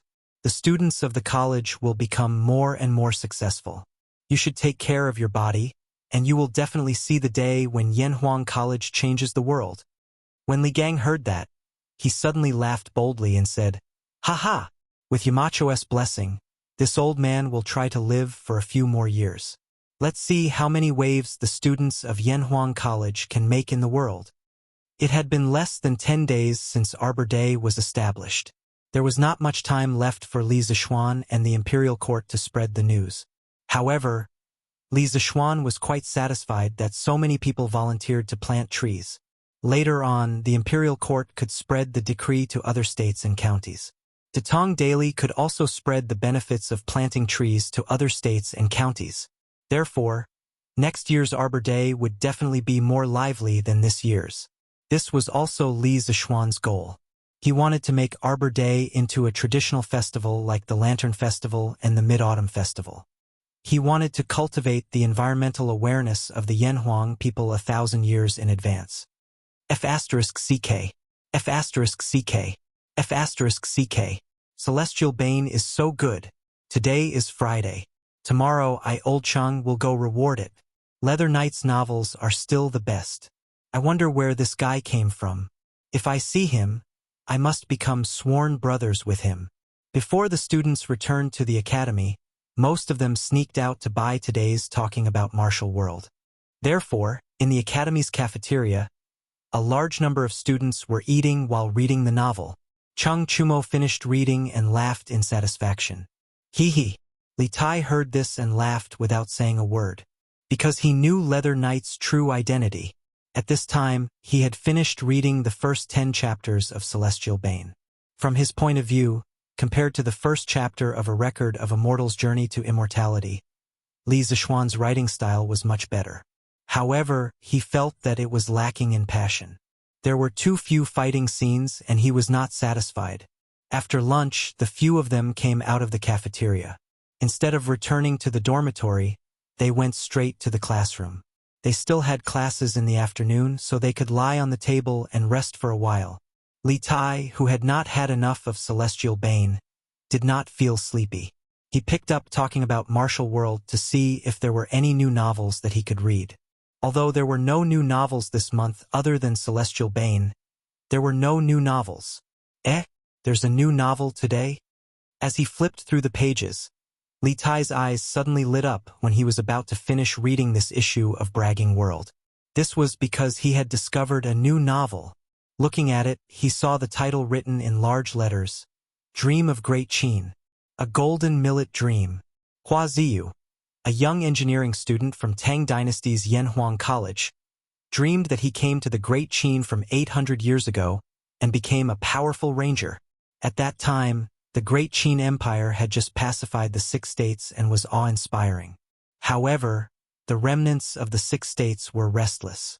As a wanderer of the Great Qin Empire, how could Hua Ziyu stir up a storm in this era? Chapter 1293. Ouch! It hurts. Where am I? When Hua Ziyu opened his eyes, he found himself lying in a thatched hut. Outside the hut, it was raining heavily. The most important thing was that his entire body was aching. When he wanted to get up, he felt dizzy.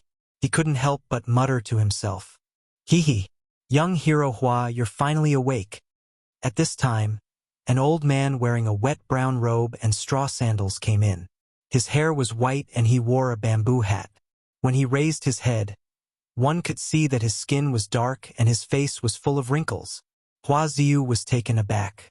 Just as he was about to prop himself up, he felt weak all over and was unable to do so. He strenuously said, "This old mister, you recognize me? Where am I now?" "Young hero, you don't recognize this old man?" The old man frowned when he heard this. He walked over to the bed and grabbed Hua Ziyu's wrist. Then, he closed his eyes and checked Hua Ziyu's pulse. "Young hero's pulse is weak. You must have been seriously injured the day before yesterday and lost too much blood. In addition, young hero's head was injured after falling off the cliff, causing young hero to be unable to remember what happened earlier." After the old man finished checking Hua Ziyu's pulse, he said gently to Hua Ziyu. When he was checking Hua Ziyu's pulse, Hua Ziyu looked at the old man several times. He found that the old man's clothes were not the clothes he usually saw. Moreover, he carefully searched his memory and found that he had never seen this old man before. At this moment, he was convinced that the old man had mistaken him for someone else. As for why he was in this thatched hut in the wilderness, only the heavens knew. Because he was on holiday yesterday, he had just returned home from Yanhuang College. He remembered that he had gone to bed after eating. How did he end up here? That's right. Hua Ziyu was a student of Yanhuang College. During the entrance exam of Yanhuang College in the first year of Jingguan, he got 3rd place and was admitted to Yanhuang College. He wasn't from a rich family. His father passed away early, and it was his mother who brought him up. He planned to wait until he had some achievements in Yanhuang College before taking the exam to repay his mother. But where was he now? How was he going to go back? "Old mister, who are you? Why am I here?" Hua Ziyu shook his head and said to the old man. The old man thought that he was seriously injured and had lost his memory, so he replied, "Young hero Hua, this old man is Xiang and you are now in Jiang County. 2 days ago, when the Qin army was encircling our clansmen, at the critical moment, young hero, you drew your saber and helped us. In the chaotic battle, young hero, with your strength alone, you blocked the Qin army and let us retreat first. Later on, this old man asked around and found out that the Qin army had sent a Chu expert to the bamboo cliff, and it was unknown whether he was dead or alive. That's why I brought people to Bamboo Peak Cliff and pulled a rope through the night to look for you, young hero." "Sigh! You... Wait. Hua Ziyu was dumbstruck when he heard this. Jiang County, Qin Army, Xiang Clan. These words caused an ominous feeling to arise in his heart. He hurriedly interrupted the old man and asked, "Old sir, what era is it now?" Xiang'an's eyes widened as he asked incredulously, "Huh? Young hero, don't tell me you don't even know what year it is now?" Seeing Hua Ziyu's confused face, Xiang'an could only reply, "Today is the 1st year of the 1st emperor, and Zhang had just ascended the throne." "What? This is the Qin dynasty? Hey, Qin K. Qin K. Class is starting. Class is starting. Hurry up and put away, talking big world. After an unknown period of time, Li Tai was completely immersed in this very interesting story. At this moment, he vaguely felt that someone was pushing his arm and calling him. He hurriedly came back to his senses and looked up. The person who pushed and called him was Sun Zifen. At this moment, the classroom was already filled with students. The mathematics teacher, Su Hongji, had just walked to the door of the classroom. It was obvious that the class was about to start. Thank you. Li Tai thanked Sun Zifen, then hurriedly put away, talking big world, and took out the mathematics textbook to prepare for class. Hey, no matter how good Celestial Bane is, Qin K, you shouldn't have taken so long to finish reading it, right? Sun Zifen muttered softly. It's not Celestial Bane. Li Tai was about to explain when Su Hongji had already stepped onto the podium. He could only shut his mouth and prepare to listen to the class. It's just that the novel and unheard of wonderful plot he saw just now was still lingering in his mind. He couldn't help but think, if the current him went to the Qin dynasty through the dream, how would he survive? In the first 19 days of March, no new books appeared in Talking Big World. In addition, it was common knowledge that Leather Knight released a new book today. Therefore, those who bought Talking Big World would first read Leather Knight's new book, Celestial Bane. No one would read other books. That was because they thought they had read all the other books in Talking Big World. Naturally, they would not have thought that a new novel with a non-cultivation theme would appear in Talking Big World today. Even if a small number of people read it later, they only felt that the novel was novel. They did not realize that Dream of the Great Qin would create a new genre in the Tang Dynasty's novel world. And that was the genre of transmigration. Although this transmigration was a little unconventional and forced, it was undeniable that it was a huge innovation in the subject matter. Hee. Interesting. Interesting. I didn't expect that one of the three could give me such a big surprise. In the Yamacho office of Yanhuang College, Li Zixuan was the same as Li Tai. He only found out that there was a new novel in Talking Big World at noon. Coincidentally, the novel also had 10 chapters released on the first day. After reading the first 10 chapters, Li Zixuan's heart was filled with astonishment. Of course, there was also some excitement. In Talking Big World, there was finally an author who jumped out of the cycle of imitation and began to innovate. This made him very happy. Mo Zhong, Li Zixuan shouted. Just as he finished speaking, Mo Zhong walked in from outside the door. Yamacho, you were looking for me? Li Zixuan took out a stack of Tang Yuan from his sleeves and counted it. Then, he handed it to Mo Zhong and said, Here are 2,000 Tang Yuan. Send it to the workshop and tell Mr. Ma that 1,000 Tang Yuan is a reward from me as the Marquis of Yong, and to the author of Dream of the Great Qin, Hua Gongli. The other 1,000 Tang Yuan is a reward from me as another identity. Another identity. Mo Zhong was a little confused. Li Zixuan waved his hand and said, Just say it like that. Mr. Ma will definitely understand what I mean. Yes, Yamacho. Hey, wait. Also, help me send a letter over. Chapter 1294. Oh, Hongyi, this Hua Gongli is you, right? After class in the afternoon, the students who lived nearby went home, while the students who lived far away went to the cafeteria to eat. However, recently, the two soccer fields in Lantian County had matches every day. Although the students who lived far away stayed on campus during the weekend, most of them would go out to watch the matches during the day and return to the academy at night. At this time, Chun Tianhua, Hua Hongyi, and Liao Feichen had just finished their dinner. On the path back to the dormitory, Liao Feichen sighed in disbelief. Hee. Feichen, how do you know that Hua Gongli is me? Hua Hongyi did not deny it. Instead, he joked with interest. Liao Feichen crossed his arms, rolled his eyes and said, Hey, even with my toes, I can guess it's you. Hua Hongyi, 3 words, taking the radical of the last 2 words. Isn't that Hua Gongli? Other than you, who else would give themselves this name? Hua Hongyi praised. Fei Chen is indeed quick-witted. Admirable, admirable. Che. Hong Yi, don't give me that. Liao Fei Chen said unhappily, and then said, Hey, but I read Hong Yi's dream of Daqin at noon, and I think it's really interesting. I have a feeling that your book's results won't be bad. Chun Tianhua at the side also interrupted at this time. Fei Chen is right. Last year, when novels were just popular, Hong Yi, you didn't want to imitate Legend of a Mortal's Journey to Immortality. You said that you wanted to write a novel about the main character roaming the Jianghu and doing chivalrous deeds.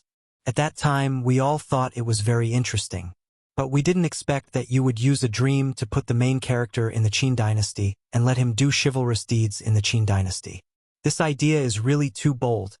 Too amazing. Hong Yi, can you tell us how you came up with this idea? Yes. I also want to know. Liao Fei Chen nodded. Hua Hongyi smiled. After thinking for a moment, he sighed heavily and said, When I was young, I also admired those wanderers. I also thought that when I grew up, I would go to the famous mountains and rivers to learn martial arts. But when I was old enough, my father died of illness, leaving my mother to support the family alone. At that time, I knew that I had no fate with being a wanderer, because I wanted to study hard, get a good reputation, and let my mother live a good life. Last year, when Datong Daily's novels were just becoming popular, I did want to write a novel about a ranger's adventures in the Jianghu and upholding justice. This was my childhood dream, but after thinking about it repeatedly, I felt that the story's appeal was not good enough, so I temporarily gave up. When I was admitted to Yanhuang College, I found that Yamacho had opened the door to a new world for us. The earth under our feet is round. People can communicate with each other even if they are far away, and the sun has 7 colors. After entering the college, I felt that inspiration for writing came rolling in. I felt that Yamacho's engineering could change the Tang dynasty and the world. At that time, I had another idea, which was to combine engineering and wanderer.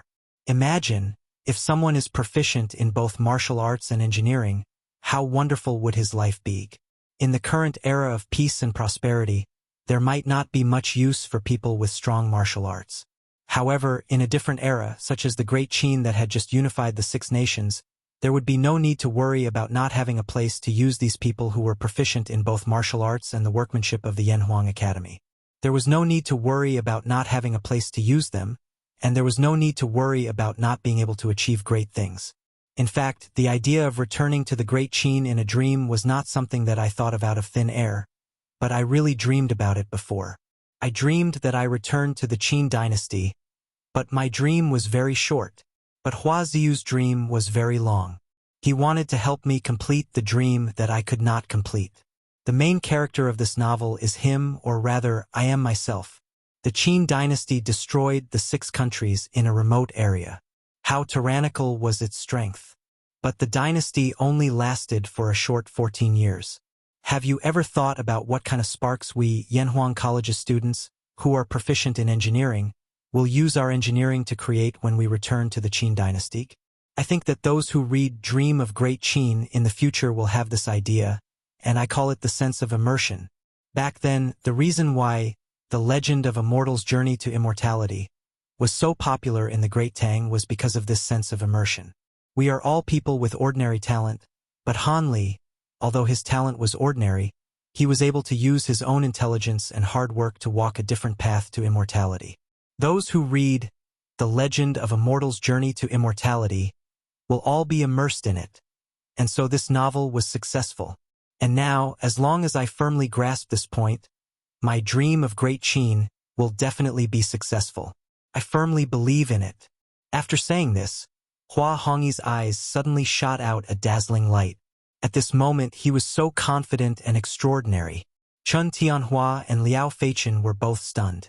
It was because of Hua Hongyi's childhood experience, Hua Hongyi's original intention of writing Dream of Great Qin, and even more so because of Hua Hongyi's conclusion of The Legend of a Mortal's Journey to Immortality that swept the Great Tang.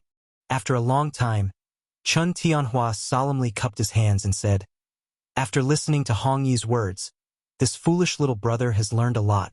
Now I understand why Mai and Fei Chen's novels have never been able to surpass the legend of a mortal's journey to immortality. It is because we have forgotten our original intentions. Novels are just a product of people's dissatisfaction with reality. Hong Yi, you are better than us, and you have done better than us. If you continue to write Dream of Great Qin properly, it might really be able to compete with Leather Knight's Jade Dynasty in the future. If you have any requests in the future, Fei-Chen and I will definitely do our best to help. We only hope that you will never forget your original intentions. Only then can you become a god with one book. Liao Fei-Chen's expression was complicated. He did not expect that the existence of the bottom of the three of them would have the opportunity to take a peek at the supreme throne of the great Tang novel world. At this time, he also said, Tianhua is right. After listening to Hong Yi's words, we have indeed benefited a lot. Haha. Without a doubt, before the workshop closes, I will go and reward my good brother. Although I can't afford to be the Alliance Master, I should still be a Hall Master. Don't you think so? Although Liao Fei-Chen had been writing novels in Datong Daily for more than half a year, 20 strings of coins was still a cut of flesh and blood. Chun Tianhua also reacted and hurriedly said, Yes, yes, yes, Fei-Chen, let's go to the workshop to reward now. Hey, don't. We are all good brothers. Why are you treating us like outsiders? Hua Hongyi stopped the two and then said with a smile, If you two good brothers want a reward, why don't you just give me 20 strings of coins each? If you send it to the workshop will have to split it in half. Get lost. The two angrily said in unison. Chapter 1295. Guanqing County, Yiyang Square. There was a house with 3 entrances with the words House of Yi written on it. There were 2 servants guarding the door. Looking at this house, it was obviously a rich family. As night fell, 2 lanterns were lit at the entrance of the house, illuminating the street in front of the house. In a side room in the backyard of the House of Yi. Monk, I heard from your second uncle that Guanqing County was attacked by a large number of bandits a while ago, so the security in the city was handed over to the state government. But I feel that this is not the case. Something is not right. In the side room, little Yu and Yi Fashion sat opposite each other. The dim candlelight shone on their faces, and there was a hint of depression in the silence. Hearing this, Yi Fashion shook his head and said, I also feel that something is not right. It has been a few months since the bandits attacked Guanqing County. The state government's troops should have dispersed long ago, but now they are still guarding Guanqing County. And from what my second uncle said, Wei Zuoqing is not in the county. There must be something wrong. Little Yu frowned and thought for a moment. Suddenly, her eyes lit up and she said, Monk, could it be that your second uncle is hiding something from us? I saw that when he mentioned Wei Zuoqing, his face was a bit unnatural. He even advised us not to ask about things that we should not ask about, or else he would not be able to protect us. Today, I went to the city to ask a few people about Wei Zuoqing's whereabouts, but the people said that Wei Zuoqing left Guanqing County a month ago and returned to the capital to report on his mission. How is this possible? If it is really as they said, we would definitely have seen Wei Zuoqing County in Chong, and before coming to Zhengzhou. Yi Fashion closed his eyes. After a while, he opened his eyes and said, Miss Li Yu, your analysis is right. But the reason why my second uncle deliberately hid it from us is because he wants to protect us. The situation in Guanqing County is very delicate now, and anyone can see that there is something wrong. Although my second uncle is only my distant uncle, he has always been close to the Yi family. And he has always been an upright person. He would never harm me. Monk, what are you thinking? I did not say that your second uncle wants to harm us.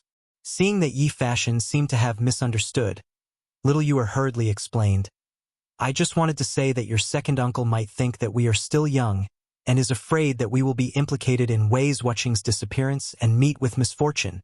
However, I can directly reveal my identity to your second uncle and say that I was sent by the Marquis of Yong and to investigate the disappearance of left Deputy Wei. Once your second uncle knows of my backing, he will definitely tell me the truth. Absolutely not. Yi Fashion's expression changed, and he shook his head without thinking. Miss Liu, your identity is special, and my cousin has a blood feud with the Chui family. Even I have to deliberately conceal myself in my second uncle's house, and I don't want to see outsiders, let alone you. You don't know how powerful the Chui family is in Zhengzhou. They have many spies in Guangxing County. If old Chui finds out that you were sent by my cousin, he will definitely bring people to kill you. When that time comes, even my second uncle won't be able to protect you. What's more, the inner city of Guangxing County is heavily guarded. Only people can enter and not leave. Even if they kill you and me, my cousin won't be able to get the news in a short period of time. Therefore, your identity cannot be easily revealed. Do you understand? Little Yu bit her lips and nodded. Yes. Fashion, from what you're saying, you also think that the delicate situation in Guangxing County is caused by the Chui family? Yi Fashion said in a deep voice. If it's not the Chui family, who else could it be? This Zhengzhou provincial governor Pan Jinyue was a retainer of the Chui family. With him around, if old Chui wanted to mobilize the state's army, wouldn't it be easy for him to do something? Little Yu frowned. Then do you think that Left Deputy Wei's disappearance was caused by the Chui family? Yi Fashion stood up with his hands behind his back. It's very possible. The most important thing now is to find Left Deputy Wei as soon as possible. I think he should know something that the Chui family doesn't want him to know. Yes, yes. Great minds think alike. I think so too. Little Yu blinked her eyes playfully, and then frowned. But where should we go to find Left Deputy Wei? When Yi Fashion heard this, he fell into deep thought. Then, his eyes suddenly lit up and he shouted, "Who is it?" Before he could finish his sentence, his whole body had already rushed out of the door, leaving a series of afterimages in the air. Little Yu turned pale with fright and hurriedly followed him out. She saw a person wearing a servant's uniform being stepped under Yi Fashion's foot. "Who are you? Why were you sneakily eavesdropping outside the door just now?" Yi Fashion asked with a gloomy face. The servant hurriedly waved his hand and said, "Young master, I didn't eavesdrop. I was ordered by my master to bring you tea and snacks." After saying this, he was afraid that Yi Fashion would not believe him, so he pointed at the teacups, plates, and snacks that were scattered not far away. Yi Fashion frowned. At this time, the commotion here had already alerted the rest of the Yi family. Yi Fashion's second uncle, Yi Minglei, was hurrying over from not far away. "Fashion, what happened?" Yi Minglei hurriedly walked over and asked when he saw this scene. Yi Fashion's expression changed. He then took a step back and let go of the servant on the ground. He saluted Yi Minglei and said, "Second uncle, it's nothing. It's just a misunderstanding. Just now, this person came to bring tea and snacks to the Fashion, but the Fashion mistook him for an assassin. The Fashion was reckless. I hope you can forgive him." "Oh, so that's what happened." Yi Minglei looked at the servant on the ground and waved his hand with a smile. "It's all right. It must be the servant in second uncle's residence who did not follow the rules and caused you to misunderstand. Now that the misunderstanding has been resolved, Fashion and little Yu you should rest early." "Yes, second uncle." "Yes, Uncle Yi." Yi Fashion and little Yu saluted one after another. Yi Minglei nodded and looked at the servant. He said sternly, "You are Wang He, right? Next time, be more efficient. If I see you not serving the young master well again, I will chase you out of the Yi family." Yes, yes, yes. I know my mistake. Thank you, master, for your forgiveness." "Thank you, young master, for your forgiveness." The servant's face was filled with panic as he knelt down and kowtowed. You may leave." Yi Minglei waved his hand and said, "Yes, master." The servant picked up the scattered snacks and cutlery on the ground and quickly excused himself. Yi Minglei saw that there was nothing to do here. He said a few words of concern to Yi Fashion and then left. Little Yu opened her mouth and was about to say something when Yi Fashion quickly gestured for her to keep quiet. He pointed at the door and said softly, "Let's talk inside." After saying that, he led the way into the house. Little Yu looked around carefully and then followed in. Chapter 1296. Monk. Did the servant eavesdrop on us? Ye Mansion. After both of them entered the house, Little Fishy asked Ye Fashion anxiously. After listening to Ye Fashion's analysis, Little Fishy knew how deep the waters of Guangxing County were and how dangerous their current situation was. Hence, she became more cautious in her words and actions. Ye Fashion frowned and shook his head. I'm not sure either, but I felt that something was wrong with his expression. Miss Liu, you should go and rest first. I'll keep an eye on Wang He tonight to see if he has any tricks up his sleeve. As for Wei's watching, if we can't find any news about him within 3 days, I'll go to the provincial governor's mansion secretly to see if there are any clues. Ye Fashion noticed someone outside the door and subdued Wang He in a split second. Today was the first time Little Fishy saw Ye Fashion reveal his martial arts skills. But she was still worried. Monk, although your martial arts skills seem to be very powerful, the provincial governor's mansion is heavily guarded. If something happens to you, how am I going to explain it to my teacher? No matter what, you can't take the risk alone. At most, I'll reveal my identity to your second uncle and ask him to cooperate with our investigation. Ye Fashion shook his head. Miss Liu, you don't have to worry about me. Those guards in the provincial governor's mansion won't be able to find me. Moreover, Wei's watching is a good official. As a cultivator, we should take on the responsibility of saving lives. If we save Wei's watching, he can save more people in the future. I've made up my mind, you don't have to persuade me anymore. Go back and rest early. I'll keep an eye on Wang He and see if I can find any clues. After saying that, Ye Fashion tightened his clothes and left the house. Liu wanted to chase after him, but Ye Fashion's figure was nowhere to be seen. Humph. So what if you have martial arts skills? Don't you know that people with brains are the most powerful? Little Fishy stomped her feet in dissatisfaction and returned to her room. But after a while, she walked out again because she suddenly remembered that this was Ye Fashion's room. The next day, Chang'an City. After the explosive first day, Celestial Bane's popularity continued to ferment. On the second day of Dahua Jianghu, Celestial Bane's section was filled with bountiful red rewards. Among them were quite a few prominent figures such as Crown Prince Li Tai, Princess Changle, Prince of Wei, Prince Li Ku, Prince of Han, Chang Chumo, Zhang Sun Chong, and other sons of high officials and nobles. Almost all of them gave hundreds and thousands of strings of rewards. The number one fan of Celestial Bane was none other than the young master of Misty Rain Villa, Zhang Qianjun. Yesterday morning, he sent someone to send another 5,000 Tang Yuan. In total, he gave 10,000 Tang Yuan, which was 10,000 strings of cash. There were more than 1,100 people who tipped more than 100 strings of coins. In other words, there were over 1,000 League Masters on the first day of Celestial Bane's release. It was a grand occasion that only happened when a legend of a mortal's journey to immortality was released. From this, it could be seen how terrifyingly popular the so-called Leather Knight was in the Tang Dynasty's novel world. Celestial Bane is crazy. It's just the first day of publication and I've already received so much money. It's unbelievable. Yeah. His Highness the Crown Prince and Her Highness the Princess both tipped him 1,000 strings of cash. I wonder who this Leather Knight is, to be able to gain the favor of His Highness the Crown Prince and Her Highness the Princess. If he reveals his identity, the Crown Prince will definitely put him in an important position. He has a bright future ahead of him. But why do I feel that Celestial Bane isn't as exciting as a legend of a mortal's journey to immortality? Heh, it's only been 10 chapters. What can we tell from it? It won't be too late to comment after the word count increases. That's right. The beginning of Celestial Bane isn't very exciting, and the fighting isn't intense. But the sentences are beautiful and it's comfortable to read. Who knows? The plot might get more intense and interesting later on. Whoa, quick, look at the last novel, A Dream Back to Great Qin.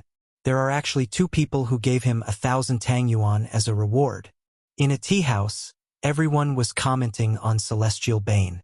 Suddenly, someone screamed, and everyone flipped to the last few pages of talking about martial arts world at the same time.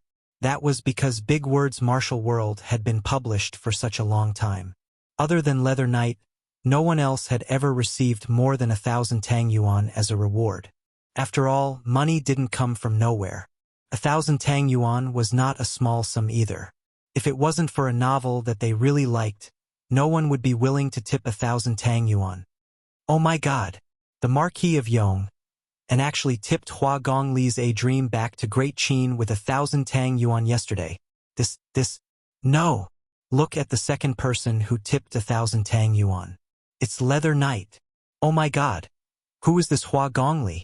How did he get the Marquis of Yong'an and Leather Knight to personally tip him? If I remember correctly, this is the first time Leather Knight tipped someone else's novel, right? And it's a one-time reward of 1,000 Tang Yuan. What is he trying to do? Does he think that Hua Gongli's Dream Back to Great Qin is a good book? No. I have to take a look. A novel tipped by both the Marquis of Yong'an and Leather Knight. I have to take a look at it no matter what. That's right. That's right. Tong and go and find me the contents of the previous editions of Dreaming of the Great Qin. Yes. Young master. Young master. I found it. I found it. Here you go. What do you mean? Why is there only one? Young master, there's only one. This Dream of Great Qin was only published yesterday. What? You're saying that Dream Back to Great Qin was published on the same day as Celestial Bane? F***CK. This Hua Gongli has guts. He actually dared to publish it on the same day as Leather Knight. No wonder I've never heard of this book before. Haha. I'm definitely going to read this book. Haha. Just based on Hua Gongli's courage, I'm definitely going to read Dream Back to Great Qin. If it's really well written, I'll definitely reward it. After all, even though Leather Knight writes a lot every day, it's still not enough for me to read. The news of Leather Knight and the Marquis of Yong, and working together to reward a newcomer's novel quickly spread throughout Chang'an City. Furthermore, people slowly realized that this newcomer had published his new book at the same time as Leather Knight yesterday. They couldn't help but admire Hua Gongli's courage. In an instant, countless people picked up yesterday's big words of Jiang Hu and began to read the brand new story. Dream Back to Great Qin. Hong Yi, you're on fire. Haha, you're on fire. Yanhuang College. On Saturday, most of the students who stayed back in school ran out to watch the football match. Hua Hongyi and Chen Tianhua chose to stay in the classroom to write. Suddenly, Liao Feichen ran in from outside the classroom and said excitedly when he saw him. Hua Hongyi raised his head and said in confusion, "I'm on fire? What fire? Feichen, what are you talking about?" Chapter 1297. Hong Yi, you're on fire now. You're rich now. Yamacho and Leather Knight each tipped you 1,000 Tang Yuan. 1,000 Tang Yuan. In a classroom of Yanhuang College. Liao Feichen panted heavily and said with a flushed face, "What? Yamacho and Leather Knight each tipped Hong Yi 1,000 Tang Yuan?" Chen Tianhua exclaimed. He knew that Hua Hongyi's novel, Dream of the Qin, would be successful, but he didn't expect it to be so successful. He actually won 2,000 Tang Yuan on the first day of publication. This kind of result was probably only the legend of a mortal's journey to immortality could compare. Hua Hongyi himself was also shocked by the news. Obviously, he didn't expect that he would receive such a huge reward on the first day of publication. After a long while, Hua Hongyi said, "Dream of the Great Qin Empire, Great Qin Empire. Feichen, you're not joking with me, right?" Liao Feichen said unhappily, "Who's joking with you? Here, this is today's bragging world. Why don't you take a look at it yourself?" Hua Hongyi took the bragging world from Liao Feichen with trembling hands. He flipped to the end and found the section of Dream of the Qin. Sure enough, at the end of the main text, there were 2 lines of red rewards. Reward, extravagant extravagance, moving me to tears. Sir's talent deserves this reward. Marquis Yong and Li Zixuan tipped Dream of the Qin, 1,000 Tang Yuan. It's a rare and innovative book. I hope you can continue to maintain the standard. Reward, extravagant extravagance, moving me to tears. Sir's talent deserves this reward. Leather Knight tipped Dream of the Qin 1,000 Tang Yuan. 1,000 cups of wine is not enough when drinking with a bosom friend. Sir, you've opened a new path and are creative. You should be my bosom friend. It's true. It's actually true. Hua Hongyi's whole body was trembling. Obviously, he was too excited. At this moment, his lips trembled as he said, Mother, you don't have to work for others anymore. Father, your son has made a name for himself. You can rest in peace now. Seeing this, Chun Tianhua stood up and patted Hua Hongyi's shoulder and said, Hongyi, Feichen and I are happy for you. If your mother knows about this, she will be happy for you too. Why don't you go home now? Although Feichen said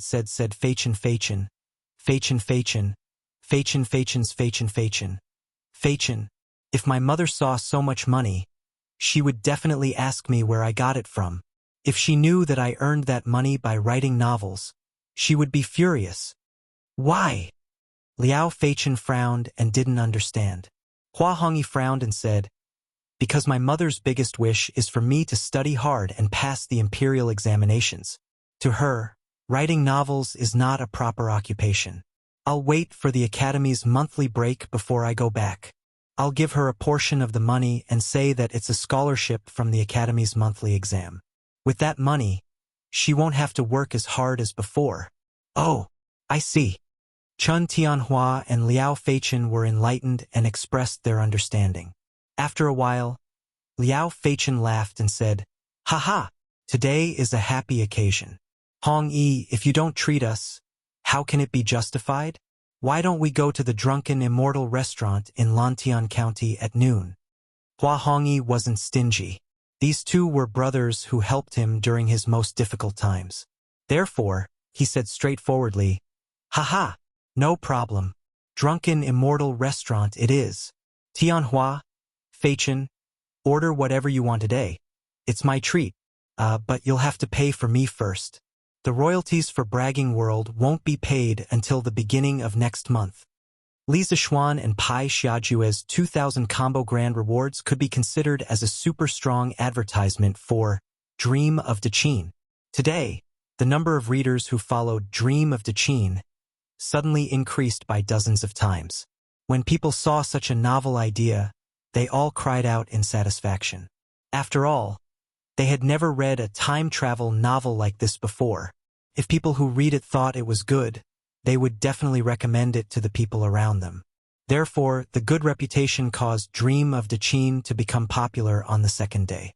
The number of people who rewarded it was also countless.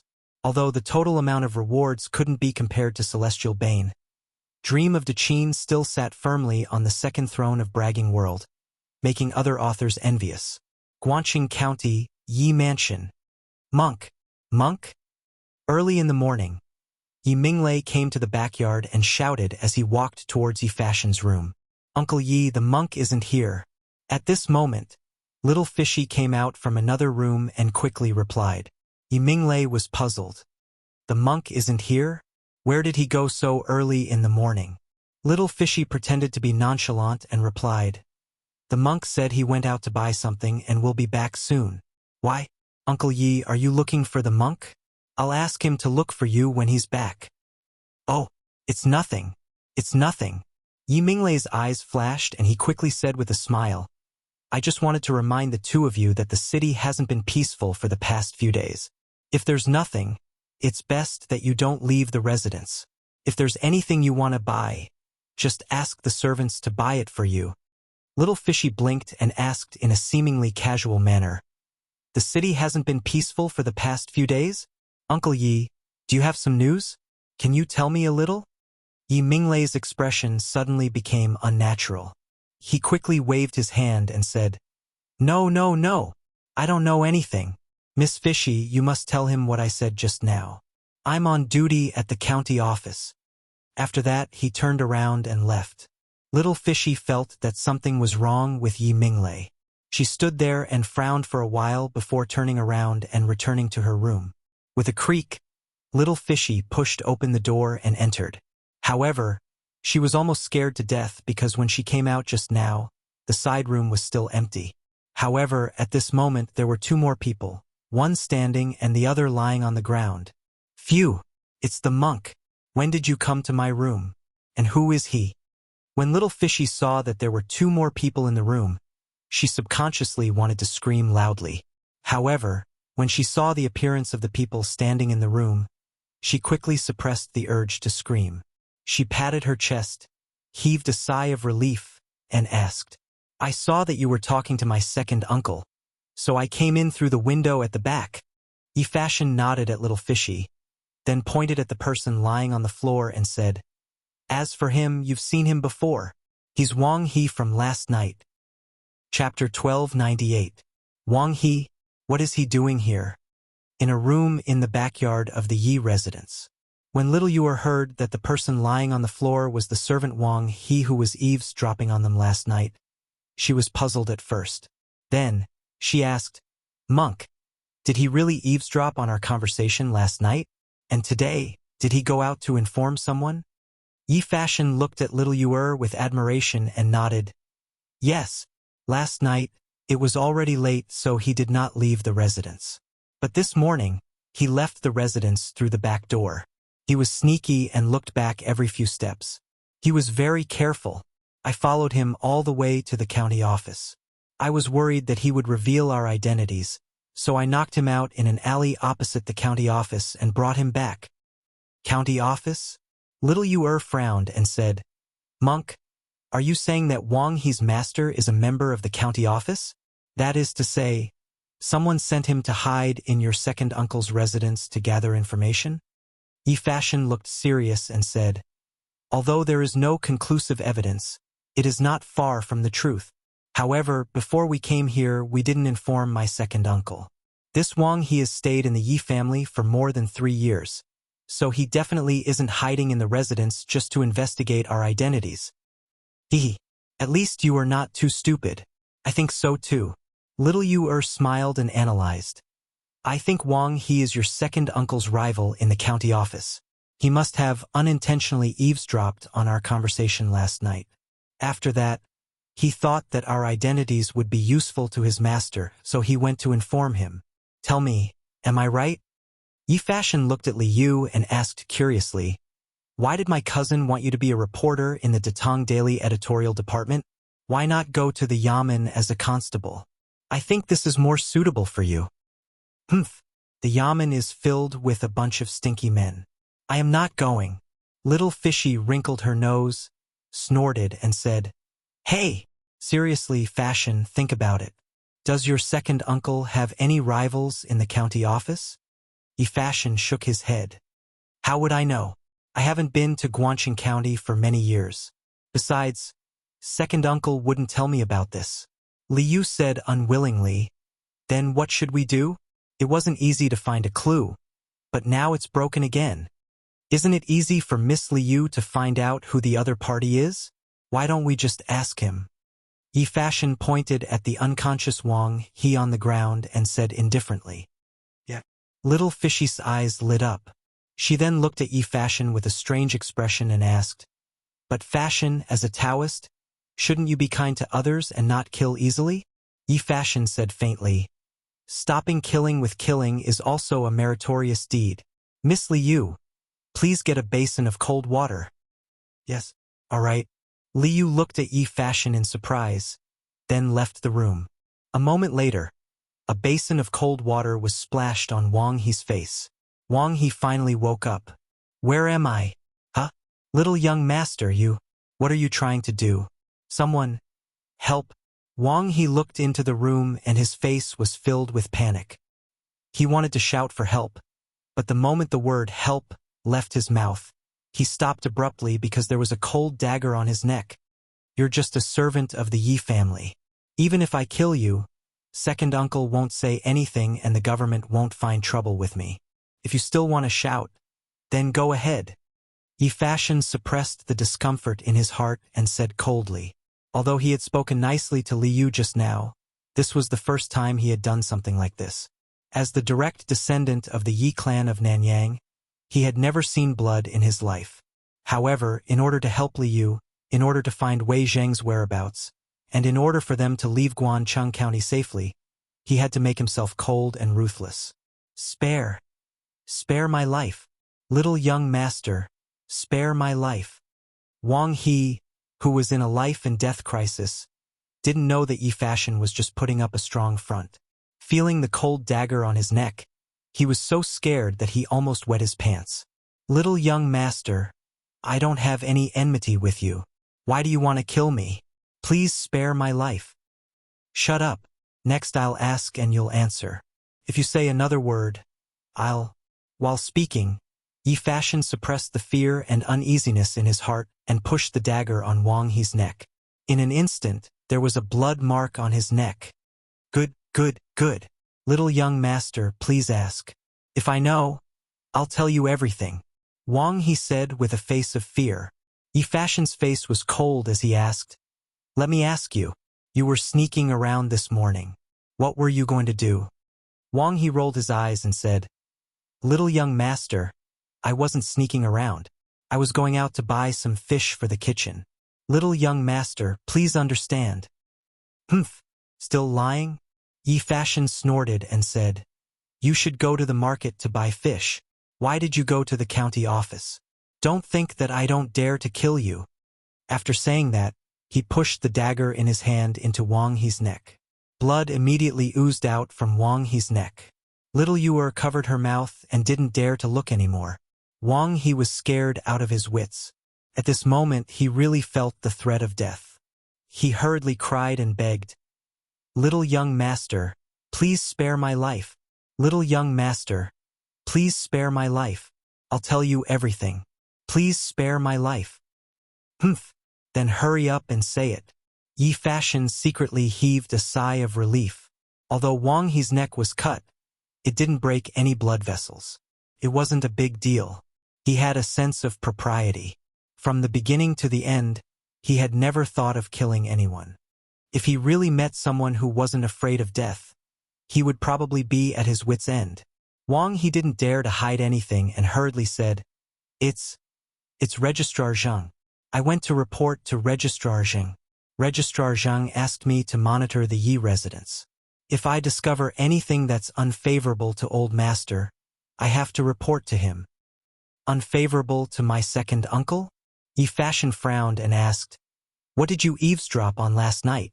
Wang He hesitated for a moment and gritted his teeth. "I heard that Miss Yuer was sent by Duke Yong, and to look for left Deputy Wei.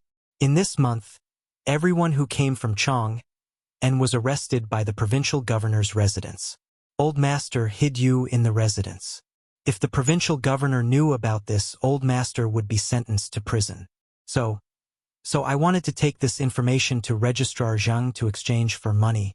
I know my mistake. I hope little young master will spare my life." "Humph, you're a traitor who lives off me." Yi Fashion was furious when he heard this. He couldn't help but punch Wang He in the stomach. The latter instantly arched his body in pain. Bam! Yi Fashion used his palm to chop the back of Wang He's head. The latter made an ugh sound and fainted again. "Miss Liu, help me find a rope. I want to tie him up and hand him over to second uncle." Chapter 1299. 2 in 1 chapter. "Monk, you want to hand Wang He over to your second uncle? Then are you going to tell your second uncle about the purpose of our trip?" Liu asked cautiously. Yi Minglei's words in the morning and the collusion between Wang He and the county magistrate made her feel that the current situation in Guan City was complicated and confusing. It was like the calm before the storm. "Miss Liu, take a look at this first. I bought it on my way back." Yi Fashion shook his head and did not answer Liu's question directly. Instead, he took out a roll of paper from his sleeve and passed it to her. "What is this?" Little Yu took it and read the content clearly. She could not help but be shocked. "Zhengzhou Daily? Monk, who is so bold to print newspapers privately? Ever since Liu sent you Shernan and the rest to monitor the content of Datong Daily. Datong Daily was officially taken over by the state. Although the imperial court did not make any explicit rules, it was an undeniable fact that it was forbidden to publish newspapers privately. After all, the imperial court had to control public opinion. But now there was a newspaper similar to Datong Daily in Zhengzhou. This was shocking. What was the Zhengzhou provincial governor trying to do? Or what was the Chui family trying to do? Yi Fashion said in a low voice, "Read the content first." Li Yu obeyed and lowered her head to read it carefully. The more she read, the more surprised she was. Tang Dynasty Daily had 3 sections: interaction between literati, current news, and boastful words of Jiang Hu. However, Zhang Zhou Daily only had 1 section that was similar to interaction between literati. It was full of articles written by great Confucians. What shocked little Yu was not this, but the content of the articles. The current emperor did not obtain the throne properly. He killed his brother and imprisoned his father. Heaven and earth cannot tolerate this. The fake emperor, Li Shimin, is of Hu blood. He destroyed the foundation of the Han people. He should be punished by both humans and gods. Taking over one's brother and sister-in-law, violating human relations, destroying morality. Everyone should abandon him. The descendants of Yan and Huang, the Han people, should rise in rebellion, destroy the tyrant, restore morality, and restore order to the people. The titles of these articles were shocking enough, not to mention the content. Li Yu could not help but break out in cold sweat. Monk, is someone trying to incite the people of Zhengzhou to rebel? Putting down the newspaper, Li Yu's face was frighteningly pale. After a while, she looked at Yi Fashion and asked. She had initially decided to come to Zhengzhou because she thought that Wei Zhang had been retaliated against by some corrupt officials. She wanted to investigate clearly. However, she had never expected that the waters in Zhengzhou were so deep that there were actually people who wanted to rebel. This was equivalent to poking a hole in the sky. Yi Fashion's expression wasn't any better. His eyes were like lightning as he looked at Li Yu and said word by word, "It's not that someone is inciting the people to revolt, but that within Zhengzhou, the Cui family is planning a coup d'etat from top to bottom. In the morning, second uncle told us not to go out for the next 2 days, so I think they will definitely take action in the next 2 days." Li Yu's expression changed. Her heart was also in turmoil. "Monk, do you know how long this Zhengzhou Daily has been published?" Yi Fashion's expression was gloomy. "I asked the bookstore owner. He said that a month ago, Guangxing County already had Zhengzhou Daily. At the beginning, the content was still normal. However, later on, there were many articles criticizing His Majesty and attacking the court. All of them were written by famous scholars in Zhengzhou. These scholars often have students all over the country and have a great influence. In addition, this month, there were many scholars giving lectures in Guangxing County. The content of their lectures were all criticizing His Majesty. As the saying goes, 3 people make a tiger. These scholars have always had a high reputation among the people. Now, there are many people in Zhengzhou who are hostile towards the court and His Majesty. As long as there is someone who wants to incite them, this group of people will become the vanguard of the aristocratic family's rebellion against the court." Little Yu Er's face was aghast. She staggered back 2 steps and said, "If that's really the case, then what should we do? Also, where is Wei Zuoqing now? Could he have been harmed by them?" "I don't know. However, I plan to make a trip to the provincial governor's office tonight. Time waits for no one. We have to find Wei Zuoqing's whereabouts as soon as possible. But before that, I have to talk to my second uncle. Fashion, are you going to tell Uncle Yi the purpose of our trip?" Yi Fashion sighed helplessly and said, "Let's go first and see what happens next." Little Yu also frowned and sighed. She said, "I didn't expect old grandfather Cui to become so smart. Last time in Chang'an, Sir made use of the fierce public opinion to chase old grandfather Cui back to his ancestral land in Zhengzhou. Today, old grandfather Cui is giving him a taste of his own medicine. He is using public opinion to incite the people to rebel against the court. Although using Zhengzhou to rebel against the entire Tang Empire is tantamount to throwing an egg at a rock, and they don't have much chance of winning. These people who are controlled by public opinion will have to pay with their lives for the Cui family's ambition. When the time comes, who knows how many people will die." In the evening, Yi Minglei returned from the county yamen. The moment he entered, he was invited to the backyard by Yi Fashion. Yi Fashion told Yi Minglei about how Wang He secretly went to the county yamen in the morning to inform him. When Yi Minglei heard the news, his eyes darkened. After a moment of silence, he said, "Men, old master, At this moment, two powerful servants came in. The two of them bowed and said. Yi Minglei's eyes were cold as he ordered, "Drag Wang He away. Drown him in the pond. Old master, please spare me. Old master, please spare me. I know my mistake. I won't dare to do it again." Wang He was tied up like a dumpling. When he heard that Yi Minglei wanted to drown him, he immediately struggled violently and begged for mercy. "Take him away." Yi Minglei was unmoved and said coldly. Only then did the two servants react. They quickly dragged Wang He away. "Old master, I know my mistake. Spare me. Spare me. Ha ha ha ha. Yi Minglei, if you kill me, you won't live for long. The county magistrate and the registrar will avenge me." Avenge. Outside the house, Wang He's pleas and vicious cries were getting further and further away. At this moment, Yi Minglei turned around and looked at Yi Fashion with a burning gaze. He asked, "Fashion, you didn't come here just to visit second uncle, right?" Although it was a good thing for Yi Minglei that Wang He was caught for leaking information, the person who caught Wang He was Yi Fashion. Under normal circumstances, Yi Fashion would not follow a servant. Hence, there was definitely something fishy going on. Yi Minglei had been in the bureaucracy for a long time. How could he not have thought of this? Under his intense gaze, Yi Fashion nodded slowly and said, "Second uncle's guess is correct. This Fashion did not come here just to visit you. But before I tell you the truth, I would like to ask second uncle, which is the most important in your heart, the Cui family or the emperor?" After saying that, Yi Fashion's eyes stared unblinkingly at Yi Minglei's face. Yi Minglei frowned deeply and his expression changed. "Fashion, why would you ask such a question? Second uncle, don't hide it from me. Although I don't fully understand the current situation in Zhengzhou, I still know a little about it.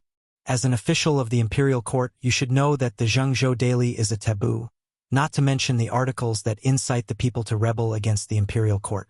Now that things have come to this, I want to know, second uncle, which side will you stand on?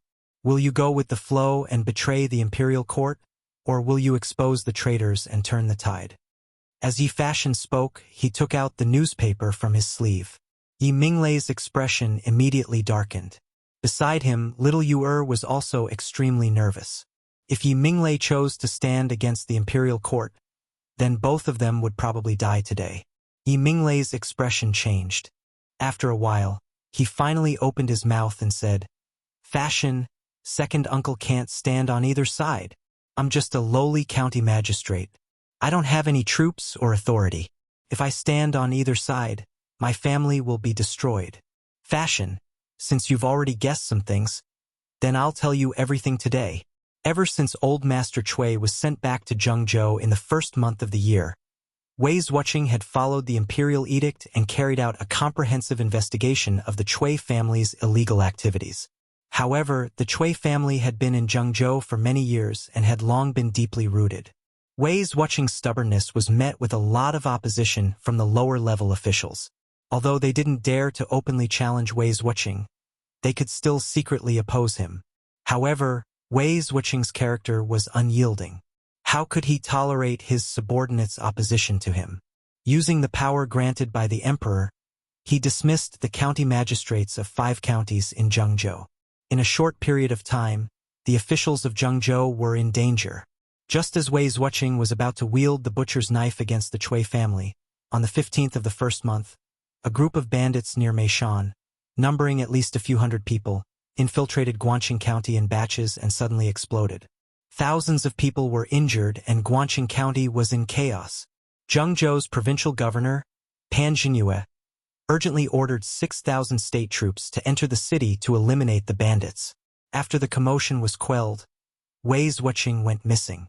The imperial guards who came with Wei's watching were all killed. When the provincial governor learned of this, he was furious and ordered the provincial government to lock down the city. No one was allowed to leave. Li Yu and Yi Fashion couldn't help but widen their eyes. They never thought that so many things would happen in the few months that Wei Zheng had been in Zhengzhou. Crazy. This group of people is crazy. They actually dared to collude with the bandits and murder an important official of the imperial court. This is a serious crime that can lead to the execution of 9 generations of the family. Li Yu's eyes were filled with shock. With her intelligence, she almost instantly understood where the bandits came from. It was nothing more than the Cui family wanting to remove Wei Zheng, this stumbling block, so they deliberately colluded with the bandits to create chaos. However, Wei Zheng was the dignified left prime minister, one of the important officials that Li Er relied on the most. Since the Cui family dared to do this, it meant that they were prepared to rebel against the imperial court. Yi Minglei shook his head and said, "Even Miss Li Yu could see through this matter. How can others not see through it? How can this old man not see through it?" However, the Cui family is powerful, and together with the provincial governor of Zhengzhou, the news can't be spread. This month, Provincial Governor Pan ordered the Guangqing County Yamen to organize people and set up the editorial department of Zhengzhou Daily. The content of the newspaper will be written by his right-hand men. The editorial department is only responsible for typesetting and printing. I'm sure you have seen the articles written by the provincial governor's right-hand men.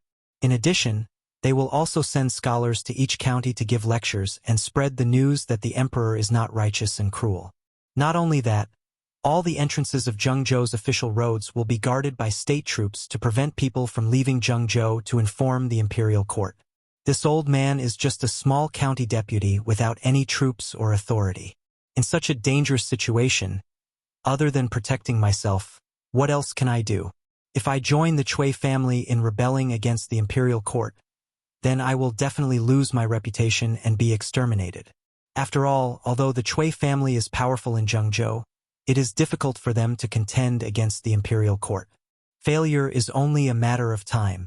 However, if this old man opposes the Cui family and goes to inform the imperial court, then my entire Yi family will die without a burial ground.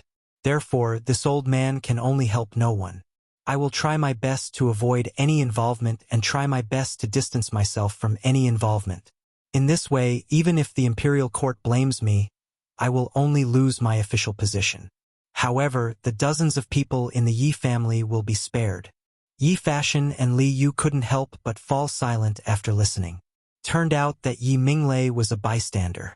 Although he didn't have much power, his heart was as clear as a mirror. He had already seen through the situation in Zhengzhou. What he wanted was very simple. He just wanted to protect the lives of his entire family. Second uncle, it's not wrong for you to choose to protect yourself. However, have you ever thought that when the Cui family really wants to rebel, they will not tolerate a subordinate who wavers between two sides? Those who achieve great things will plan before acting, let alone something as big as a rebellion. Fashion dares to guarantee that before the rebellion, the Cui family will force you to make your stand clear. When that time comes, what will you do? In the room, the three of them were silent for a moment. Then, Yi Fashion looked at Yi Minglei and said in a low voice. Yi Minglei's face instantly turned ugly. Obviously, he hadn't thought of this point. Perhaps, although he had thought of it, he was still holding on to the hope that he could numb himself. To put it bluntly, he was running away. Fashion, you've grown up. However, in this situation, what can this old man do? Since I'm gonna die either way, I might as well drag this out a little longer. Perhaps there's still a chance of survival. If I agree with the Cui family now or turn against them, then there will be no turning back in the future. Yi Minglei said with a pained expression. He was now in a dilemma. If he stood on the Cui family's side now, then when the imperial court came to settle the score, he definitely wouldn't be able to escape. If he turned against the Cui family, then he wouldn't be able to escape now. Therefore, all he could do now was drag this out. Uncle Yi, instead of waiting for death, why don't we fight with all our might? Perhaps there's still a chance of survival? At this moment, Li Yu stood up and said. Yi Fashion opened his mouth, wanting to stop her. However, Li Yu returned a reassuring look and then looked at Yi Minglei with a serious expression. Only then did Yi Minglei look at Li Yu. After a moment, he narrowed his eyes and said, Miss Little Yu, your identity shouldn't be simple, right? Chapter 1300. A few days ago, when Yi Fashion brought Li Yu to seek refuge with Yi Minglei, he only told him that this lady was called Little Yu and was a good friend of his. At that time, Yi Minglei thought that this lady was Yi Fashion's sweetheart, so he did not ask much. But these few days when they lived in the manor, the two of them did not show any signs of intimacy. They really seemed like good friends, which made Yi Minglei very suspicious. At this moment, Li Yu's provocative words made him start to seriously examine this lady in front of him. Li Yu smiled and said, "Uncle Yi, I am from the Chong and Datong Daily Editorial Department." Little Yuer was not stupid. From the previous few conversations, she could tell that Yi Minglei was a hesitant faction and could not be considered as the Cui family's lackey. Since that was the case, she had a chance to win Yi Minglei over to their side. After all, Zhengzhou's current dangerous situation could not be solved by just her and Yi Fashion, these two outsiders. If she could win Yi Minglei over, then it would be much easier for them to do things. Although Yi Minglei had no military power, he was after all the county magistrate of Guangqing County, so he had a lot of information. If she wanted to win Yi Minglei over, then she could only come clean and tell him the truth. From the Datong Daily Editorial Department? Just a few words, but it was like a rolling thunder, shaking Yi Minglei's heart and soul. After a while, Yi Minglei came back to his senses and asked, "This old man used to read Datong Daily every day. There were many current news articles written by a person called Li Yu. Could it be you?" Mentioning this, little Yuer was abnormally happy and said, "Yes, yes, yes. It's me. It's me." Yi Minglei's gaze focused and asked, "Then Lady Li Yu, why are you here? Could it be that His Majesty or Marquis Yong and already know about the current situation in Guangqing County? If the imperial court knew about the news and took action in advance, he might be able to make some arrangements to protect his family." To his disappointment, little Fishy shook her head and said, "The imperial court and sir, oh, it's the Marquis of Yong, and it's just that I'm used to calling him sir. Actually, the imperial court and sir don't know what's going on in Zhengzhou. I only heard that Zhengzhou was in chaos some time ago, and I was worried that a good official like Wei Zhuoqing would be harmed by scoundrels, so I asked teacher to let me come to Zhengzhou to investigate. I didn't expect the Cui family to be so daring as to plot a rebellion." From these words, it wasn't difficult to discern that Li Yu had a rather good relationship with Li Zishuan, and this caused Yi Minglei to be unable to help but have a whole new level of respect for Li Yu. "Miss Li Yu, how many guards did Marquis send to escort you this time? Where are they now? Did you sneak into the city?" Li Yu didn't know whether to laugh or cry. It turned out that this person was still hoping that he could call for reinforcements. Speaking of which, she couldn't even protect herself now, alright? "Uncle Yi, little Fishy only has Fa Shan by her side this time," Li Yu said weakly. When Yi Minglei heard this, he couldn't help but be disappointed. "With just the two of you, how am I supposed to fight with all my might? When the time comes, I'll only have two more heads. From what I see, it's better for the two of you to hide during this period of time. After all, this matter has nothing to do with you." Even at this time, Yi Minglei had never thought of harming Yi Fashion and Li Yu. From this, it could be seen that he could be considered a righteous man. It was just that he had his family behind him that he had to be wary of, so he had no choice but to be an ostrich for the time being. Li Yu bowed and said, "Many thanks for Uncle Ye's good intentions, but I'm definitely going to take care of this matter. I can't just stand by and watch the people of Zhengzhou be deceived and muddled into rebelling. When the time comes, they'll end up with their families ruined. They're innocent. Although I didn't bring any guards with me this time, but with the current situation in the city, no matter how many guards I bring, it's useless. If we want to break out of this situation, we can't fight them head-on. We can only use our wits." Yi Fashion nodded, his face full of agreement. Yi Minglei frowned and said, "How do we use our wits?" Li Yu smiled and said, "Before answering this question, I'd like to ask Uncle Yi, is Wei Zhuoqing dead or alive? If he's still alive, where is he now? If they could find Wei Zheng, then everything would be easy." The civil officials of the early Tang dynasty were not as weak as the civil officials of the Song, Ming, and Qing dynasties. Most of the civil officials at this time had fought with the army, and Wei Zheng was not an exception. At the end of the Sui dynasty, when the 18 rebellions rose up, Wei Zheng was even a dog-head military advisor for Li Mi in Wagong village. So, although Wei Zheng was not good at war in terms of commanding, old Wei still had his own way of doing things. Now, if they could find him and let him command, then their chances of breaking out of this situation would be much higher. Yi Minglei thought for a while and replied, I don't know if Wei Wuxia is dead or alive. The county government and state government have no news of his whereabouts. But I feel that Wei Wuxia is definitely not dead. Why does Uncle Yi say so? Li Yu's eyes lit up as he asked excitedly. Yi Minglei replied, because we haven't found Wei Wuxia's body. As for the Imperial Army guards that came with Wei Wuxia, they were all stabbed to death. So this old man thinks that Wei Wuxia was either captured and imprisoned. So he hasn't shown himself recently, or he has already escaped. Li Yu smiled and said, I think so too. Oh, right.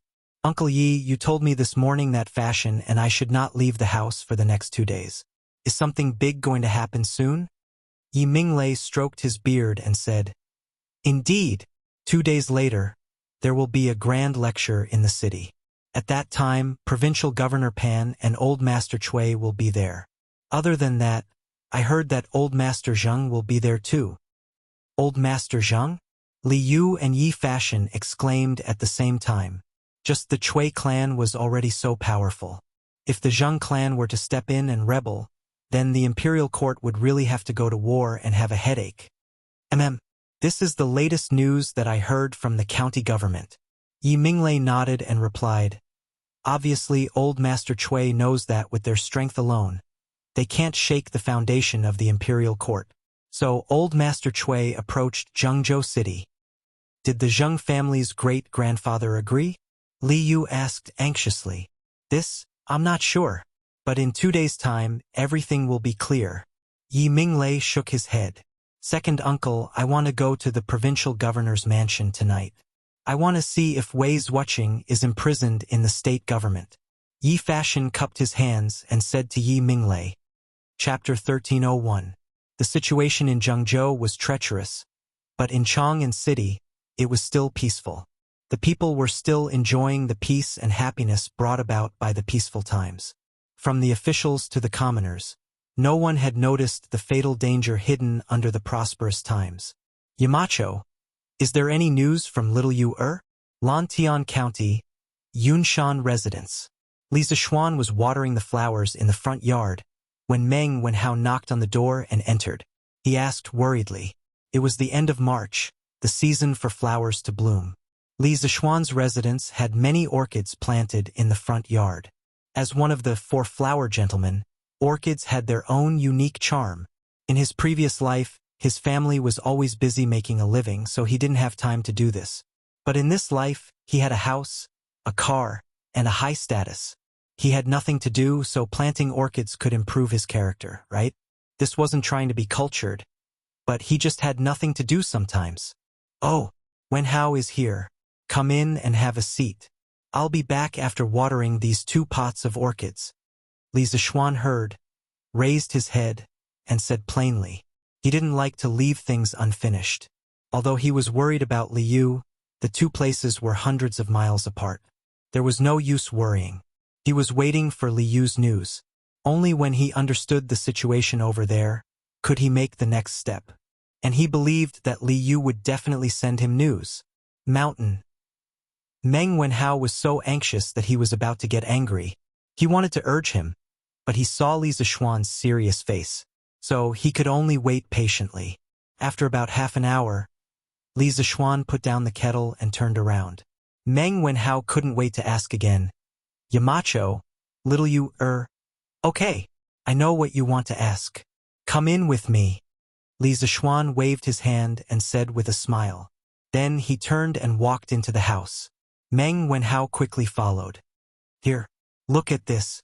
Li Zishuan brought Meng Wenhao directly to the study room. He pointed at the iron box on the desk and said to Meng Wenhao. Speaking of which, Li Zishuan's study was not ordinary. Any one of the secrets in it could allow a person to live a lifetime without worrying about food and drink. Now that he had brought Meng Wenhao in, it showed that Li Zishuan valued this disciple very much. Telegraph. What is Yamacho trying to tell me? Meng Wenhao took a closer look and couldn't help but ask doubtfully. When Yanhuang College first opened, Li Zixuan had demonstrated the magic of this thing in front of all the students. Of course, he recognized it. Li Zixuan clasped his hands behind his back and said, "Do you still remember? Previously, when little Fishy went to Zhengzhou, I gave her a telegraph. If there is an emergency, she will send a message to me through the telegraph." Meng Wenhao came to a realization and said, "Oh, so that was how it was. May I ask, Yamacho, has little Yu sent any news back recently?" Li Zixuan shook his head and said, "Not yet. According to the time, she should have only been in Zhengzhou for a few days." "Wenhao, you don't have to worry." Meng Wenhao nodded, but he was still a little worried and said, "Then Yamacho, do you think she will encounter any mishaps on the way? Did the telegraph also fall into the hands of thieves?" Li Zixuan couldn't help but laugh. Once a person was anxious, it was easy for their imagination to run wild. Although Meng Wenhao was intelligent, he couldn't get around this hurdle. "Wenhao, as the saying goes, you will be confused if you care too much. Don't think too much. My cousin Yi Fashion went to Hunan province with little Yu this time. Although his martial arts can't compare to the older generation of Jianghu masters, it won't be a problem to deal with some ordinary thieves." "Oh!" When Meng Wenhao heard this, he nodded thoughtfully. Although he wasn't so worried anymore, there was still a trace of jealousy in his heart. After all, when little Yu's fortune was unpredictable, the one who was helping her was not him, but Yi Fashion. Haha! Wenhao, as the saying goes, there is a specialization in every field. Your specialization is in your studies. Don't think about those useless things. When you learn engineering thoroughly, you will realize that the most powerful force in the world is not those peerless masters but engineering.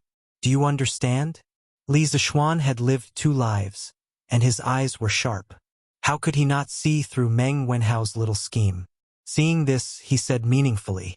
Meng Wenhao felt ashamed for being seen through by the person he respected the most. He blushed and bowed, saying, "Thank you, Yamacho, for reminding me. I really shouldn't have those dirty thoughts. When I go back, I will reflect on it." "All right, I don't mean to blame you." Li Zixuan waved his hand. He could see that this child was just a little jealous and didn't have any malicious thoughts. His temperament was still good. Then again, anyone in Meng Wenhao's situation would inevitably feel jealous even if they didn't say it. This was human nature. "Wenhao, you go back first. If there is any news about little Fishy, I will send someone to inform you," Li Zixuan said with a smile. Meng Wenhao cupped his hands and said with a pleading face, "Yamacho, I wonder if you can let Wenhao take care of the telegraph for a few days. I feel that the current situation in Zhengzhou is not simple. Little Fishy is like a wolf in a tiger's den. I am really worried. Yamacho, you are busy every day and can't keep an eye on the telegraph all the time. However, Wenhao is free these 2 days and is willing to take care of it. I hope Yamacho will allow it." Li Zixuan hesitated for a moment, but finally nodded and said, "All right, I can promise you. However, this telegraph is the highest secret of the Tang Empire and cannot be casually leaked. I will lend it to you, but you must use it on Yunshan and cannot take it out of Yunshan. Therefore, you will stay in the academy's dormitory for the next 2 days." It was not that he did not trust Meng Wenhao, but the telegraph was a technology that was ahead of its time. If it was stolen and controlled by someone else, it would be a considerable loss to the Tang Empire. After all, it was not an exaggeration to say that this thing could be used in the military. Meng Wenhao nodded without hesitation and said, "Yamacho, no problem. I will stay in the academy for the next 2 days." That's good. You can take the telegraph machine away." "Oh right, this is a code book. If little Fishy really sends back a message in the next 2 days, translate the code and send it to me as soon as possible. Do you understand?" Li Zixuan took out a small booklet and instructed. The booklet recorded the communication codes of the 2 telegraph machines that he and little Fishy owned. Meng Wenhao solemnly accepted it and cupped his hands. "I understand. Then you can go." Li Zixuan waved his hand and said. Meng Wenhao gratefully bowed deeply to Li Zixuan. then carried the iron box of the telegraph machine, the fruit battery, and the code book out of the door. Chapter 1302. Zhengzhou, Guangxing County. As the sky darkened, the people on the streets hurriedly returned to their homes. If they returned late, they would be arrested and sent to jail. During the early Tang dynasty, it wasn't just Chang and that had a curfew system. The entire Tang dynasty had a curfew system in place. After all, the world had just stabilized and the rulers needed a stable social order. Nighttime was the time when all sorts of criminal activities were high. At the same time, it was also the time when the rulers were most worried. Throughout China's ancient history, many coups and revolts were launched at night. Therefore, nighttime became the time when the rulers were most vigilant. The best way was to let the people return to their homes to eat and sleep as soon as the sky darkened. After another half an hour, the sky was completely dark. All the doors of the houses were closed and teams of soldiers began to patrol the streets. Tonight, there was no moon and there was a light breeze. The sky was as dark as ink. No one noticed that in a mansion on the west side of Guangxing County, a black shadow darted out. The black shadow's qigong was quite good. Along the way, he darted across the roofs of the houses without making a single sound. Under the protection of the night, not a single patrolling soldier noticed his presence. After a while, the black shadow arrived near a mansion in the center of Guangxing County. Under the light of the lanterns in front of the mansion, the three words "Provincial Governor's Mansion" could be vaguely seen in the middle of the mansion door. Let's go to the Provincial Governor's Mansion first to see if Minister Wei is imprisoned by Pan Jingyue. Then we'll go to the state prison. The black shadow was Yi Fashion. In the evening, he told Yi Minglei that he would make a trip to the Provincial Governor's Mansion. Yi Minglei naturally didn't agree. After all, Yi Fashion was the eldest grandson of the Nanyang Yi clan. If anything happened to him, Yi Guozhong and Yi Huiming wouldn't let him off. However, Yi Fashion said, "If we can't find Minister Wei, the person who broke the stalemate, everyone will die." Yi Minglei couldn't stop him anymore. Now that they were in a dangerous situation where they had to fight with all their might to have a chance of survival, family and seniority weren't important. Only by surviving could they have the right to talk about these things. At this moment, Yi Fashion was on the roof of a house opposite the provincial governor's mansion. He carefully observed the layout of the provincial governor's mansion.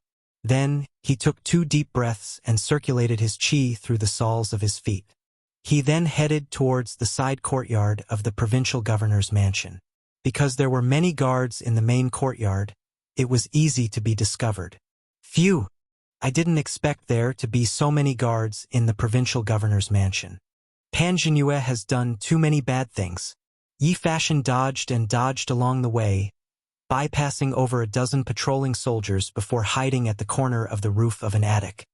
He took the opportunity to catch his breath as he thought angrily in his heart. Smack! At this moment, about 50 feet away from Yi Fashion, a tile suddenly fell to the ground, making a crisp sound. Who is it? It just so happened that a small group of soldiers was passing by.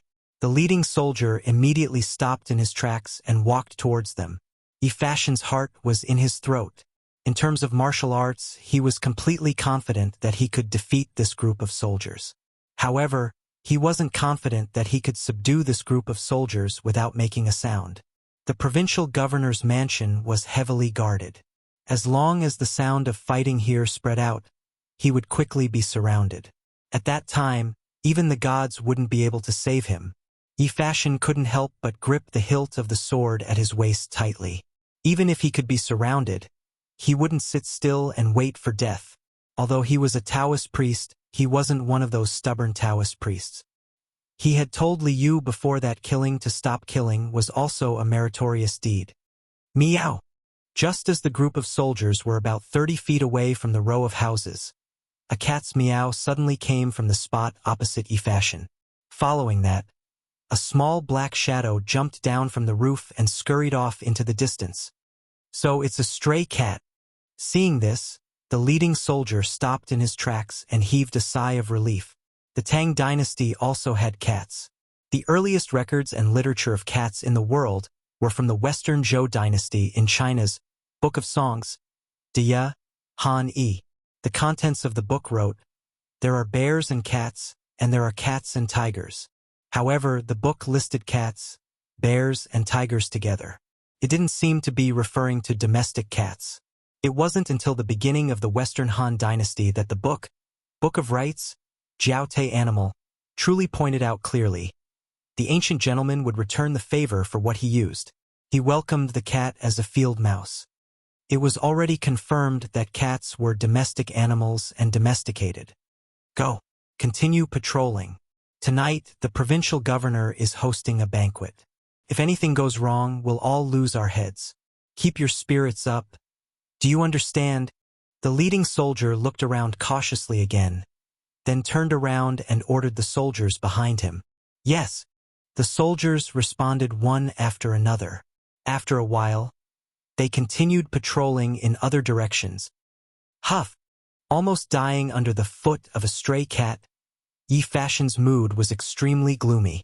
However, it wasn't like he didn't gain anything. Hosting a banquet for guests? Don't tell me, Yi Fashion muttered in his heart. Then, he looked at the brightly lit main hall of the provincial governor's office in the distance. His mind couldn't help but become active. Let's go take a look. Maybe there'll be clues about Wei's watching. After a while, Yi Fashion made up his mind. His whole person was 120% alert. Then, he carefully moved toward that direction. He didn't advance rashly due to his greed for merit, nor did he have the courage to be skillful. At this moment, Yi Fashion was like a patient hunter. He was quietly waiting for the best opportunity to make a move. For every step forward, he had to be alert and alert. After confirming that there was no danger, he would dash out. He would rather be slower than be discovered by others. Therefore, he walked for nearly half an hour for a distance of less than 1,000 feet. However, he finally arrived at the main hall of the provincial governor's office. Moreover, he was on the roof of the main hall. Yi Fashion calmed his heartbeat. Then he held his breath and carefully crouched down. He put his ear on the roof tiles, wanting to listen to the voices in the room. Unlike some masters in ancient dramas, Yi Fashion didn't dare to lift the roof tiles directly.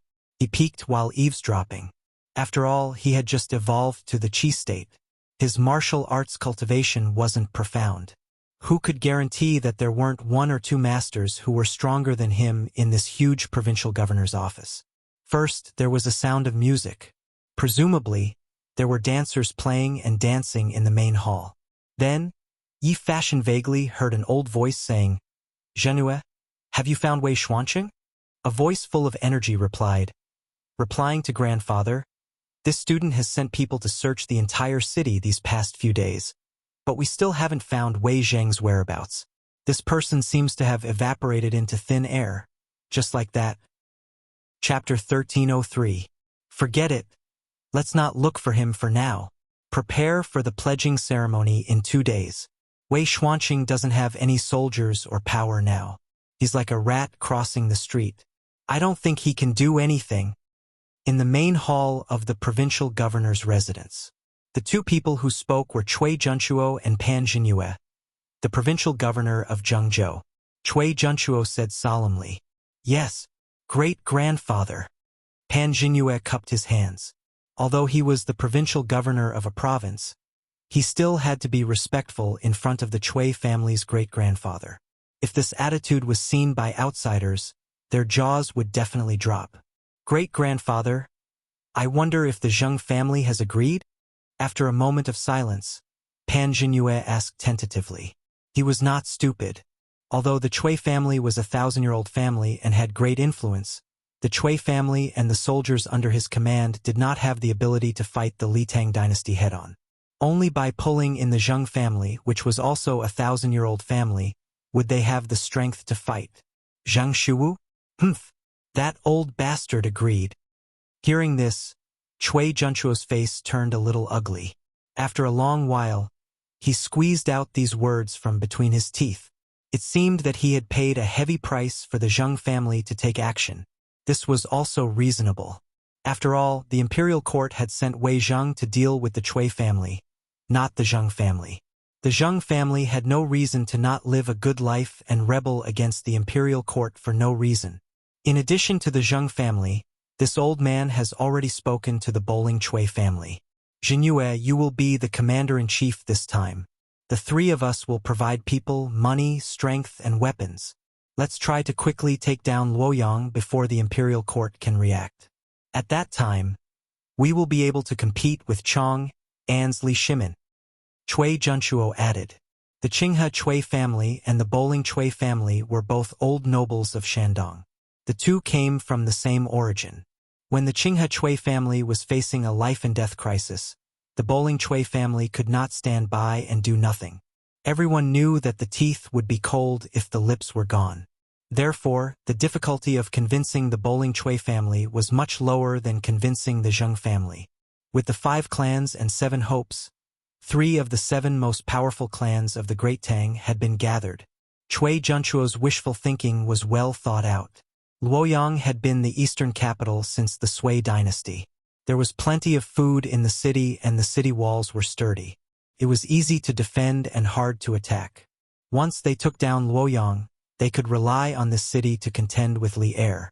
At that time, if the imperial court wanted to crush the Chui family, they would have to pay a huge price. Pan Jinyue looked excited when he heard that. He stood up and cupped his fist solemnly. Thank you for your trust, great-grandfather.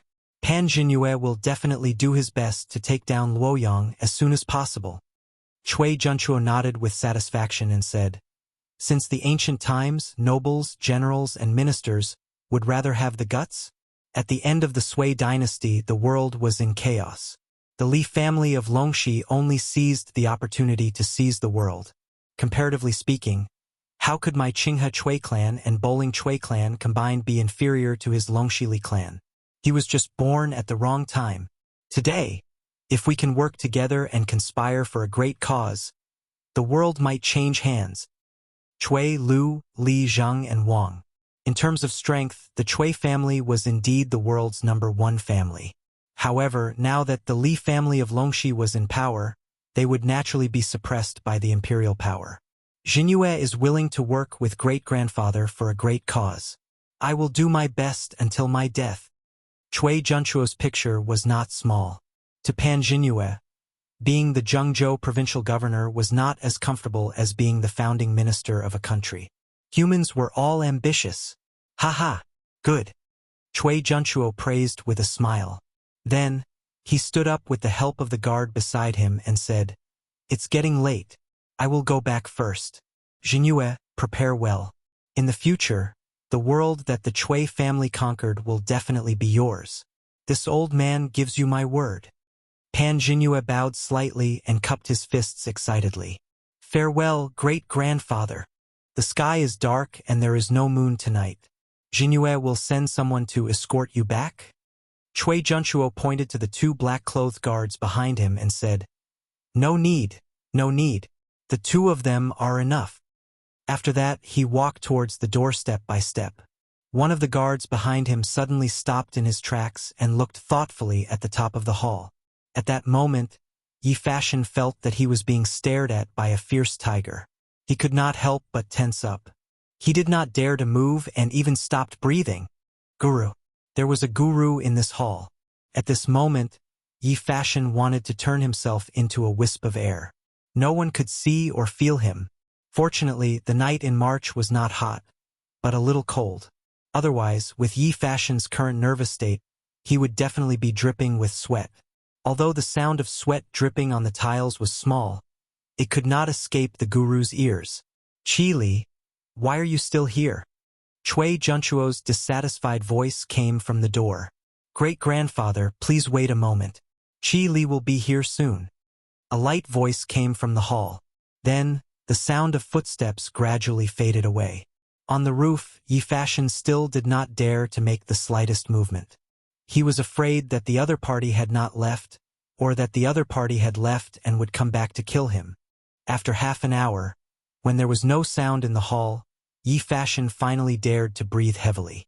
His legs and feet were already numb at this moment. Qi Li? It's Qi Li of the 4 ghosts of Tai Bai. The Supreme Court has put the other 3 on the wanted list. I did not expect that they would return to Cui Junchuo's side in the end. Yi Fashion was extremely shocked. At that time, Li Zishuan used Wan Jingang to set up an ambush in the right Marquis Mansion. He lured the Cui family to send people to the right Marquis Mansion's prison to silence them. As a result, the second of the 4 ghosts of Tai Bai, Mei Lian, was killed. The eldest, Qi Li, escaped safely. Although Yi Fashion did not personally experience it that night, later on, the imperial court issued a notice and wanted the 3 people. He still knew some inside information. However, compared to the current situation in Zhengzhou, these were not important. Yi Fashion shook his head and tossed aside these random thoughts. He sat cross-legged on the roof and regulated his breathing for a quarter of an hour. Then, he used his qinggong, carefully evading the guards in the provincial governor's manor while dashing towards the back door. It seems that my intuition was right. There really is a gentleman on the roof eavesdropping. But you are really patient, little guy. You made me wait here for almost an hour. In the darkness of the night, the wind rose. On the back door of the provincial governor's office, a person landed lightly and blocked Yi Fashion's path. His cold voice was like a demon from hell, causing Yi Fashion's hair to stand on end. It was Qi Li. He never expected that Qi Li would still not leave after such a long time. Run! Without any hesitation or words, Yi Fashion turned around and ran. Run? I'd like to see where you can run to. Qi Li sneered and then chased after him unhurriedly. Chapter 1304. It's over. It's over. Why hasn't the monk returned after such a long time? Could he have been discovered by the provincial governor's residence? In the backyard of the Yi residence, Liu paced back and forth anxiously. Seeing that it was already 9 in the evening and Yi Fashion still hadn't returned, she couldn't help but feel a chill in her heart. Wait a little longer. Wait a little longer. The monk will be fine. Yi Minglei was also not asleep. He was also waiting in the backyard for Yi Fashion's return. Oh, Miss Liu, you said that the Duke of Yong and Shanshan are cousins. Is that true? Yi Fashion was anxious, but when he thought of what Liu said to him after Yi Fashion left, he could not help but feel shocked. Last year, Yi Guozhong had brought his family to Beijing to acknowledge their relatives. Although Yi Huiming had returned to Nanyang from Chong, and before the new year, the result of the acknowledgement in Beijing had never been spread. As a distant cousin of the Yi family in Guan City, he naturally didn't know that Li Zishuan's birth mother was the daughter of the Yi family back then. Now that he knew this news, Yi Minglei felt a burst of joy even though he was in a desperate situation. Because if this was the case, Li Zishuan would have to call him second uncle when he came over. Who in the world did not know that Li Zishuan was the most powerful and influential person in the empire? His future was limitless, but now he had inexplicably become Li Zishuan's second uncle. This was truly a miraculous situation in life. Of course it's true. Uncle Yi, why are you saying this now? Why don't you send someone out to investigate? If the monk is discovered by the provincial governor's residence's guards, it will be bad. Little Yu stomped her feet and said unhappily. Yi Minglei's face turned red. He knew that this was not the time to think about this, but he could not help but think about it. Now that all the shops are closed and there are soldiers patrolling the streets, even if we want to send someone out to investigate, we will have to wait until dawn. Yi Minglei looked outside the house and said worriedly, Dawn? By the time dawn comes, it will be too late. If the monk is really caught by the guards, Provincial Governor Pan will not let him go. Sigh. If we knew this would happen, we wouldn't have let him go out. Let's think about it. I'm sure we can think of another way. Fishy sighed faintly. At this moment, she couldn't help but think. If only Mr. was here. The Cui family, the provincial governor's mansion, as long as Mr. is here, they will all turn into ashes. That's right, in her heart, Li Zishuan was omnipotent, be it civil or martial. Miss Liu, I'll send a messenger pigeon to the Southern Sun ancestral mansion tomorrow morning. I believe that once my big brother receives the news, he'll definitely think of a way. If it doesn't work, he can ask the Marquis of Yong, and to ask the Emperor to send troops to conquer Zhengzhou. After pondering for a while, Yi Minglei said. Li Yu was shocked. Uncle Yi, you're still sending pigeons to Nanyang? Although messenger pigeons were a very awesome ancient technology, if one wanted to use pigeons to send a letter to another party, the carrier pigeon's hometown had to be on the other side as well. The ancients made use of the pigeon's homing ability. They could return home no matter where they were, to achieve messenger pigeons between two places. The reason why pigeons could identify directions and find their nest was that they were very sensitive to the Earth's magnetic field, as if they had a compass in their bodies. Of course, every branch of the Yi family has messenger pigeons with the Southern Sun Ancestral Mansion, so that if one side is in trouble, the Southern Sun Ancestral Mansion can help as soon as possible. Yi Minglei smiled and nodded. Oh, Li Yu nodded thoughtfully, then shook her head and said, No. If there's a sharpshooter at the city gate who shoots down the carrier pigeon, then we'll all be exposed. Uncle Yi, this plan will not work. But don't worry, as long as the monk can come back safely tonight, I have a way to send the news back to the capital. Once Mr. knows about the changes in Zhengzhou, he'll definitely think of a way. Yi Minglei thought about it and agreed. Seeing how confident Fishy was, he could only nod and say, All right then, I'll listen to your arrangements. Swoosh, swoosh. Guangqing County was not peaceful in the middle of the night. At this time, two shadows, one tall and one short, were running quickly in the city.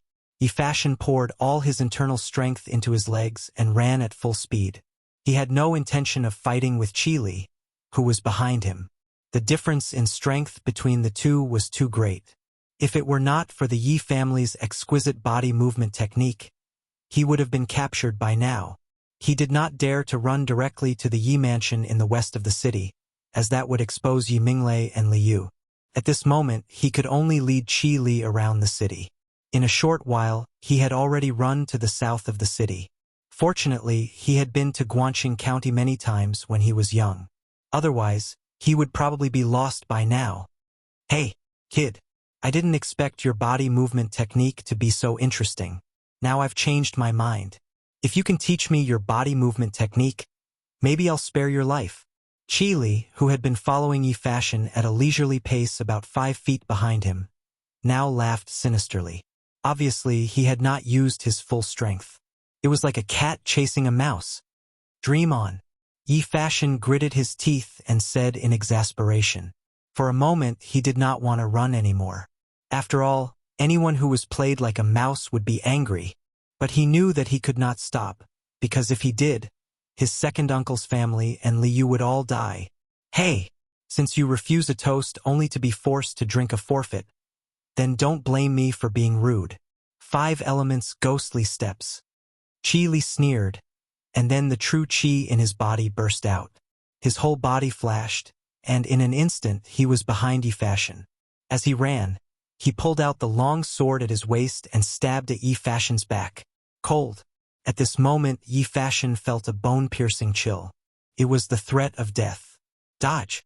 Yi Fashion, who was running at high speed, forcibly changed his direction, and Qi Li's sword missed. Lord Yi, you are a dragon. Yi Fashion gritted his teeth, and all the remaining true Qi in his body burst out in an instant on his legs. His whole body dragged a row of afterimages in the air, and in an instant, he was 10 feet away from Qi Li. Hey, I've really underestimated you. Qi Li looked surprised, and then hurriedly used the 5 elements ghostly steps to chase in the direction Yi Fashion was heading. Whoosh, whoosh. At this moment, 2 air-piercing sounds came from the air. Qi Li, who had sharp ears, of course heard it. He looked up and saw 2 black objects coming toward him. Hidden weapons. Someone was sneaking up on him. This was Qi Li's first reaction. So he waved his sword, and the 2 black objects were split into 4 halves. Just as he was about to look at the person who had sneaked up on him, he suddenly felt a burning pain in his eyes, and he could not help but sneeze violently. Hey! Using a sword to chop lime and mustard powder. This guy is really stupid. On a rooftop by the street, a man in black couldn't help but laugh. Then, he ignored Qi Li and chased in the direction Yi Fashion had escaped. Chapter 1305. Lu Xiong of the Western Han Dynasty wrote in New Preface, Miscellaneous Matter 5, Young Master Yi loves dragons. He wrote dragons on hooks, chisels, and carvings in rooms. Therefore, the dragon came down, peeking at the door, and left its tail in the hall. When Lord Yi saw it, he abandoned it and left. Without its soul, the 5 colors had no owner. It was said that Lord Yi of the Chu Kingdom liked dragons very much. He carried dragons on his wall. When the dragons in the sky saw that there was someone who liked them so much, they came down to the mortal world to take a look. When Lord Yi saw that it was a real dragon, he was so scared that he ran away. Later on, this story was used to mock Lord Ye's empty talk and thoughtlessness. But in reality, Lord Yi was not as bad as the rumors said. Back then, in order to control the flood, he personally observed the situation of the people and surveyed the terrain at the place where the flood was the greatest. Later on, he invented a plan to control the flood by building a deep ditch similar to a moat around the village to prevent flood and store water. Later on, a guest saw Lord Ye's water conservancy map, which was like a group of dragons. He told Lord Yi, "Clouds give birth to dragons. The dragons in your drawing do not have clouds, so you don't like dragons." Lord Yi replied, "I use dragons to guide water, not to ride the clouds. A dragon comes out of a canal, and a dragon comes out of the water. But I am afraid that this dragon will consume manpower and material resources, causing the people to suffer." Later on, this matter spread to Shen Buhai's ears. In order to slander Lord Yi, he wrote the story of Lord Ye's love for dragons in his book, Shen Zi. Thus, Lord Yi suffered thousands of years of injustice.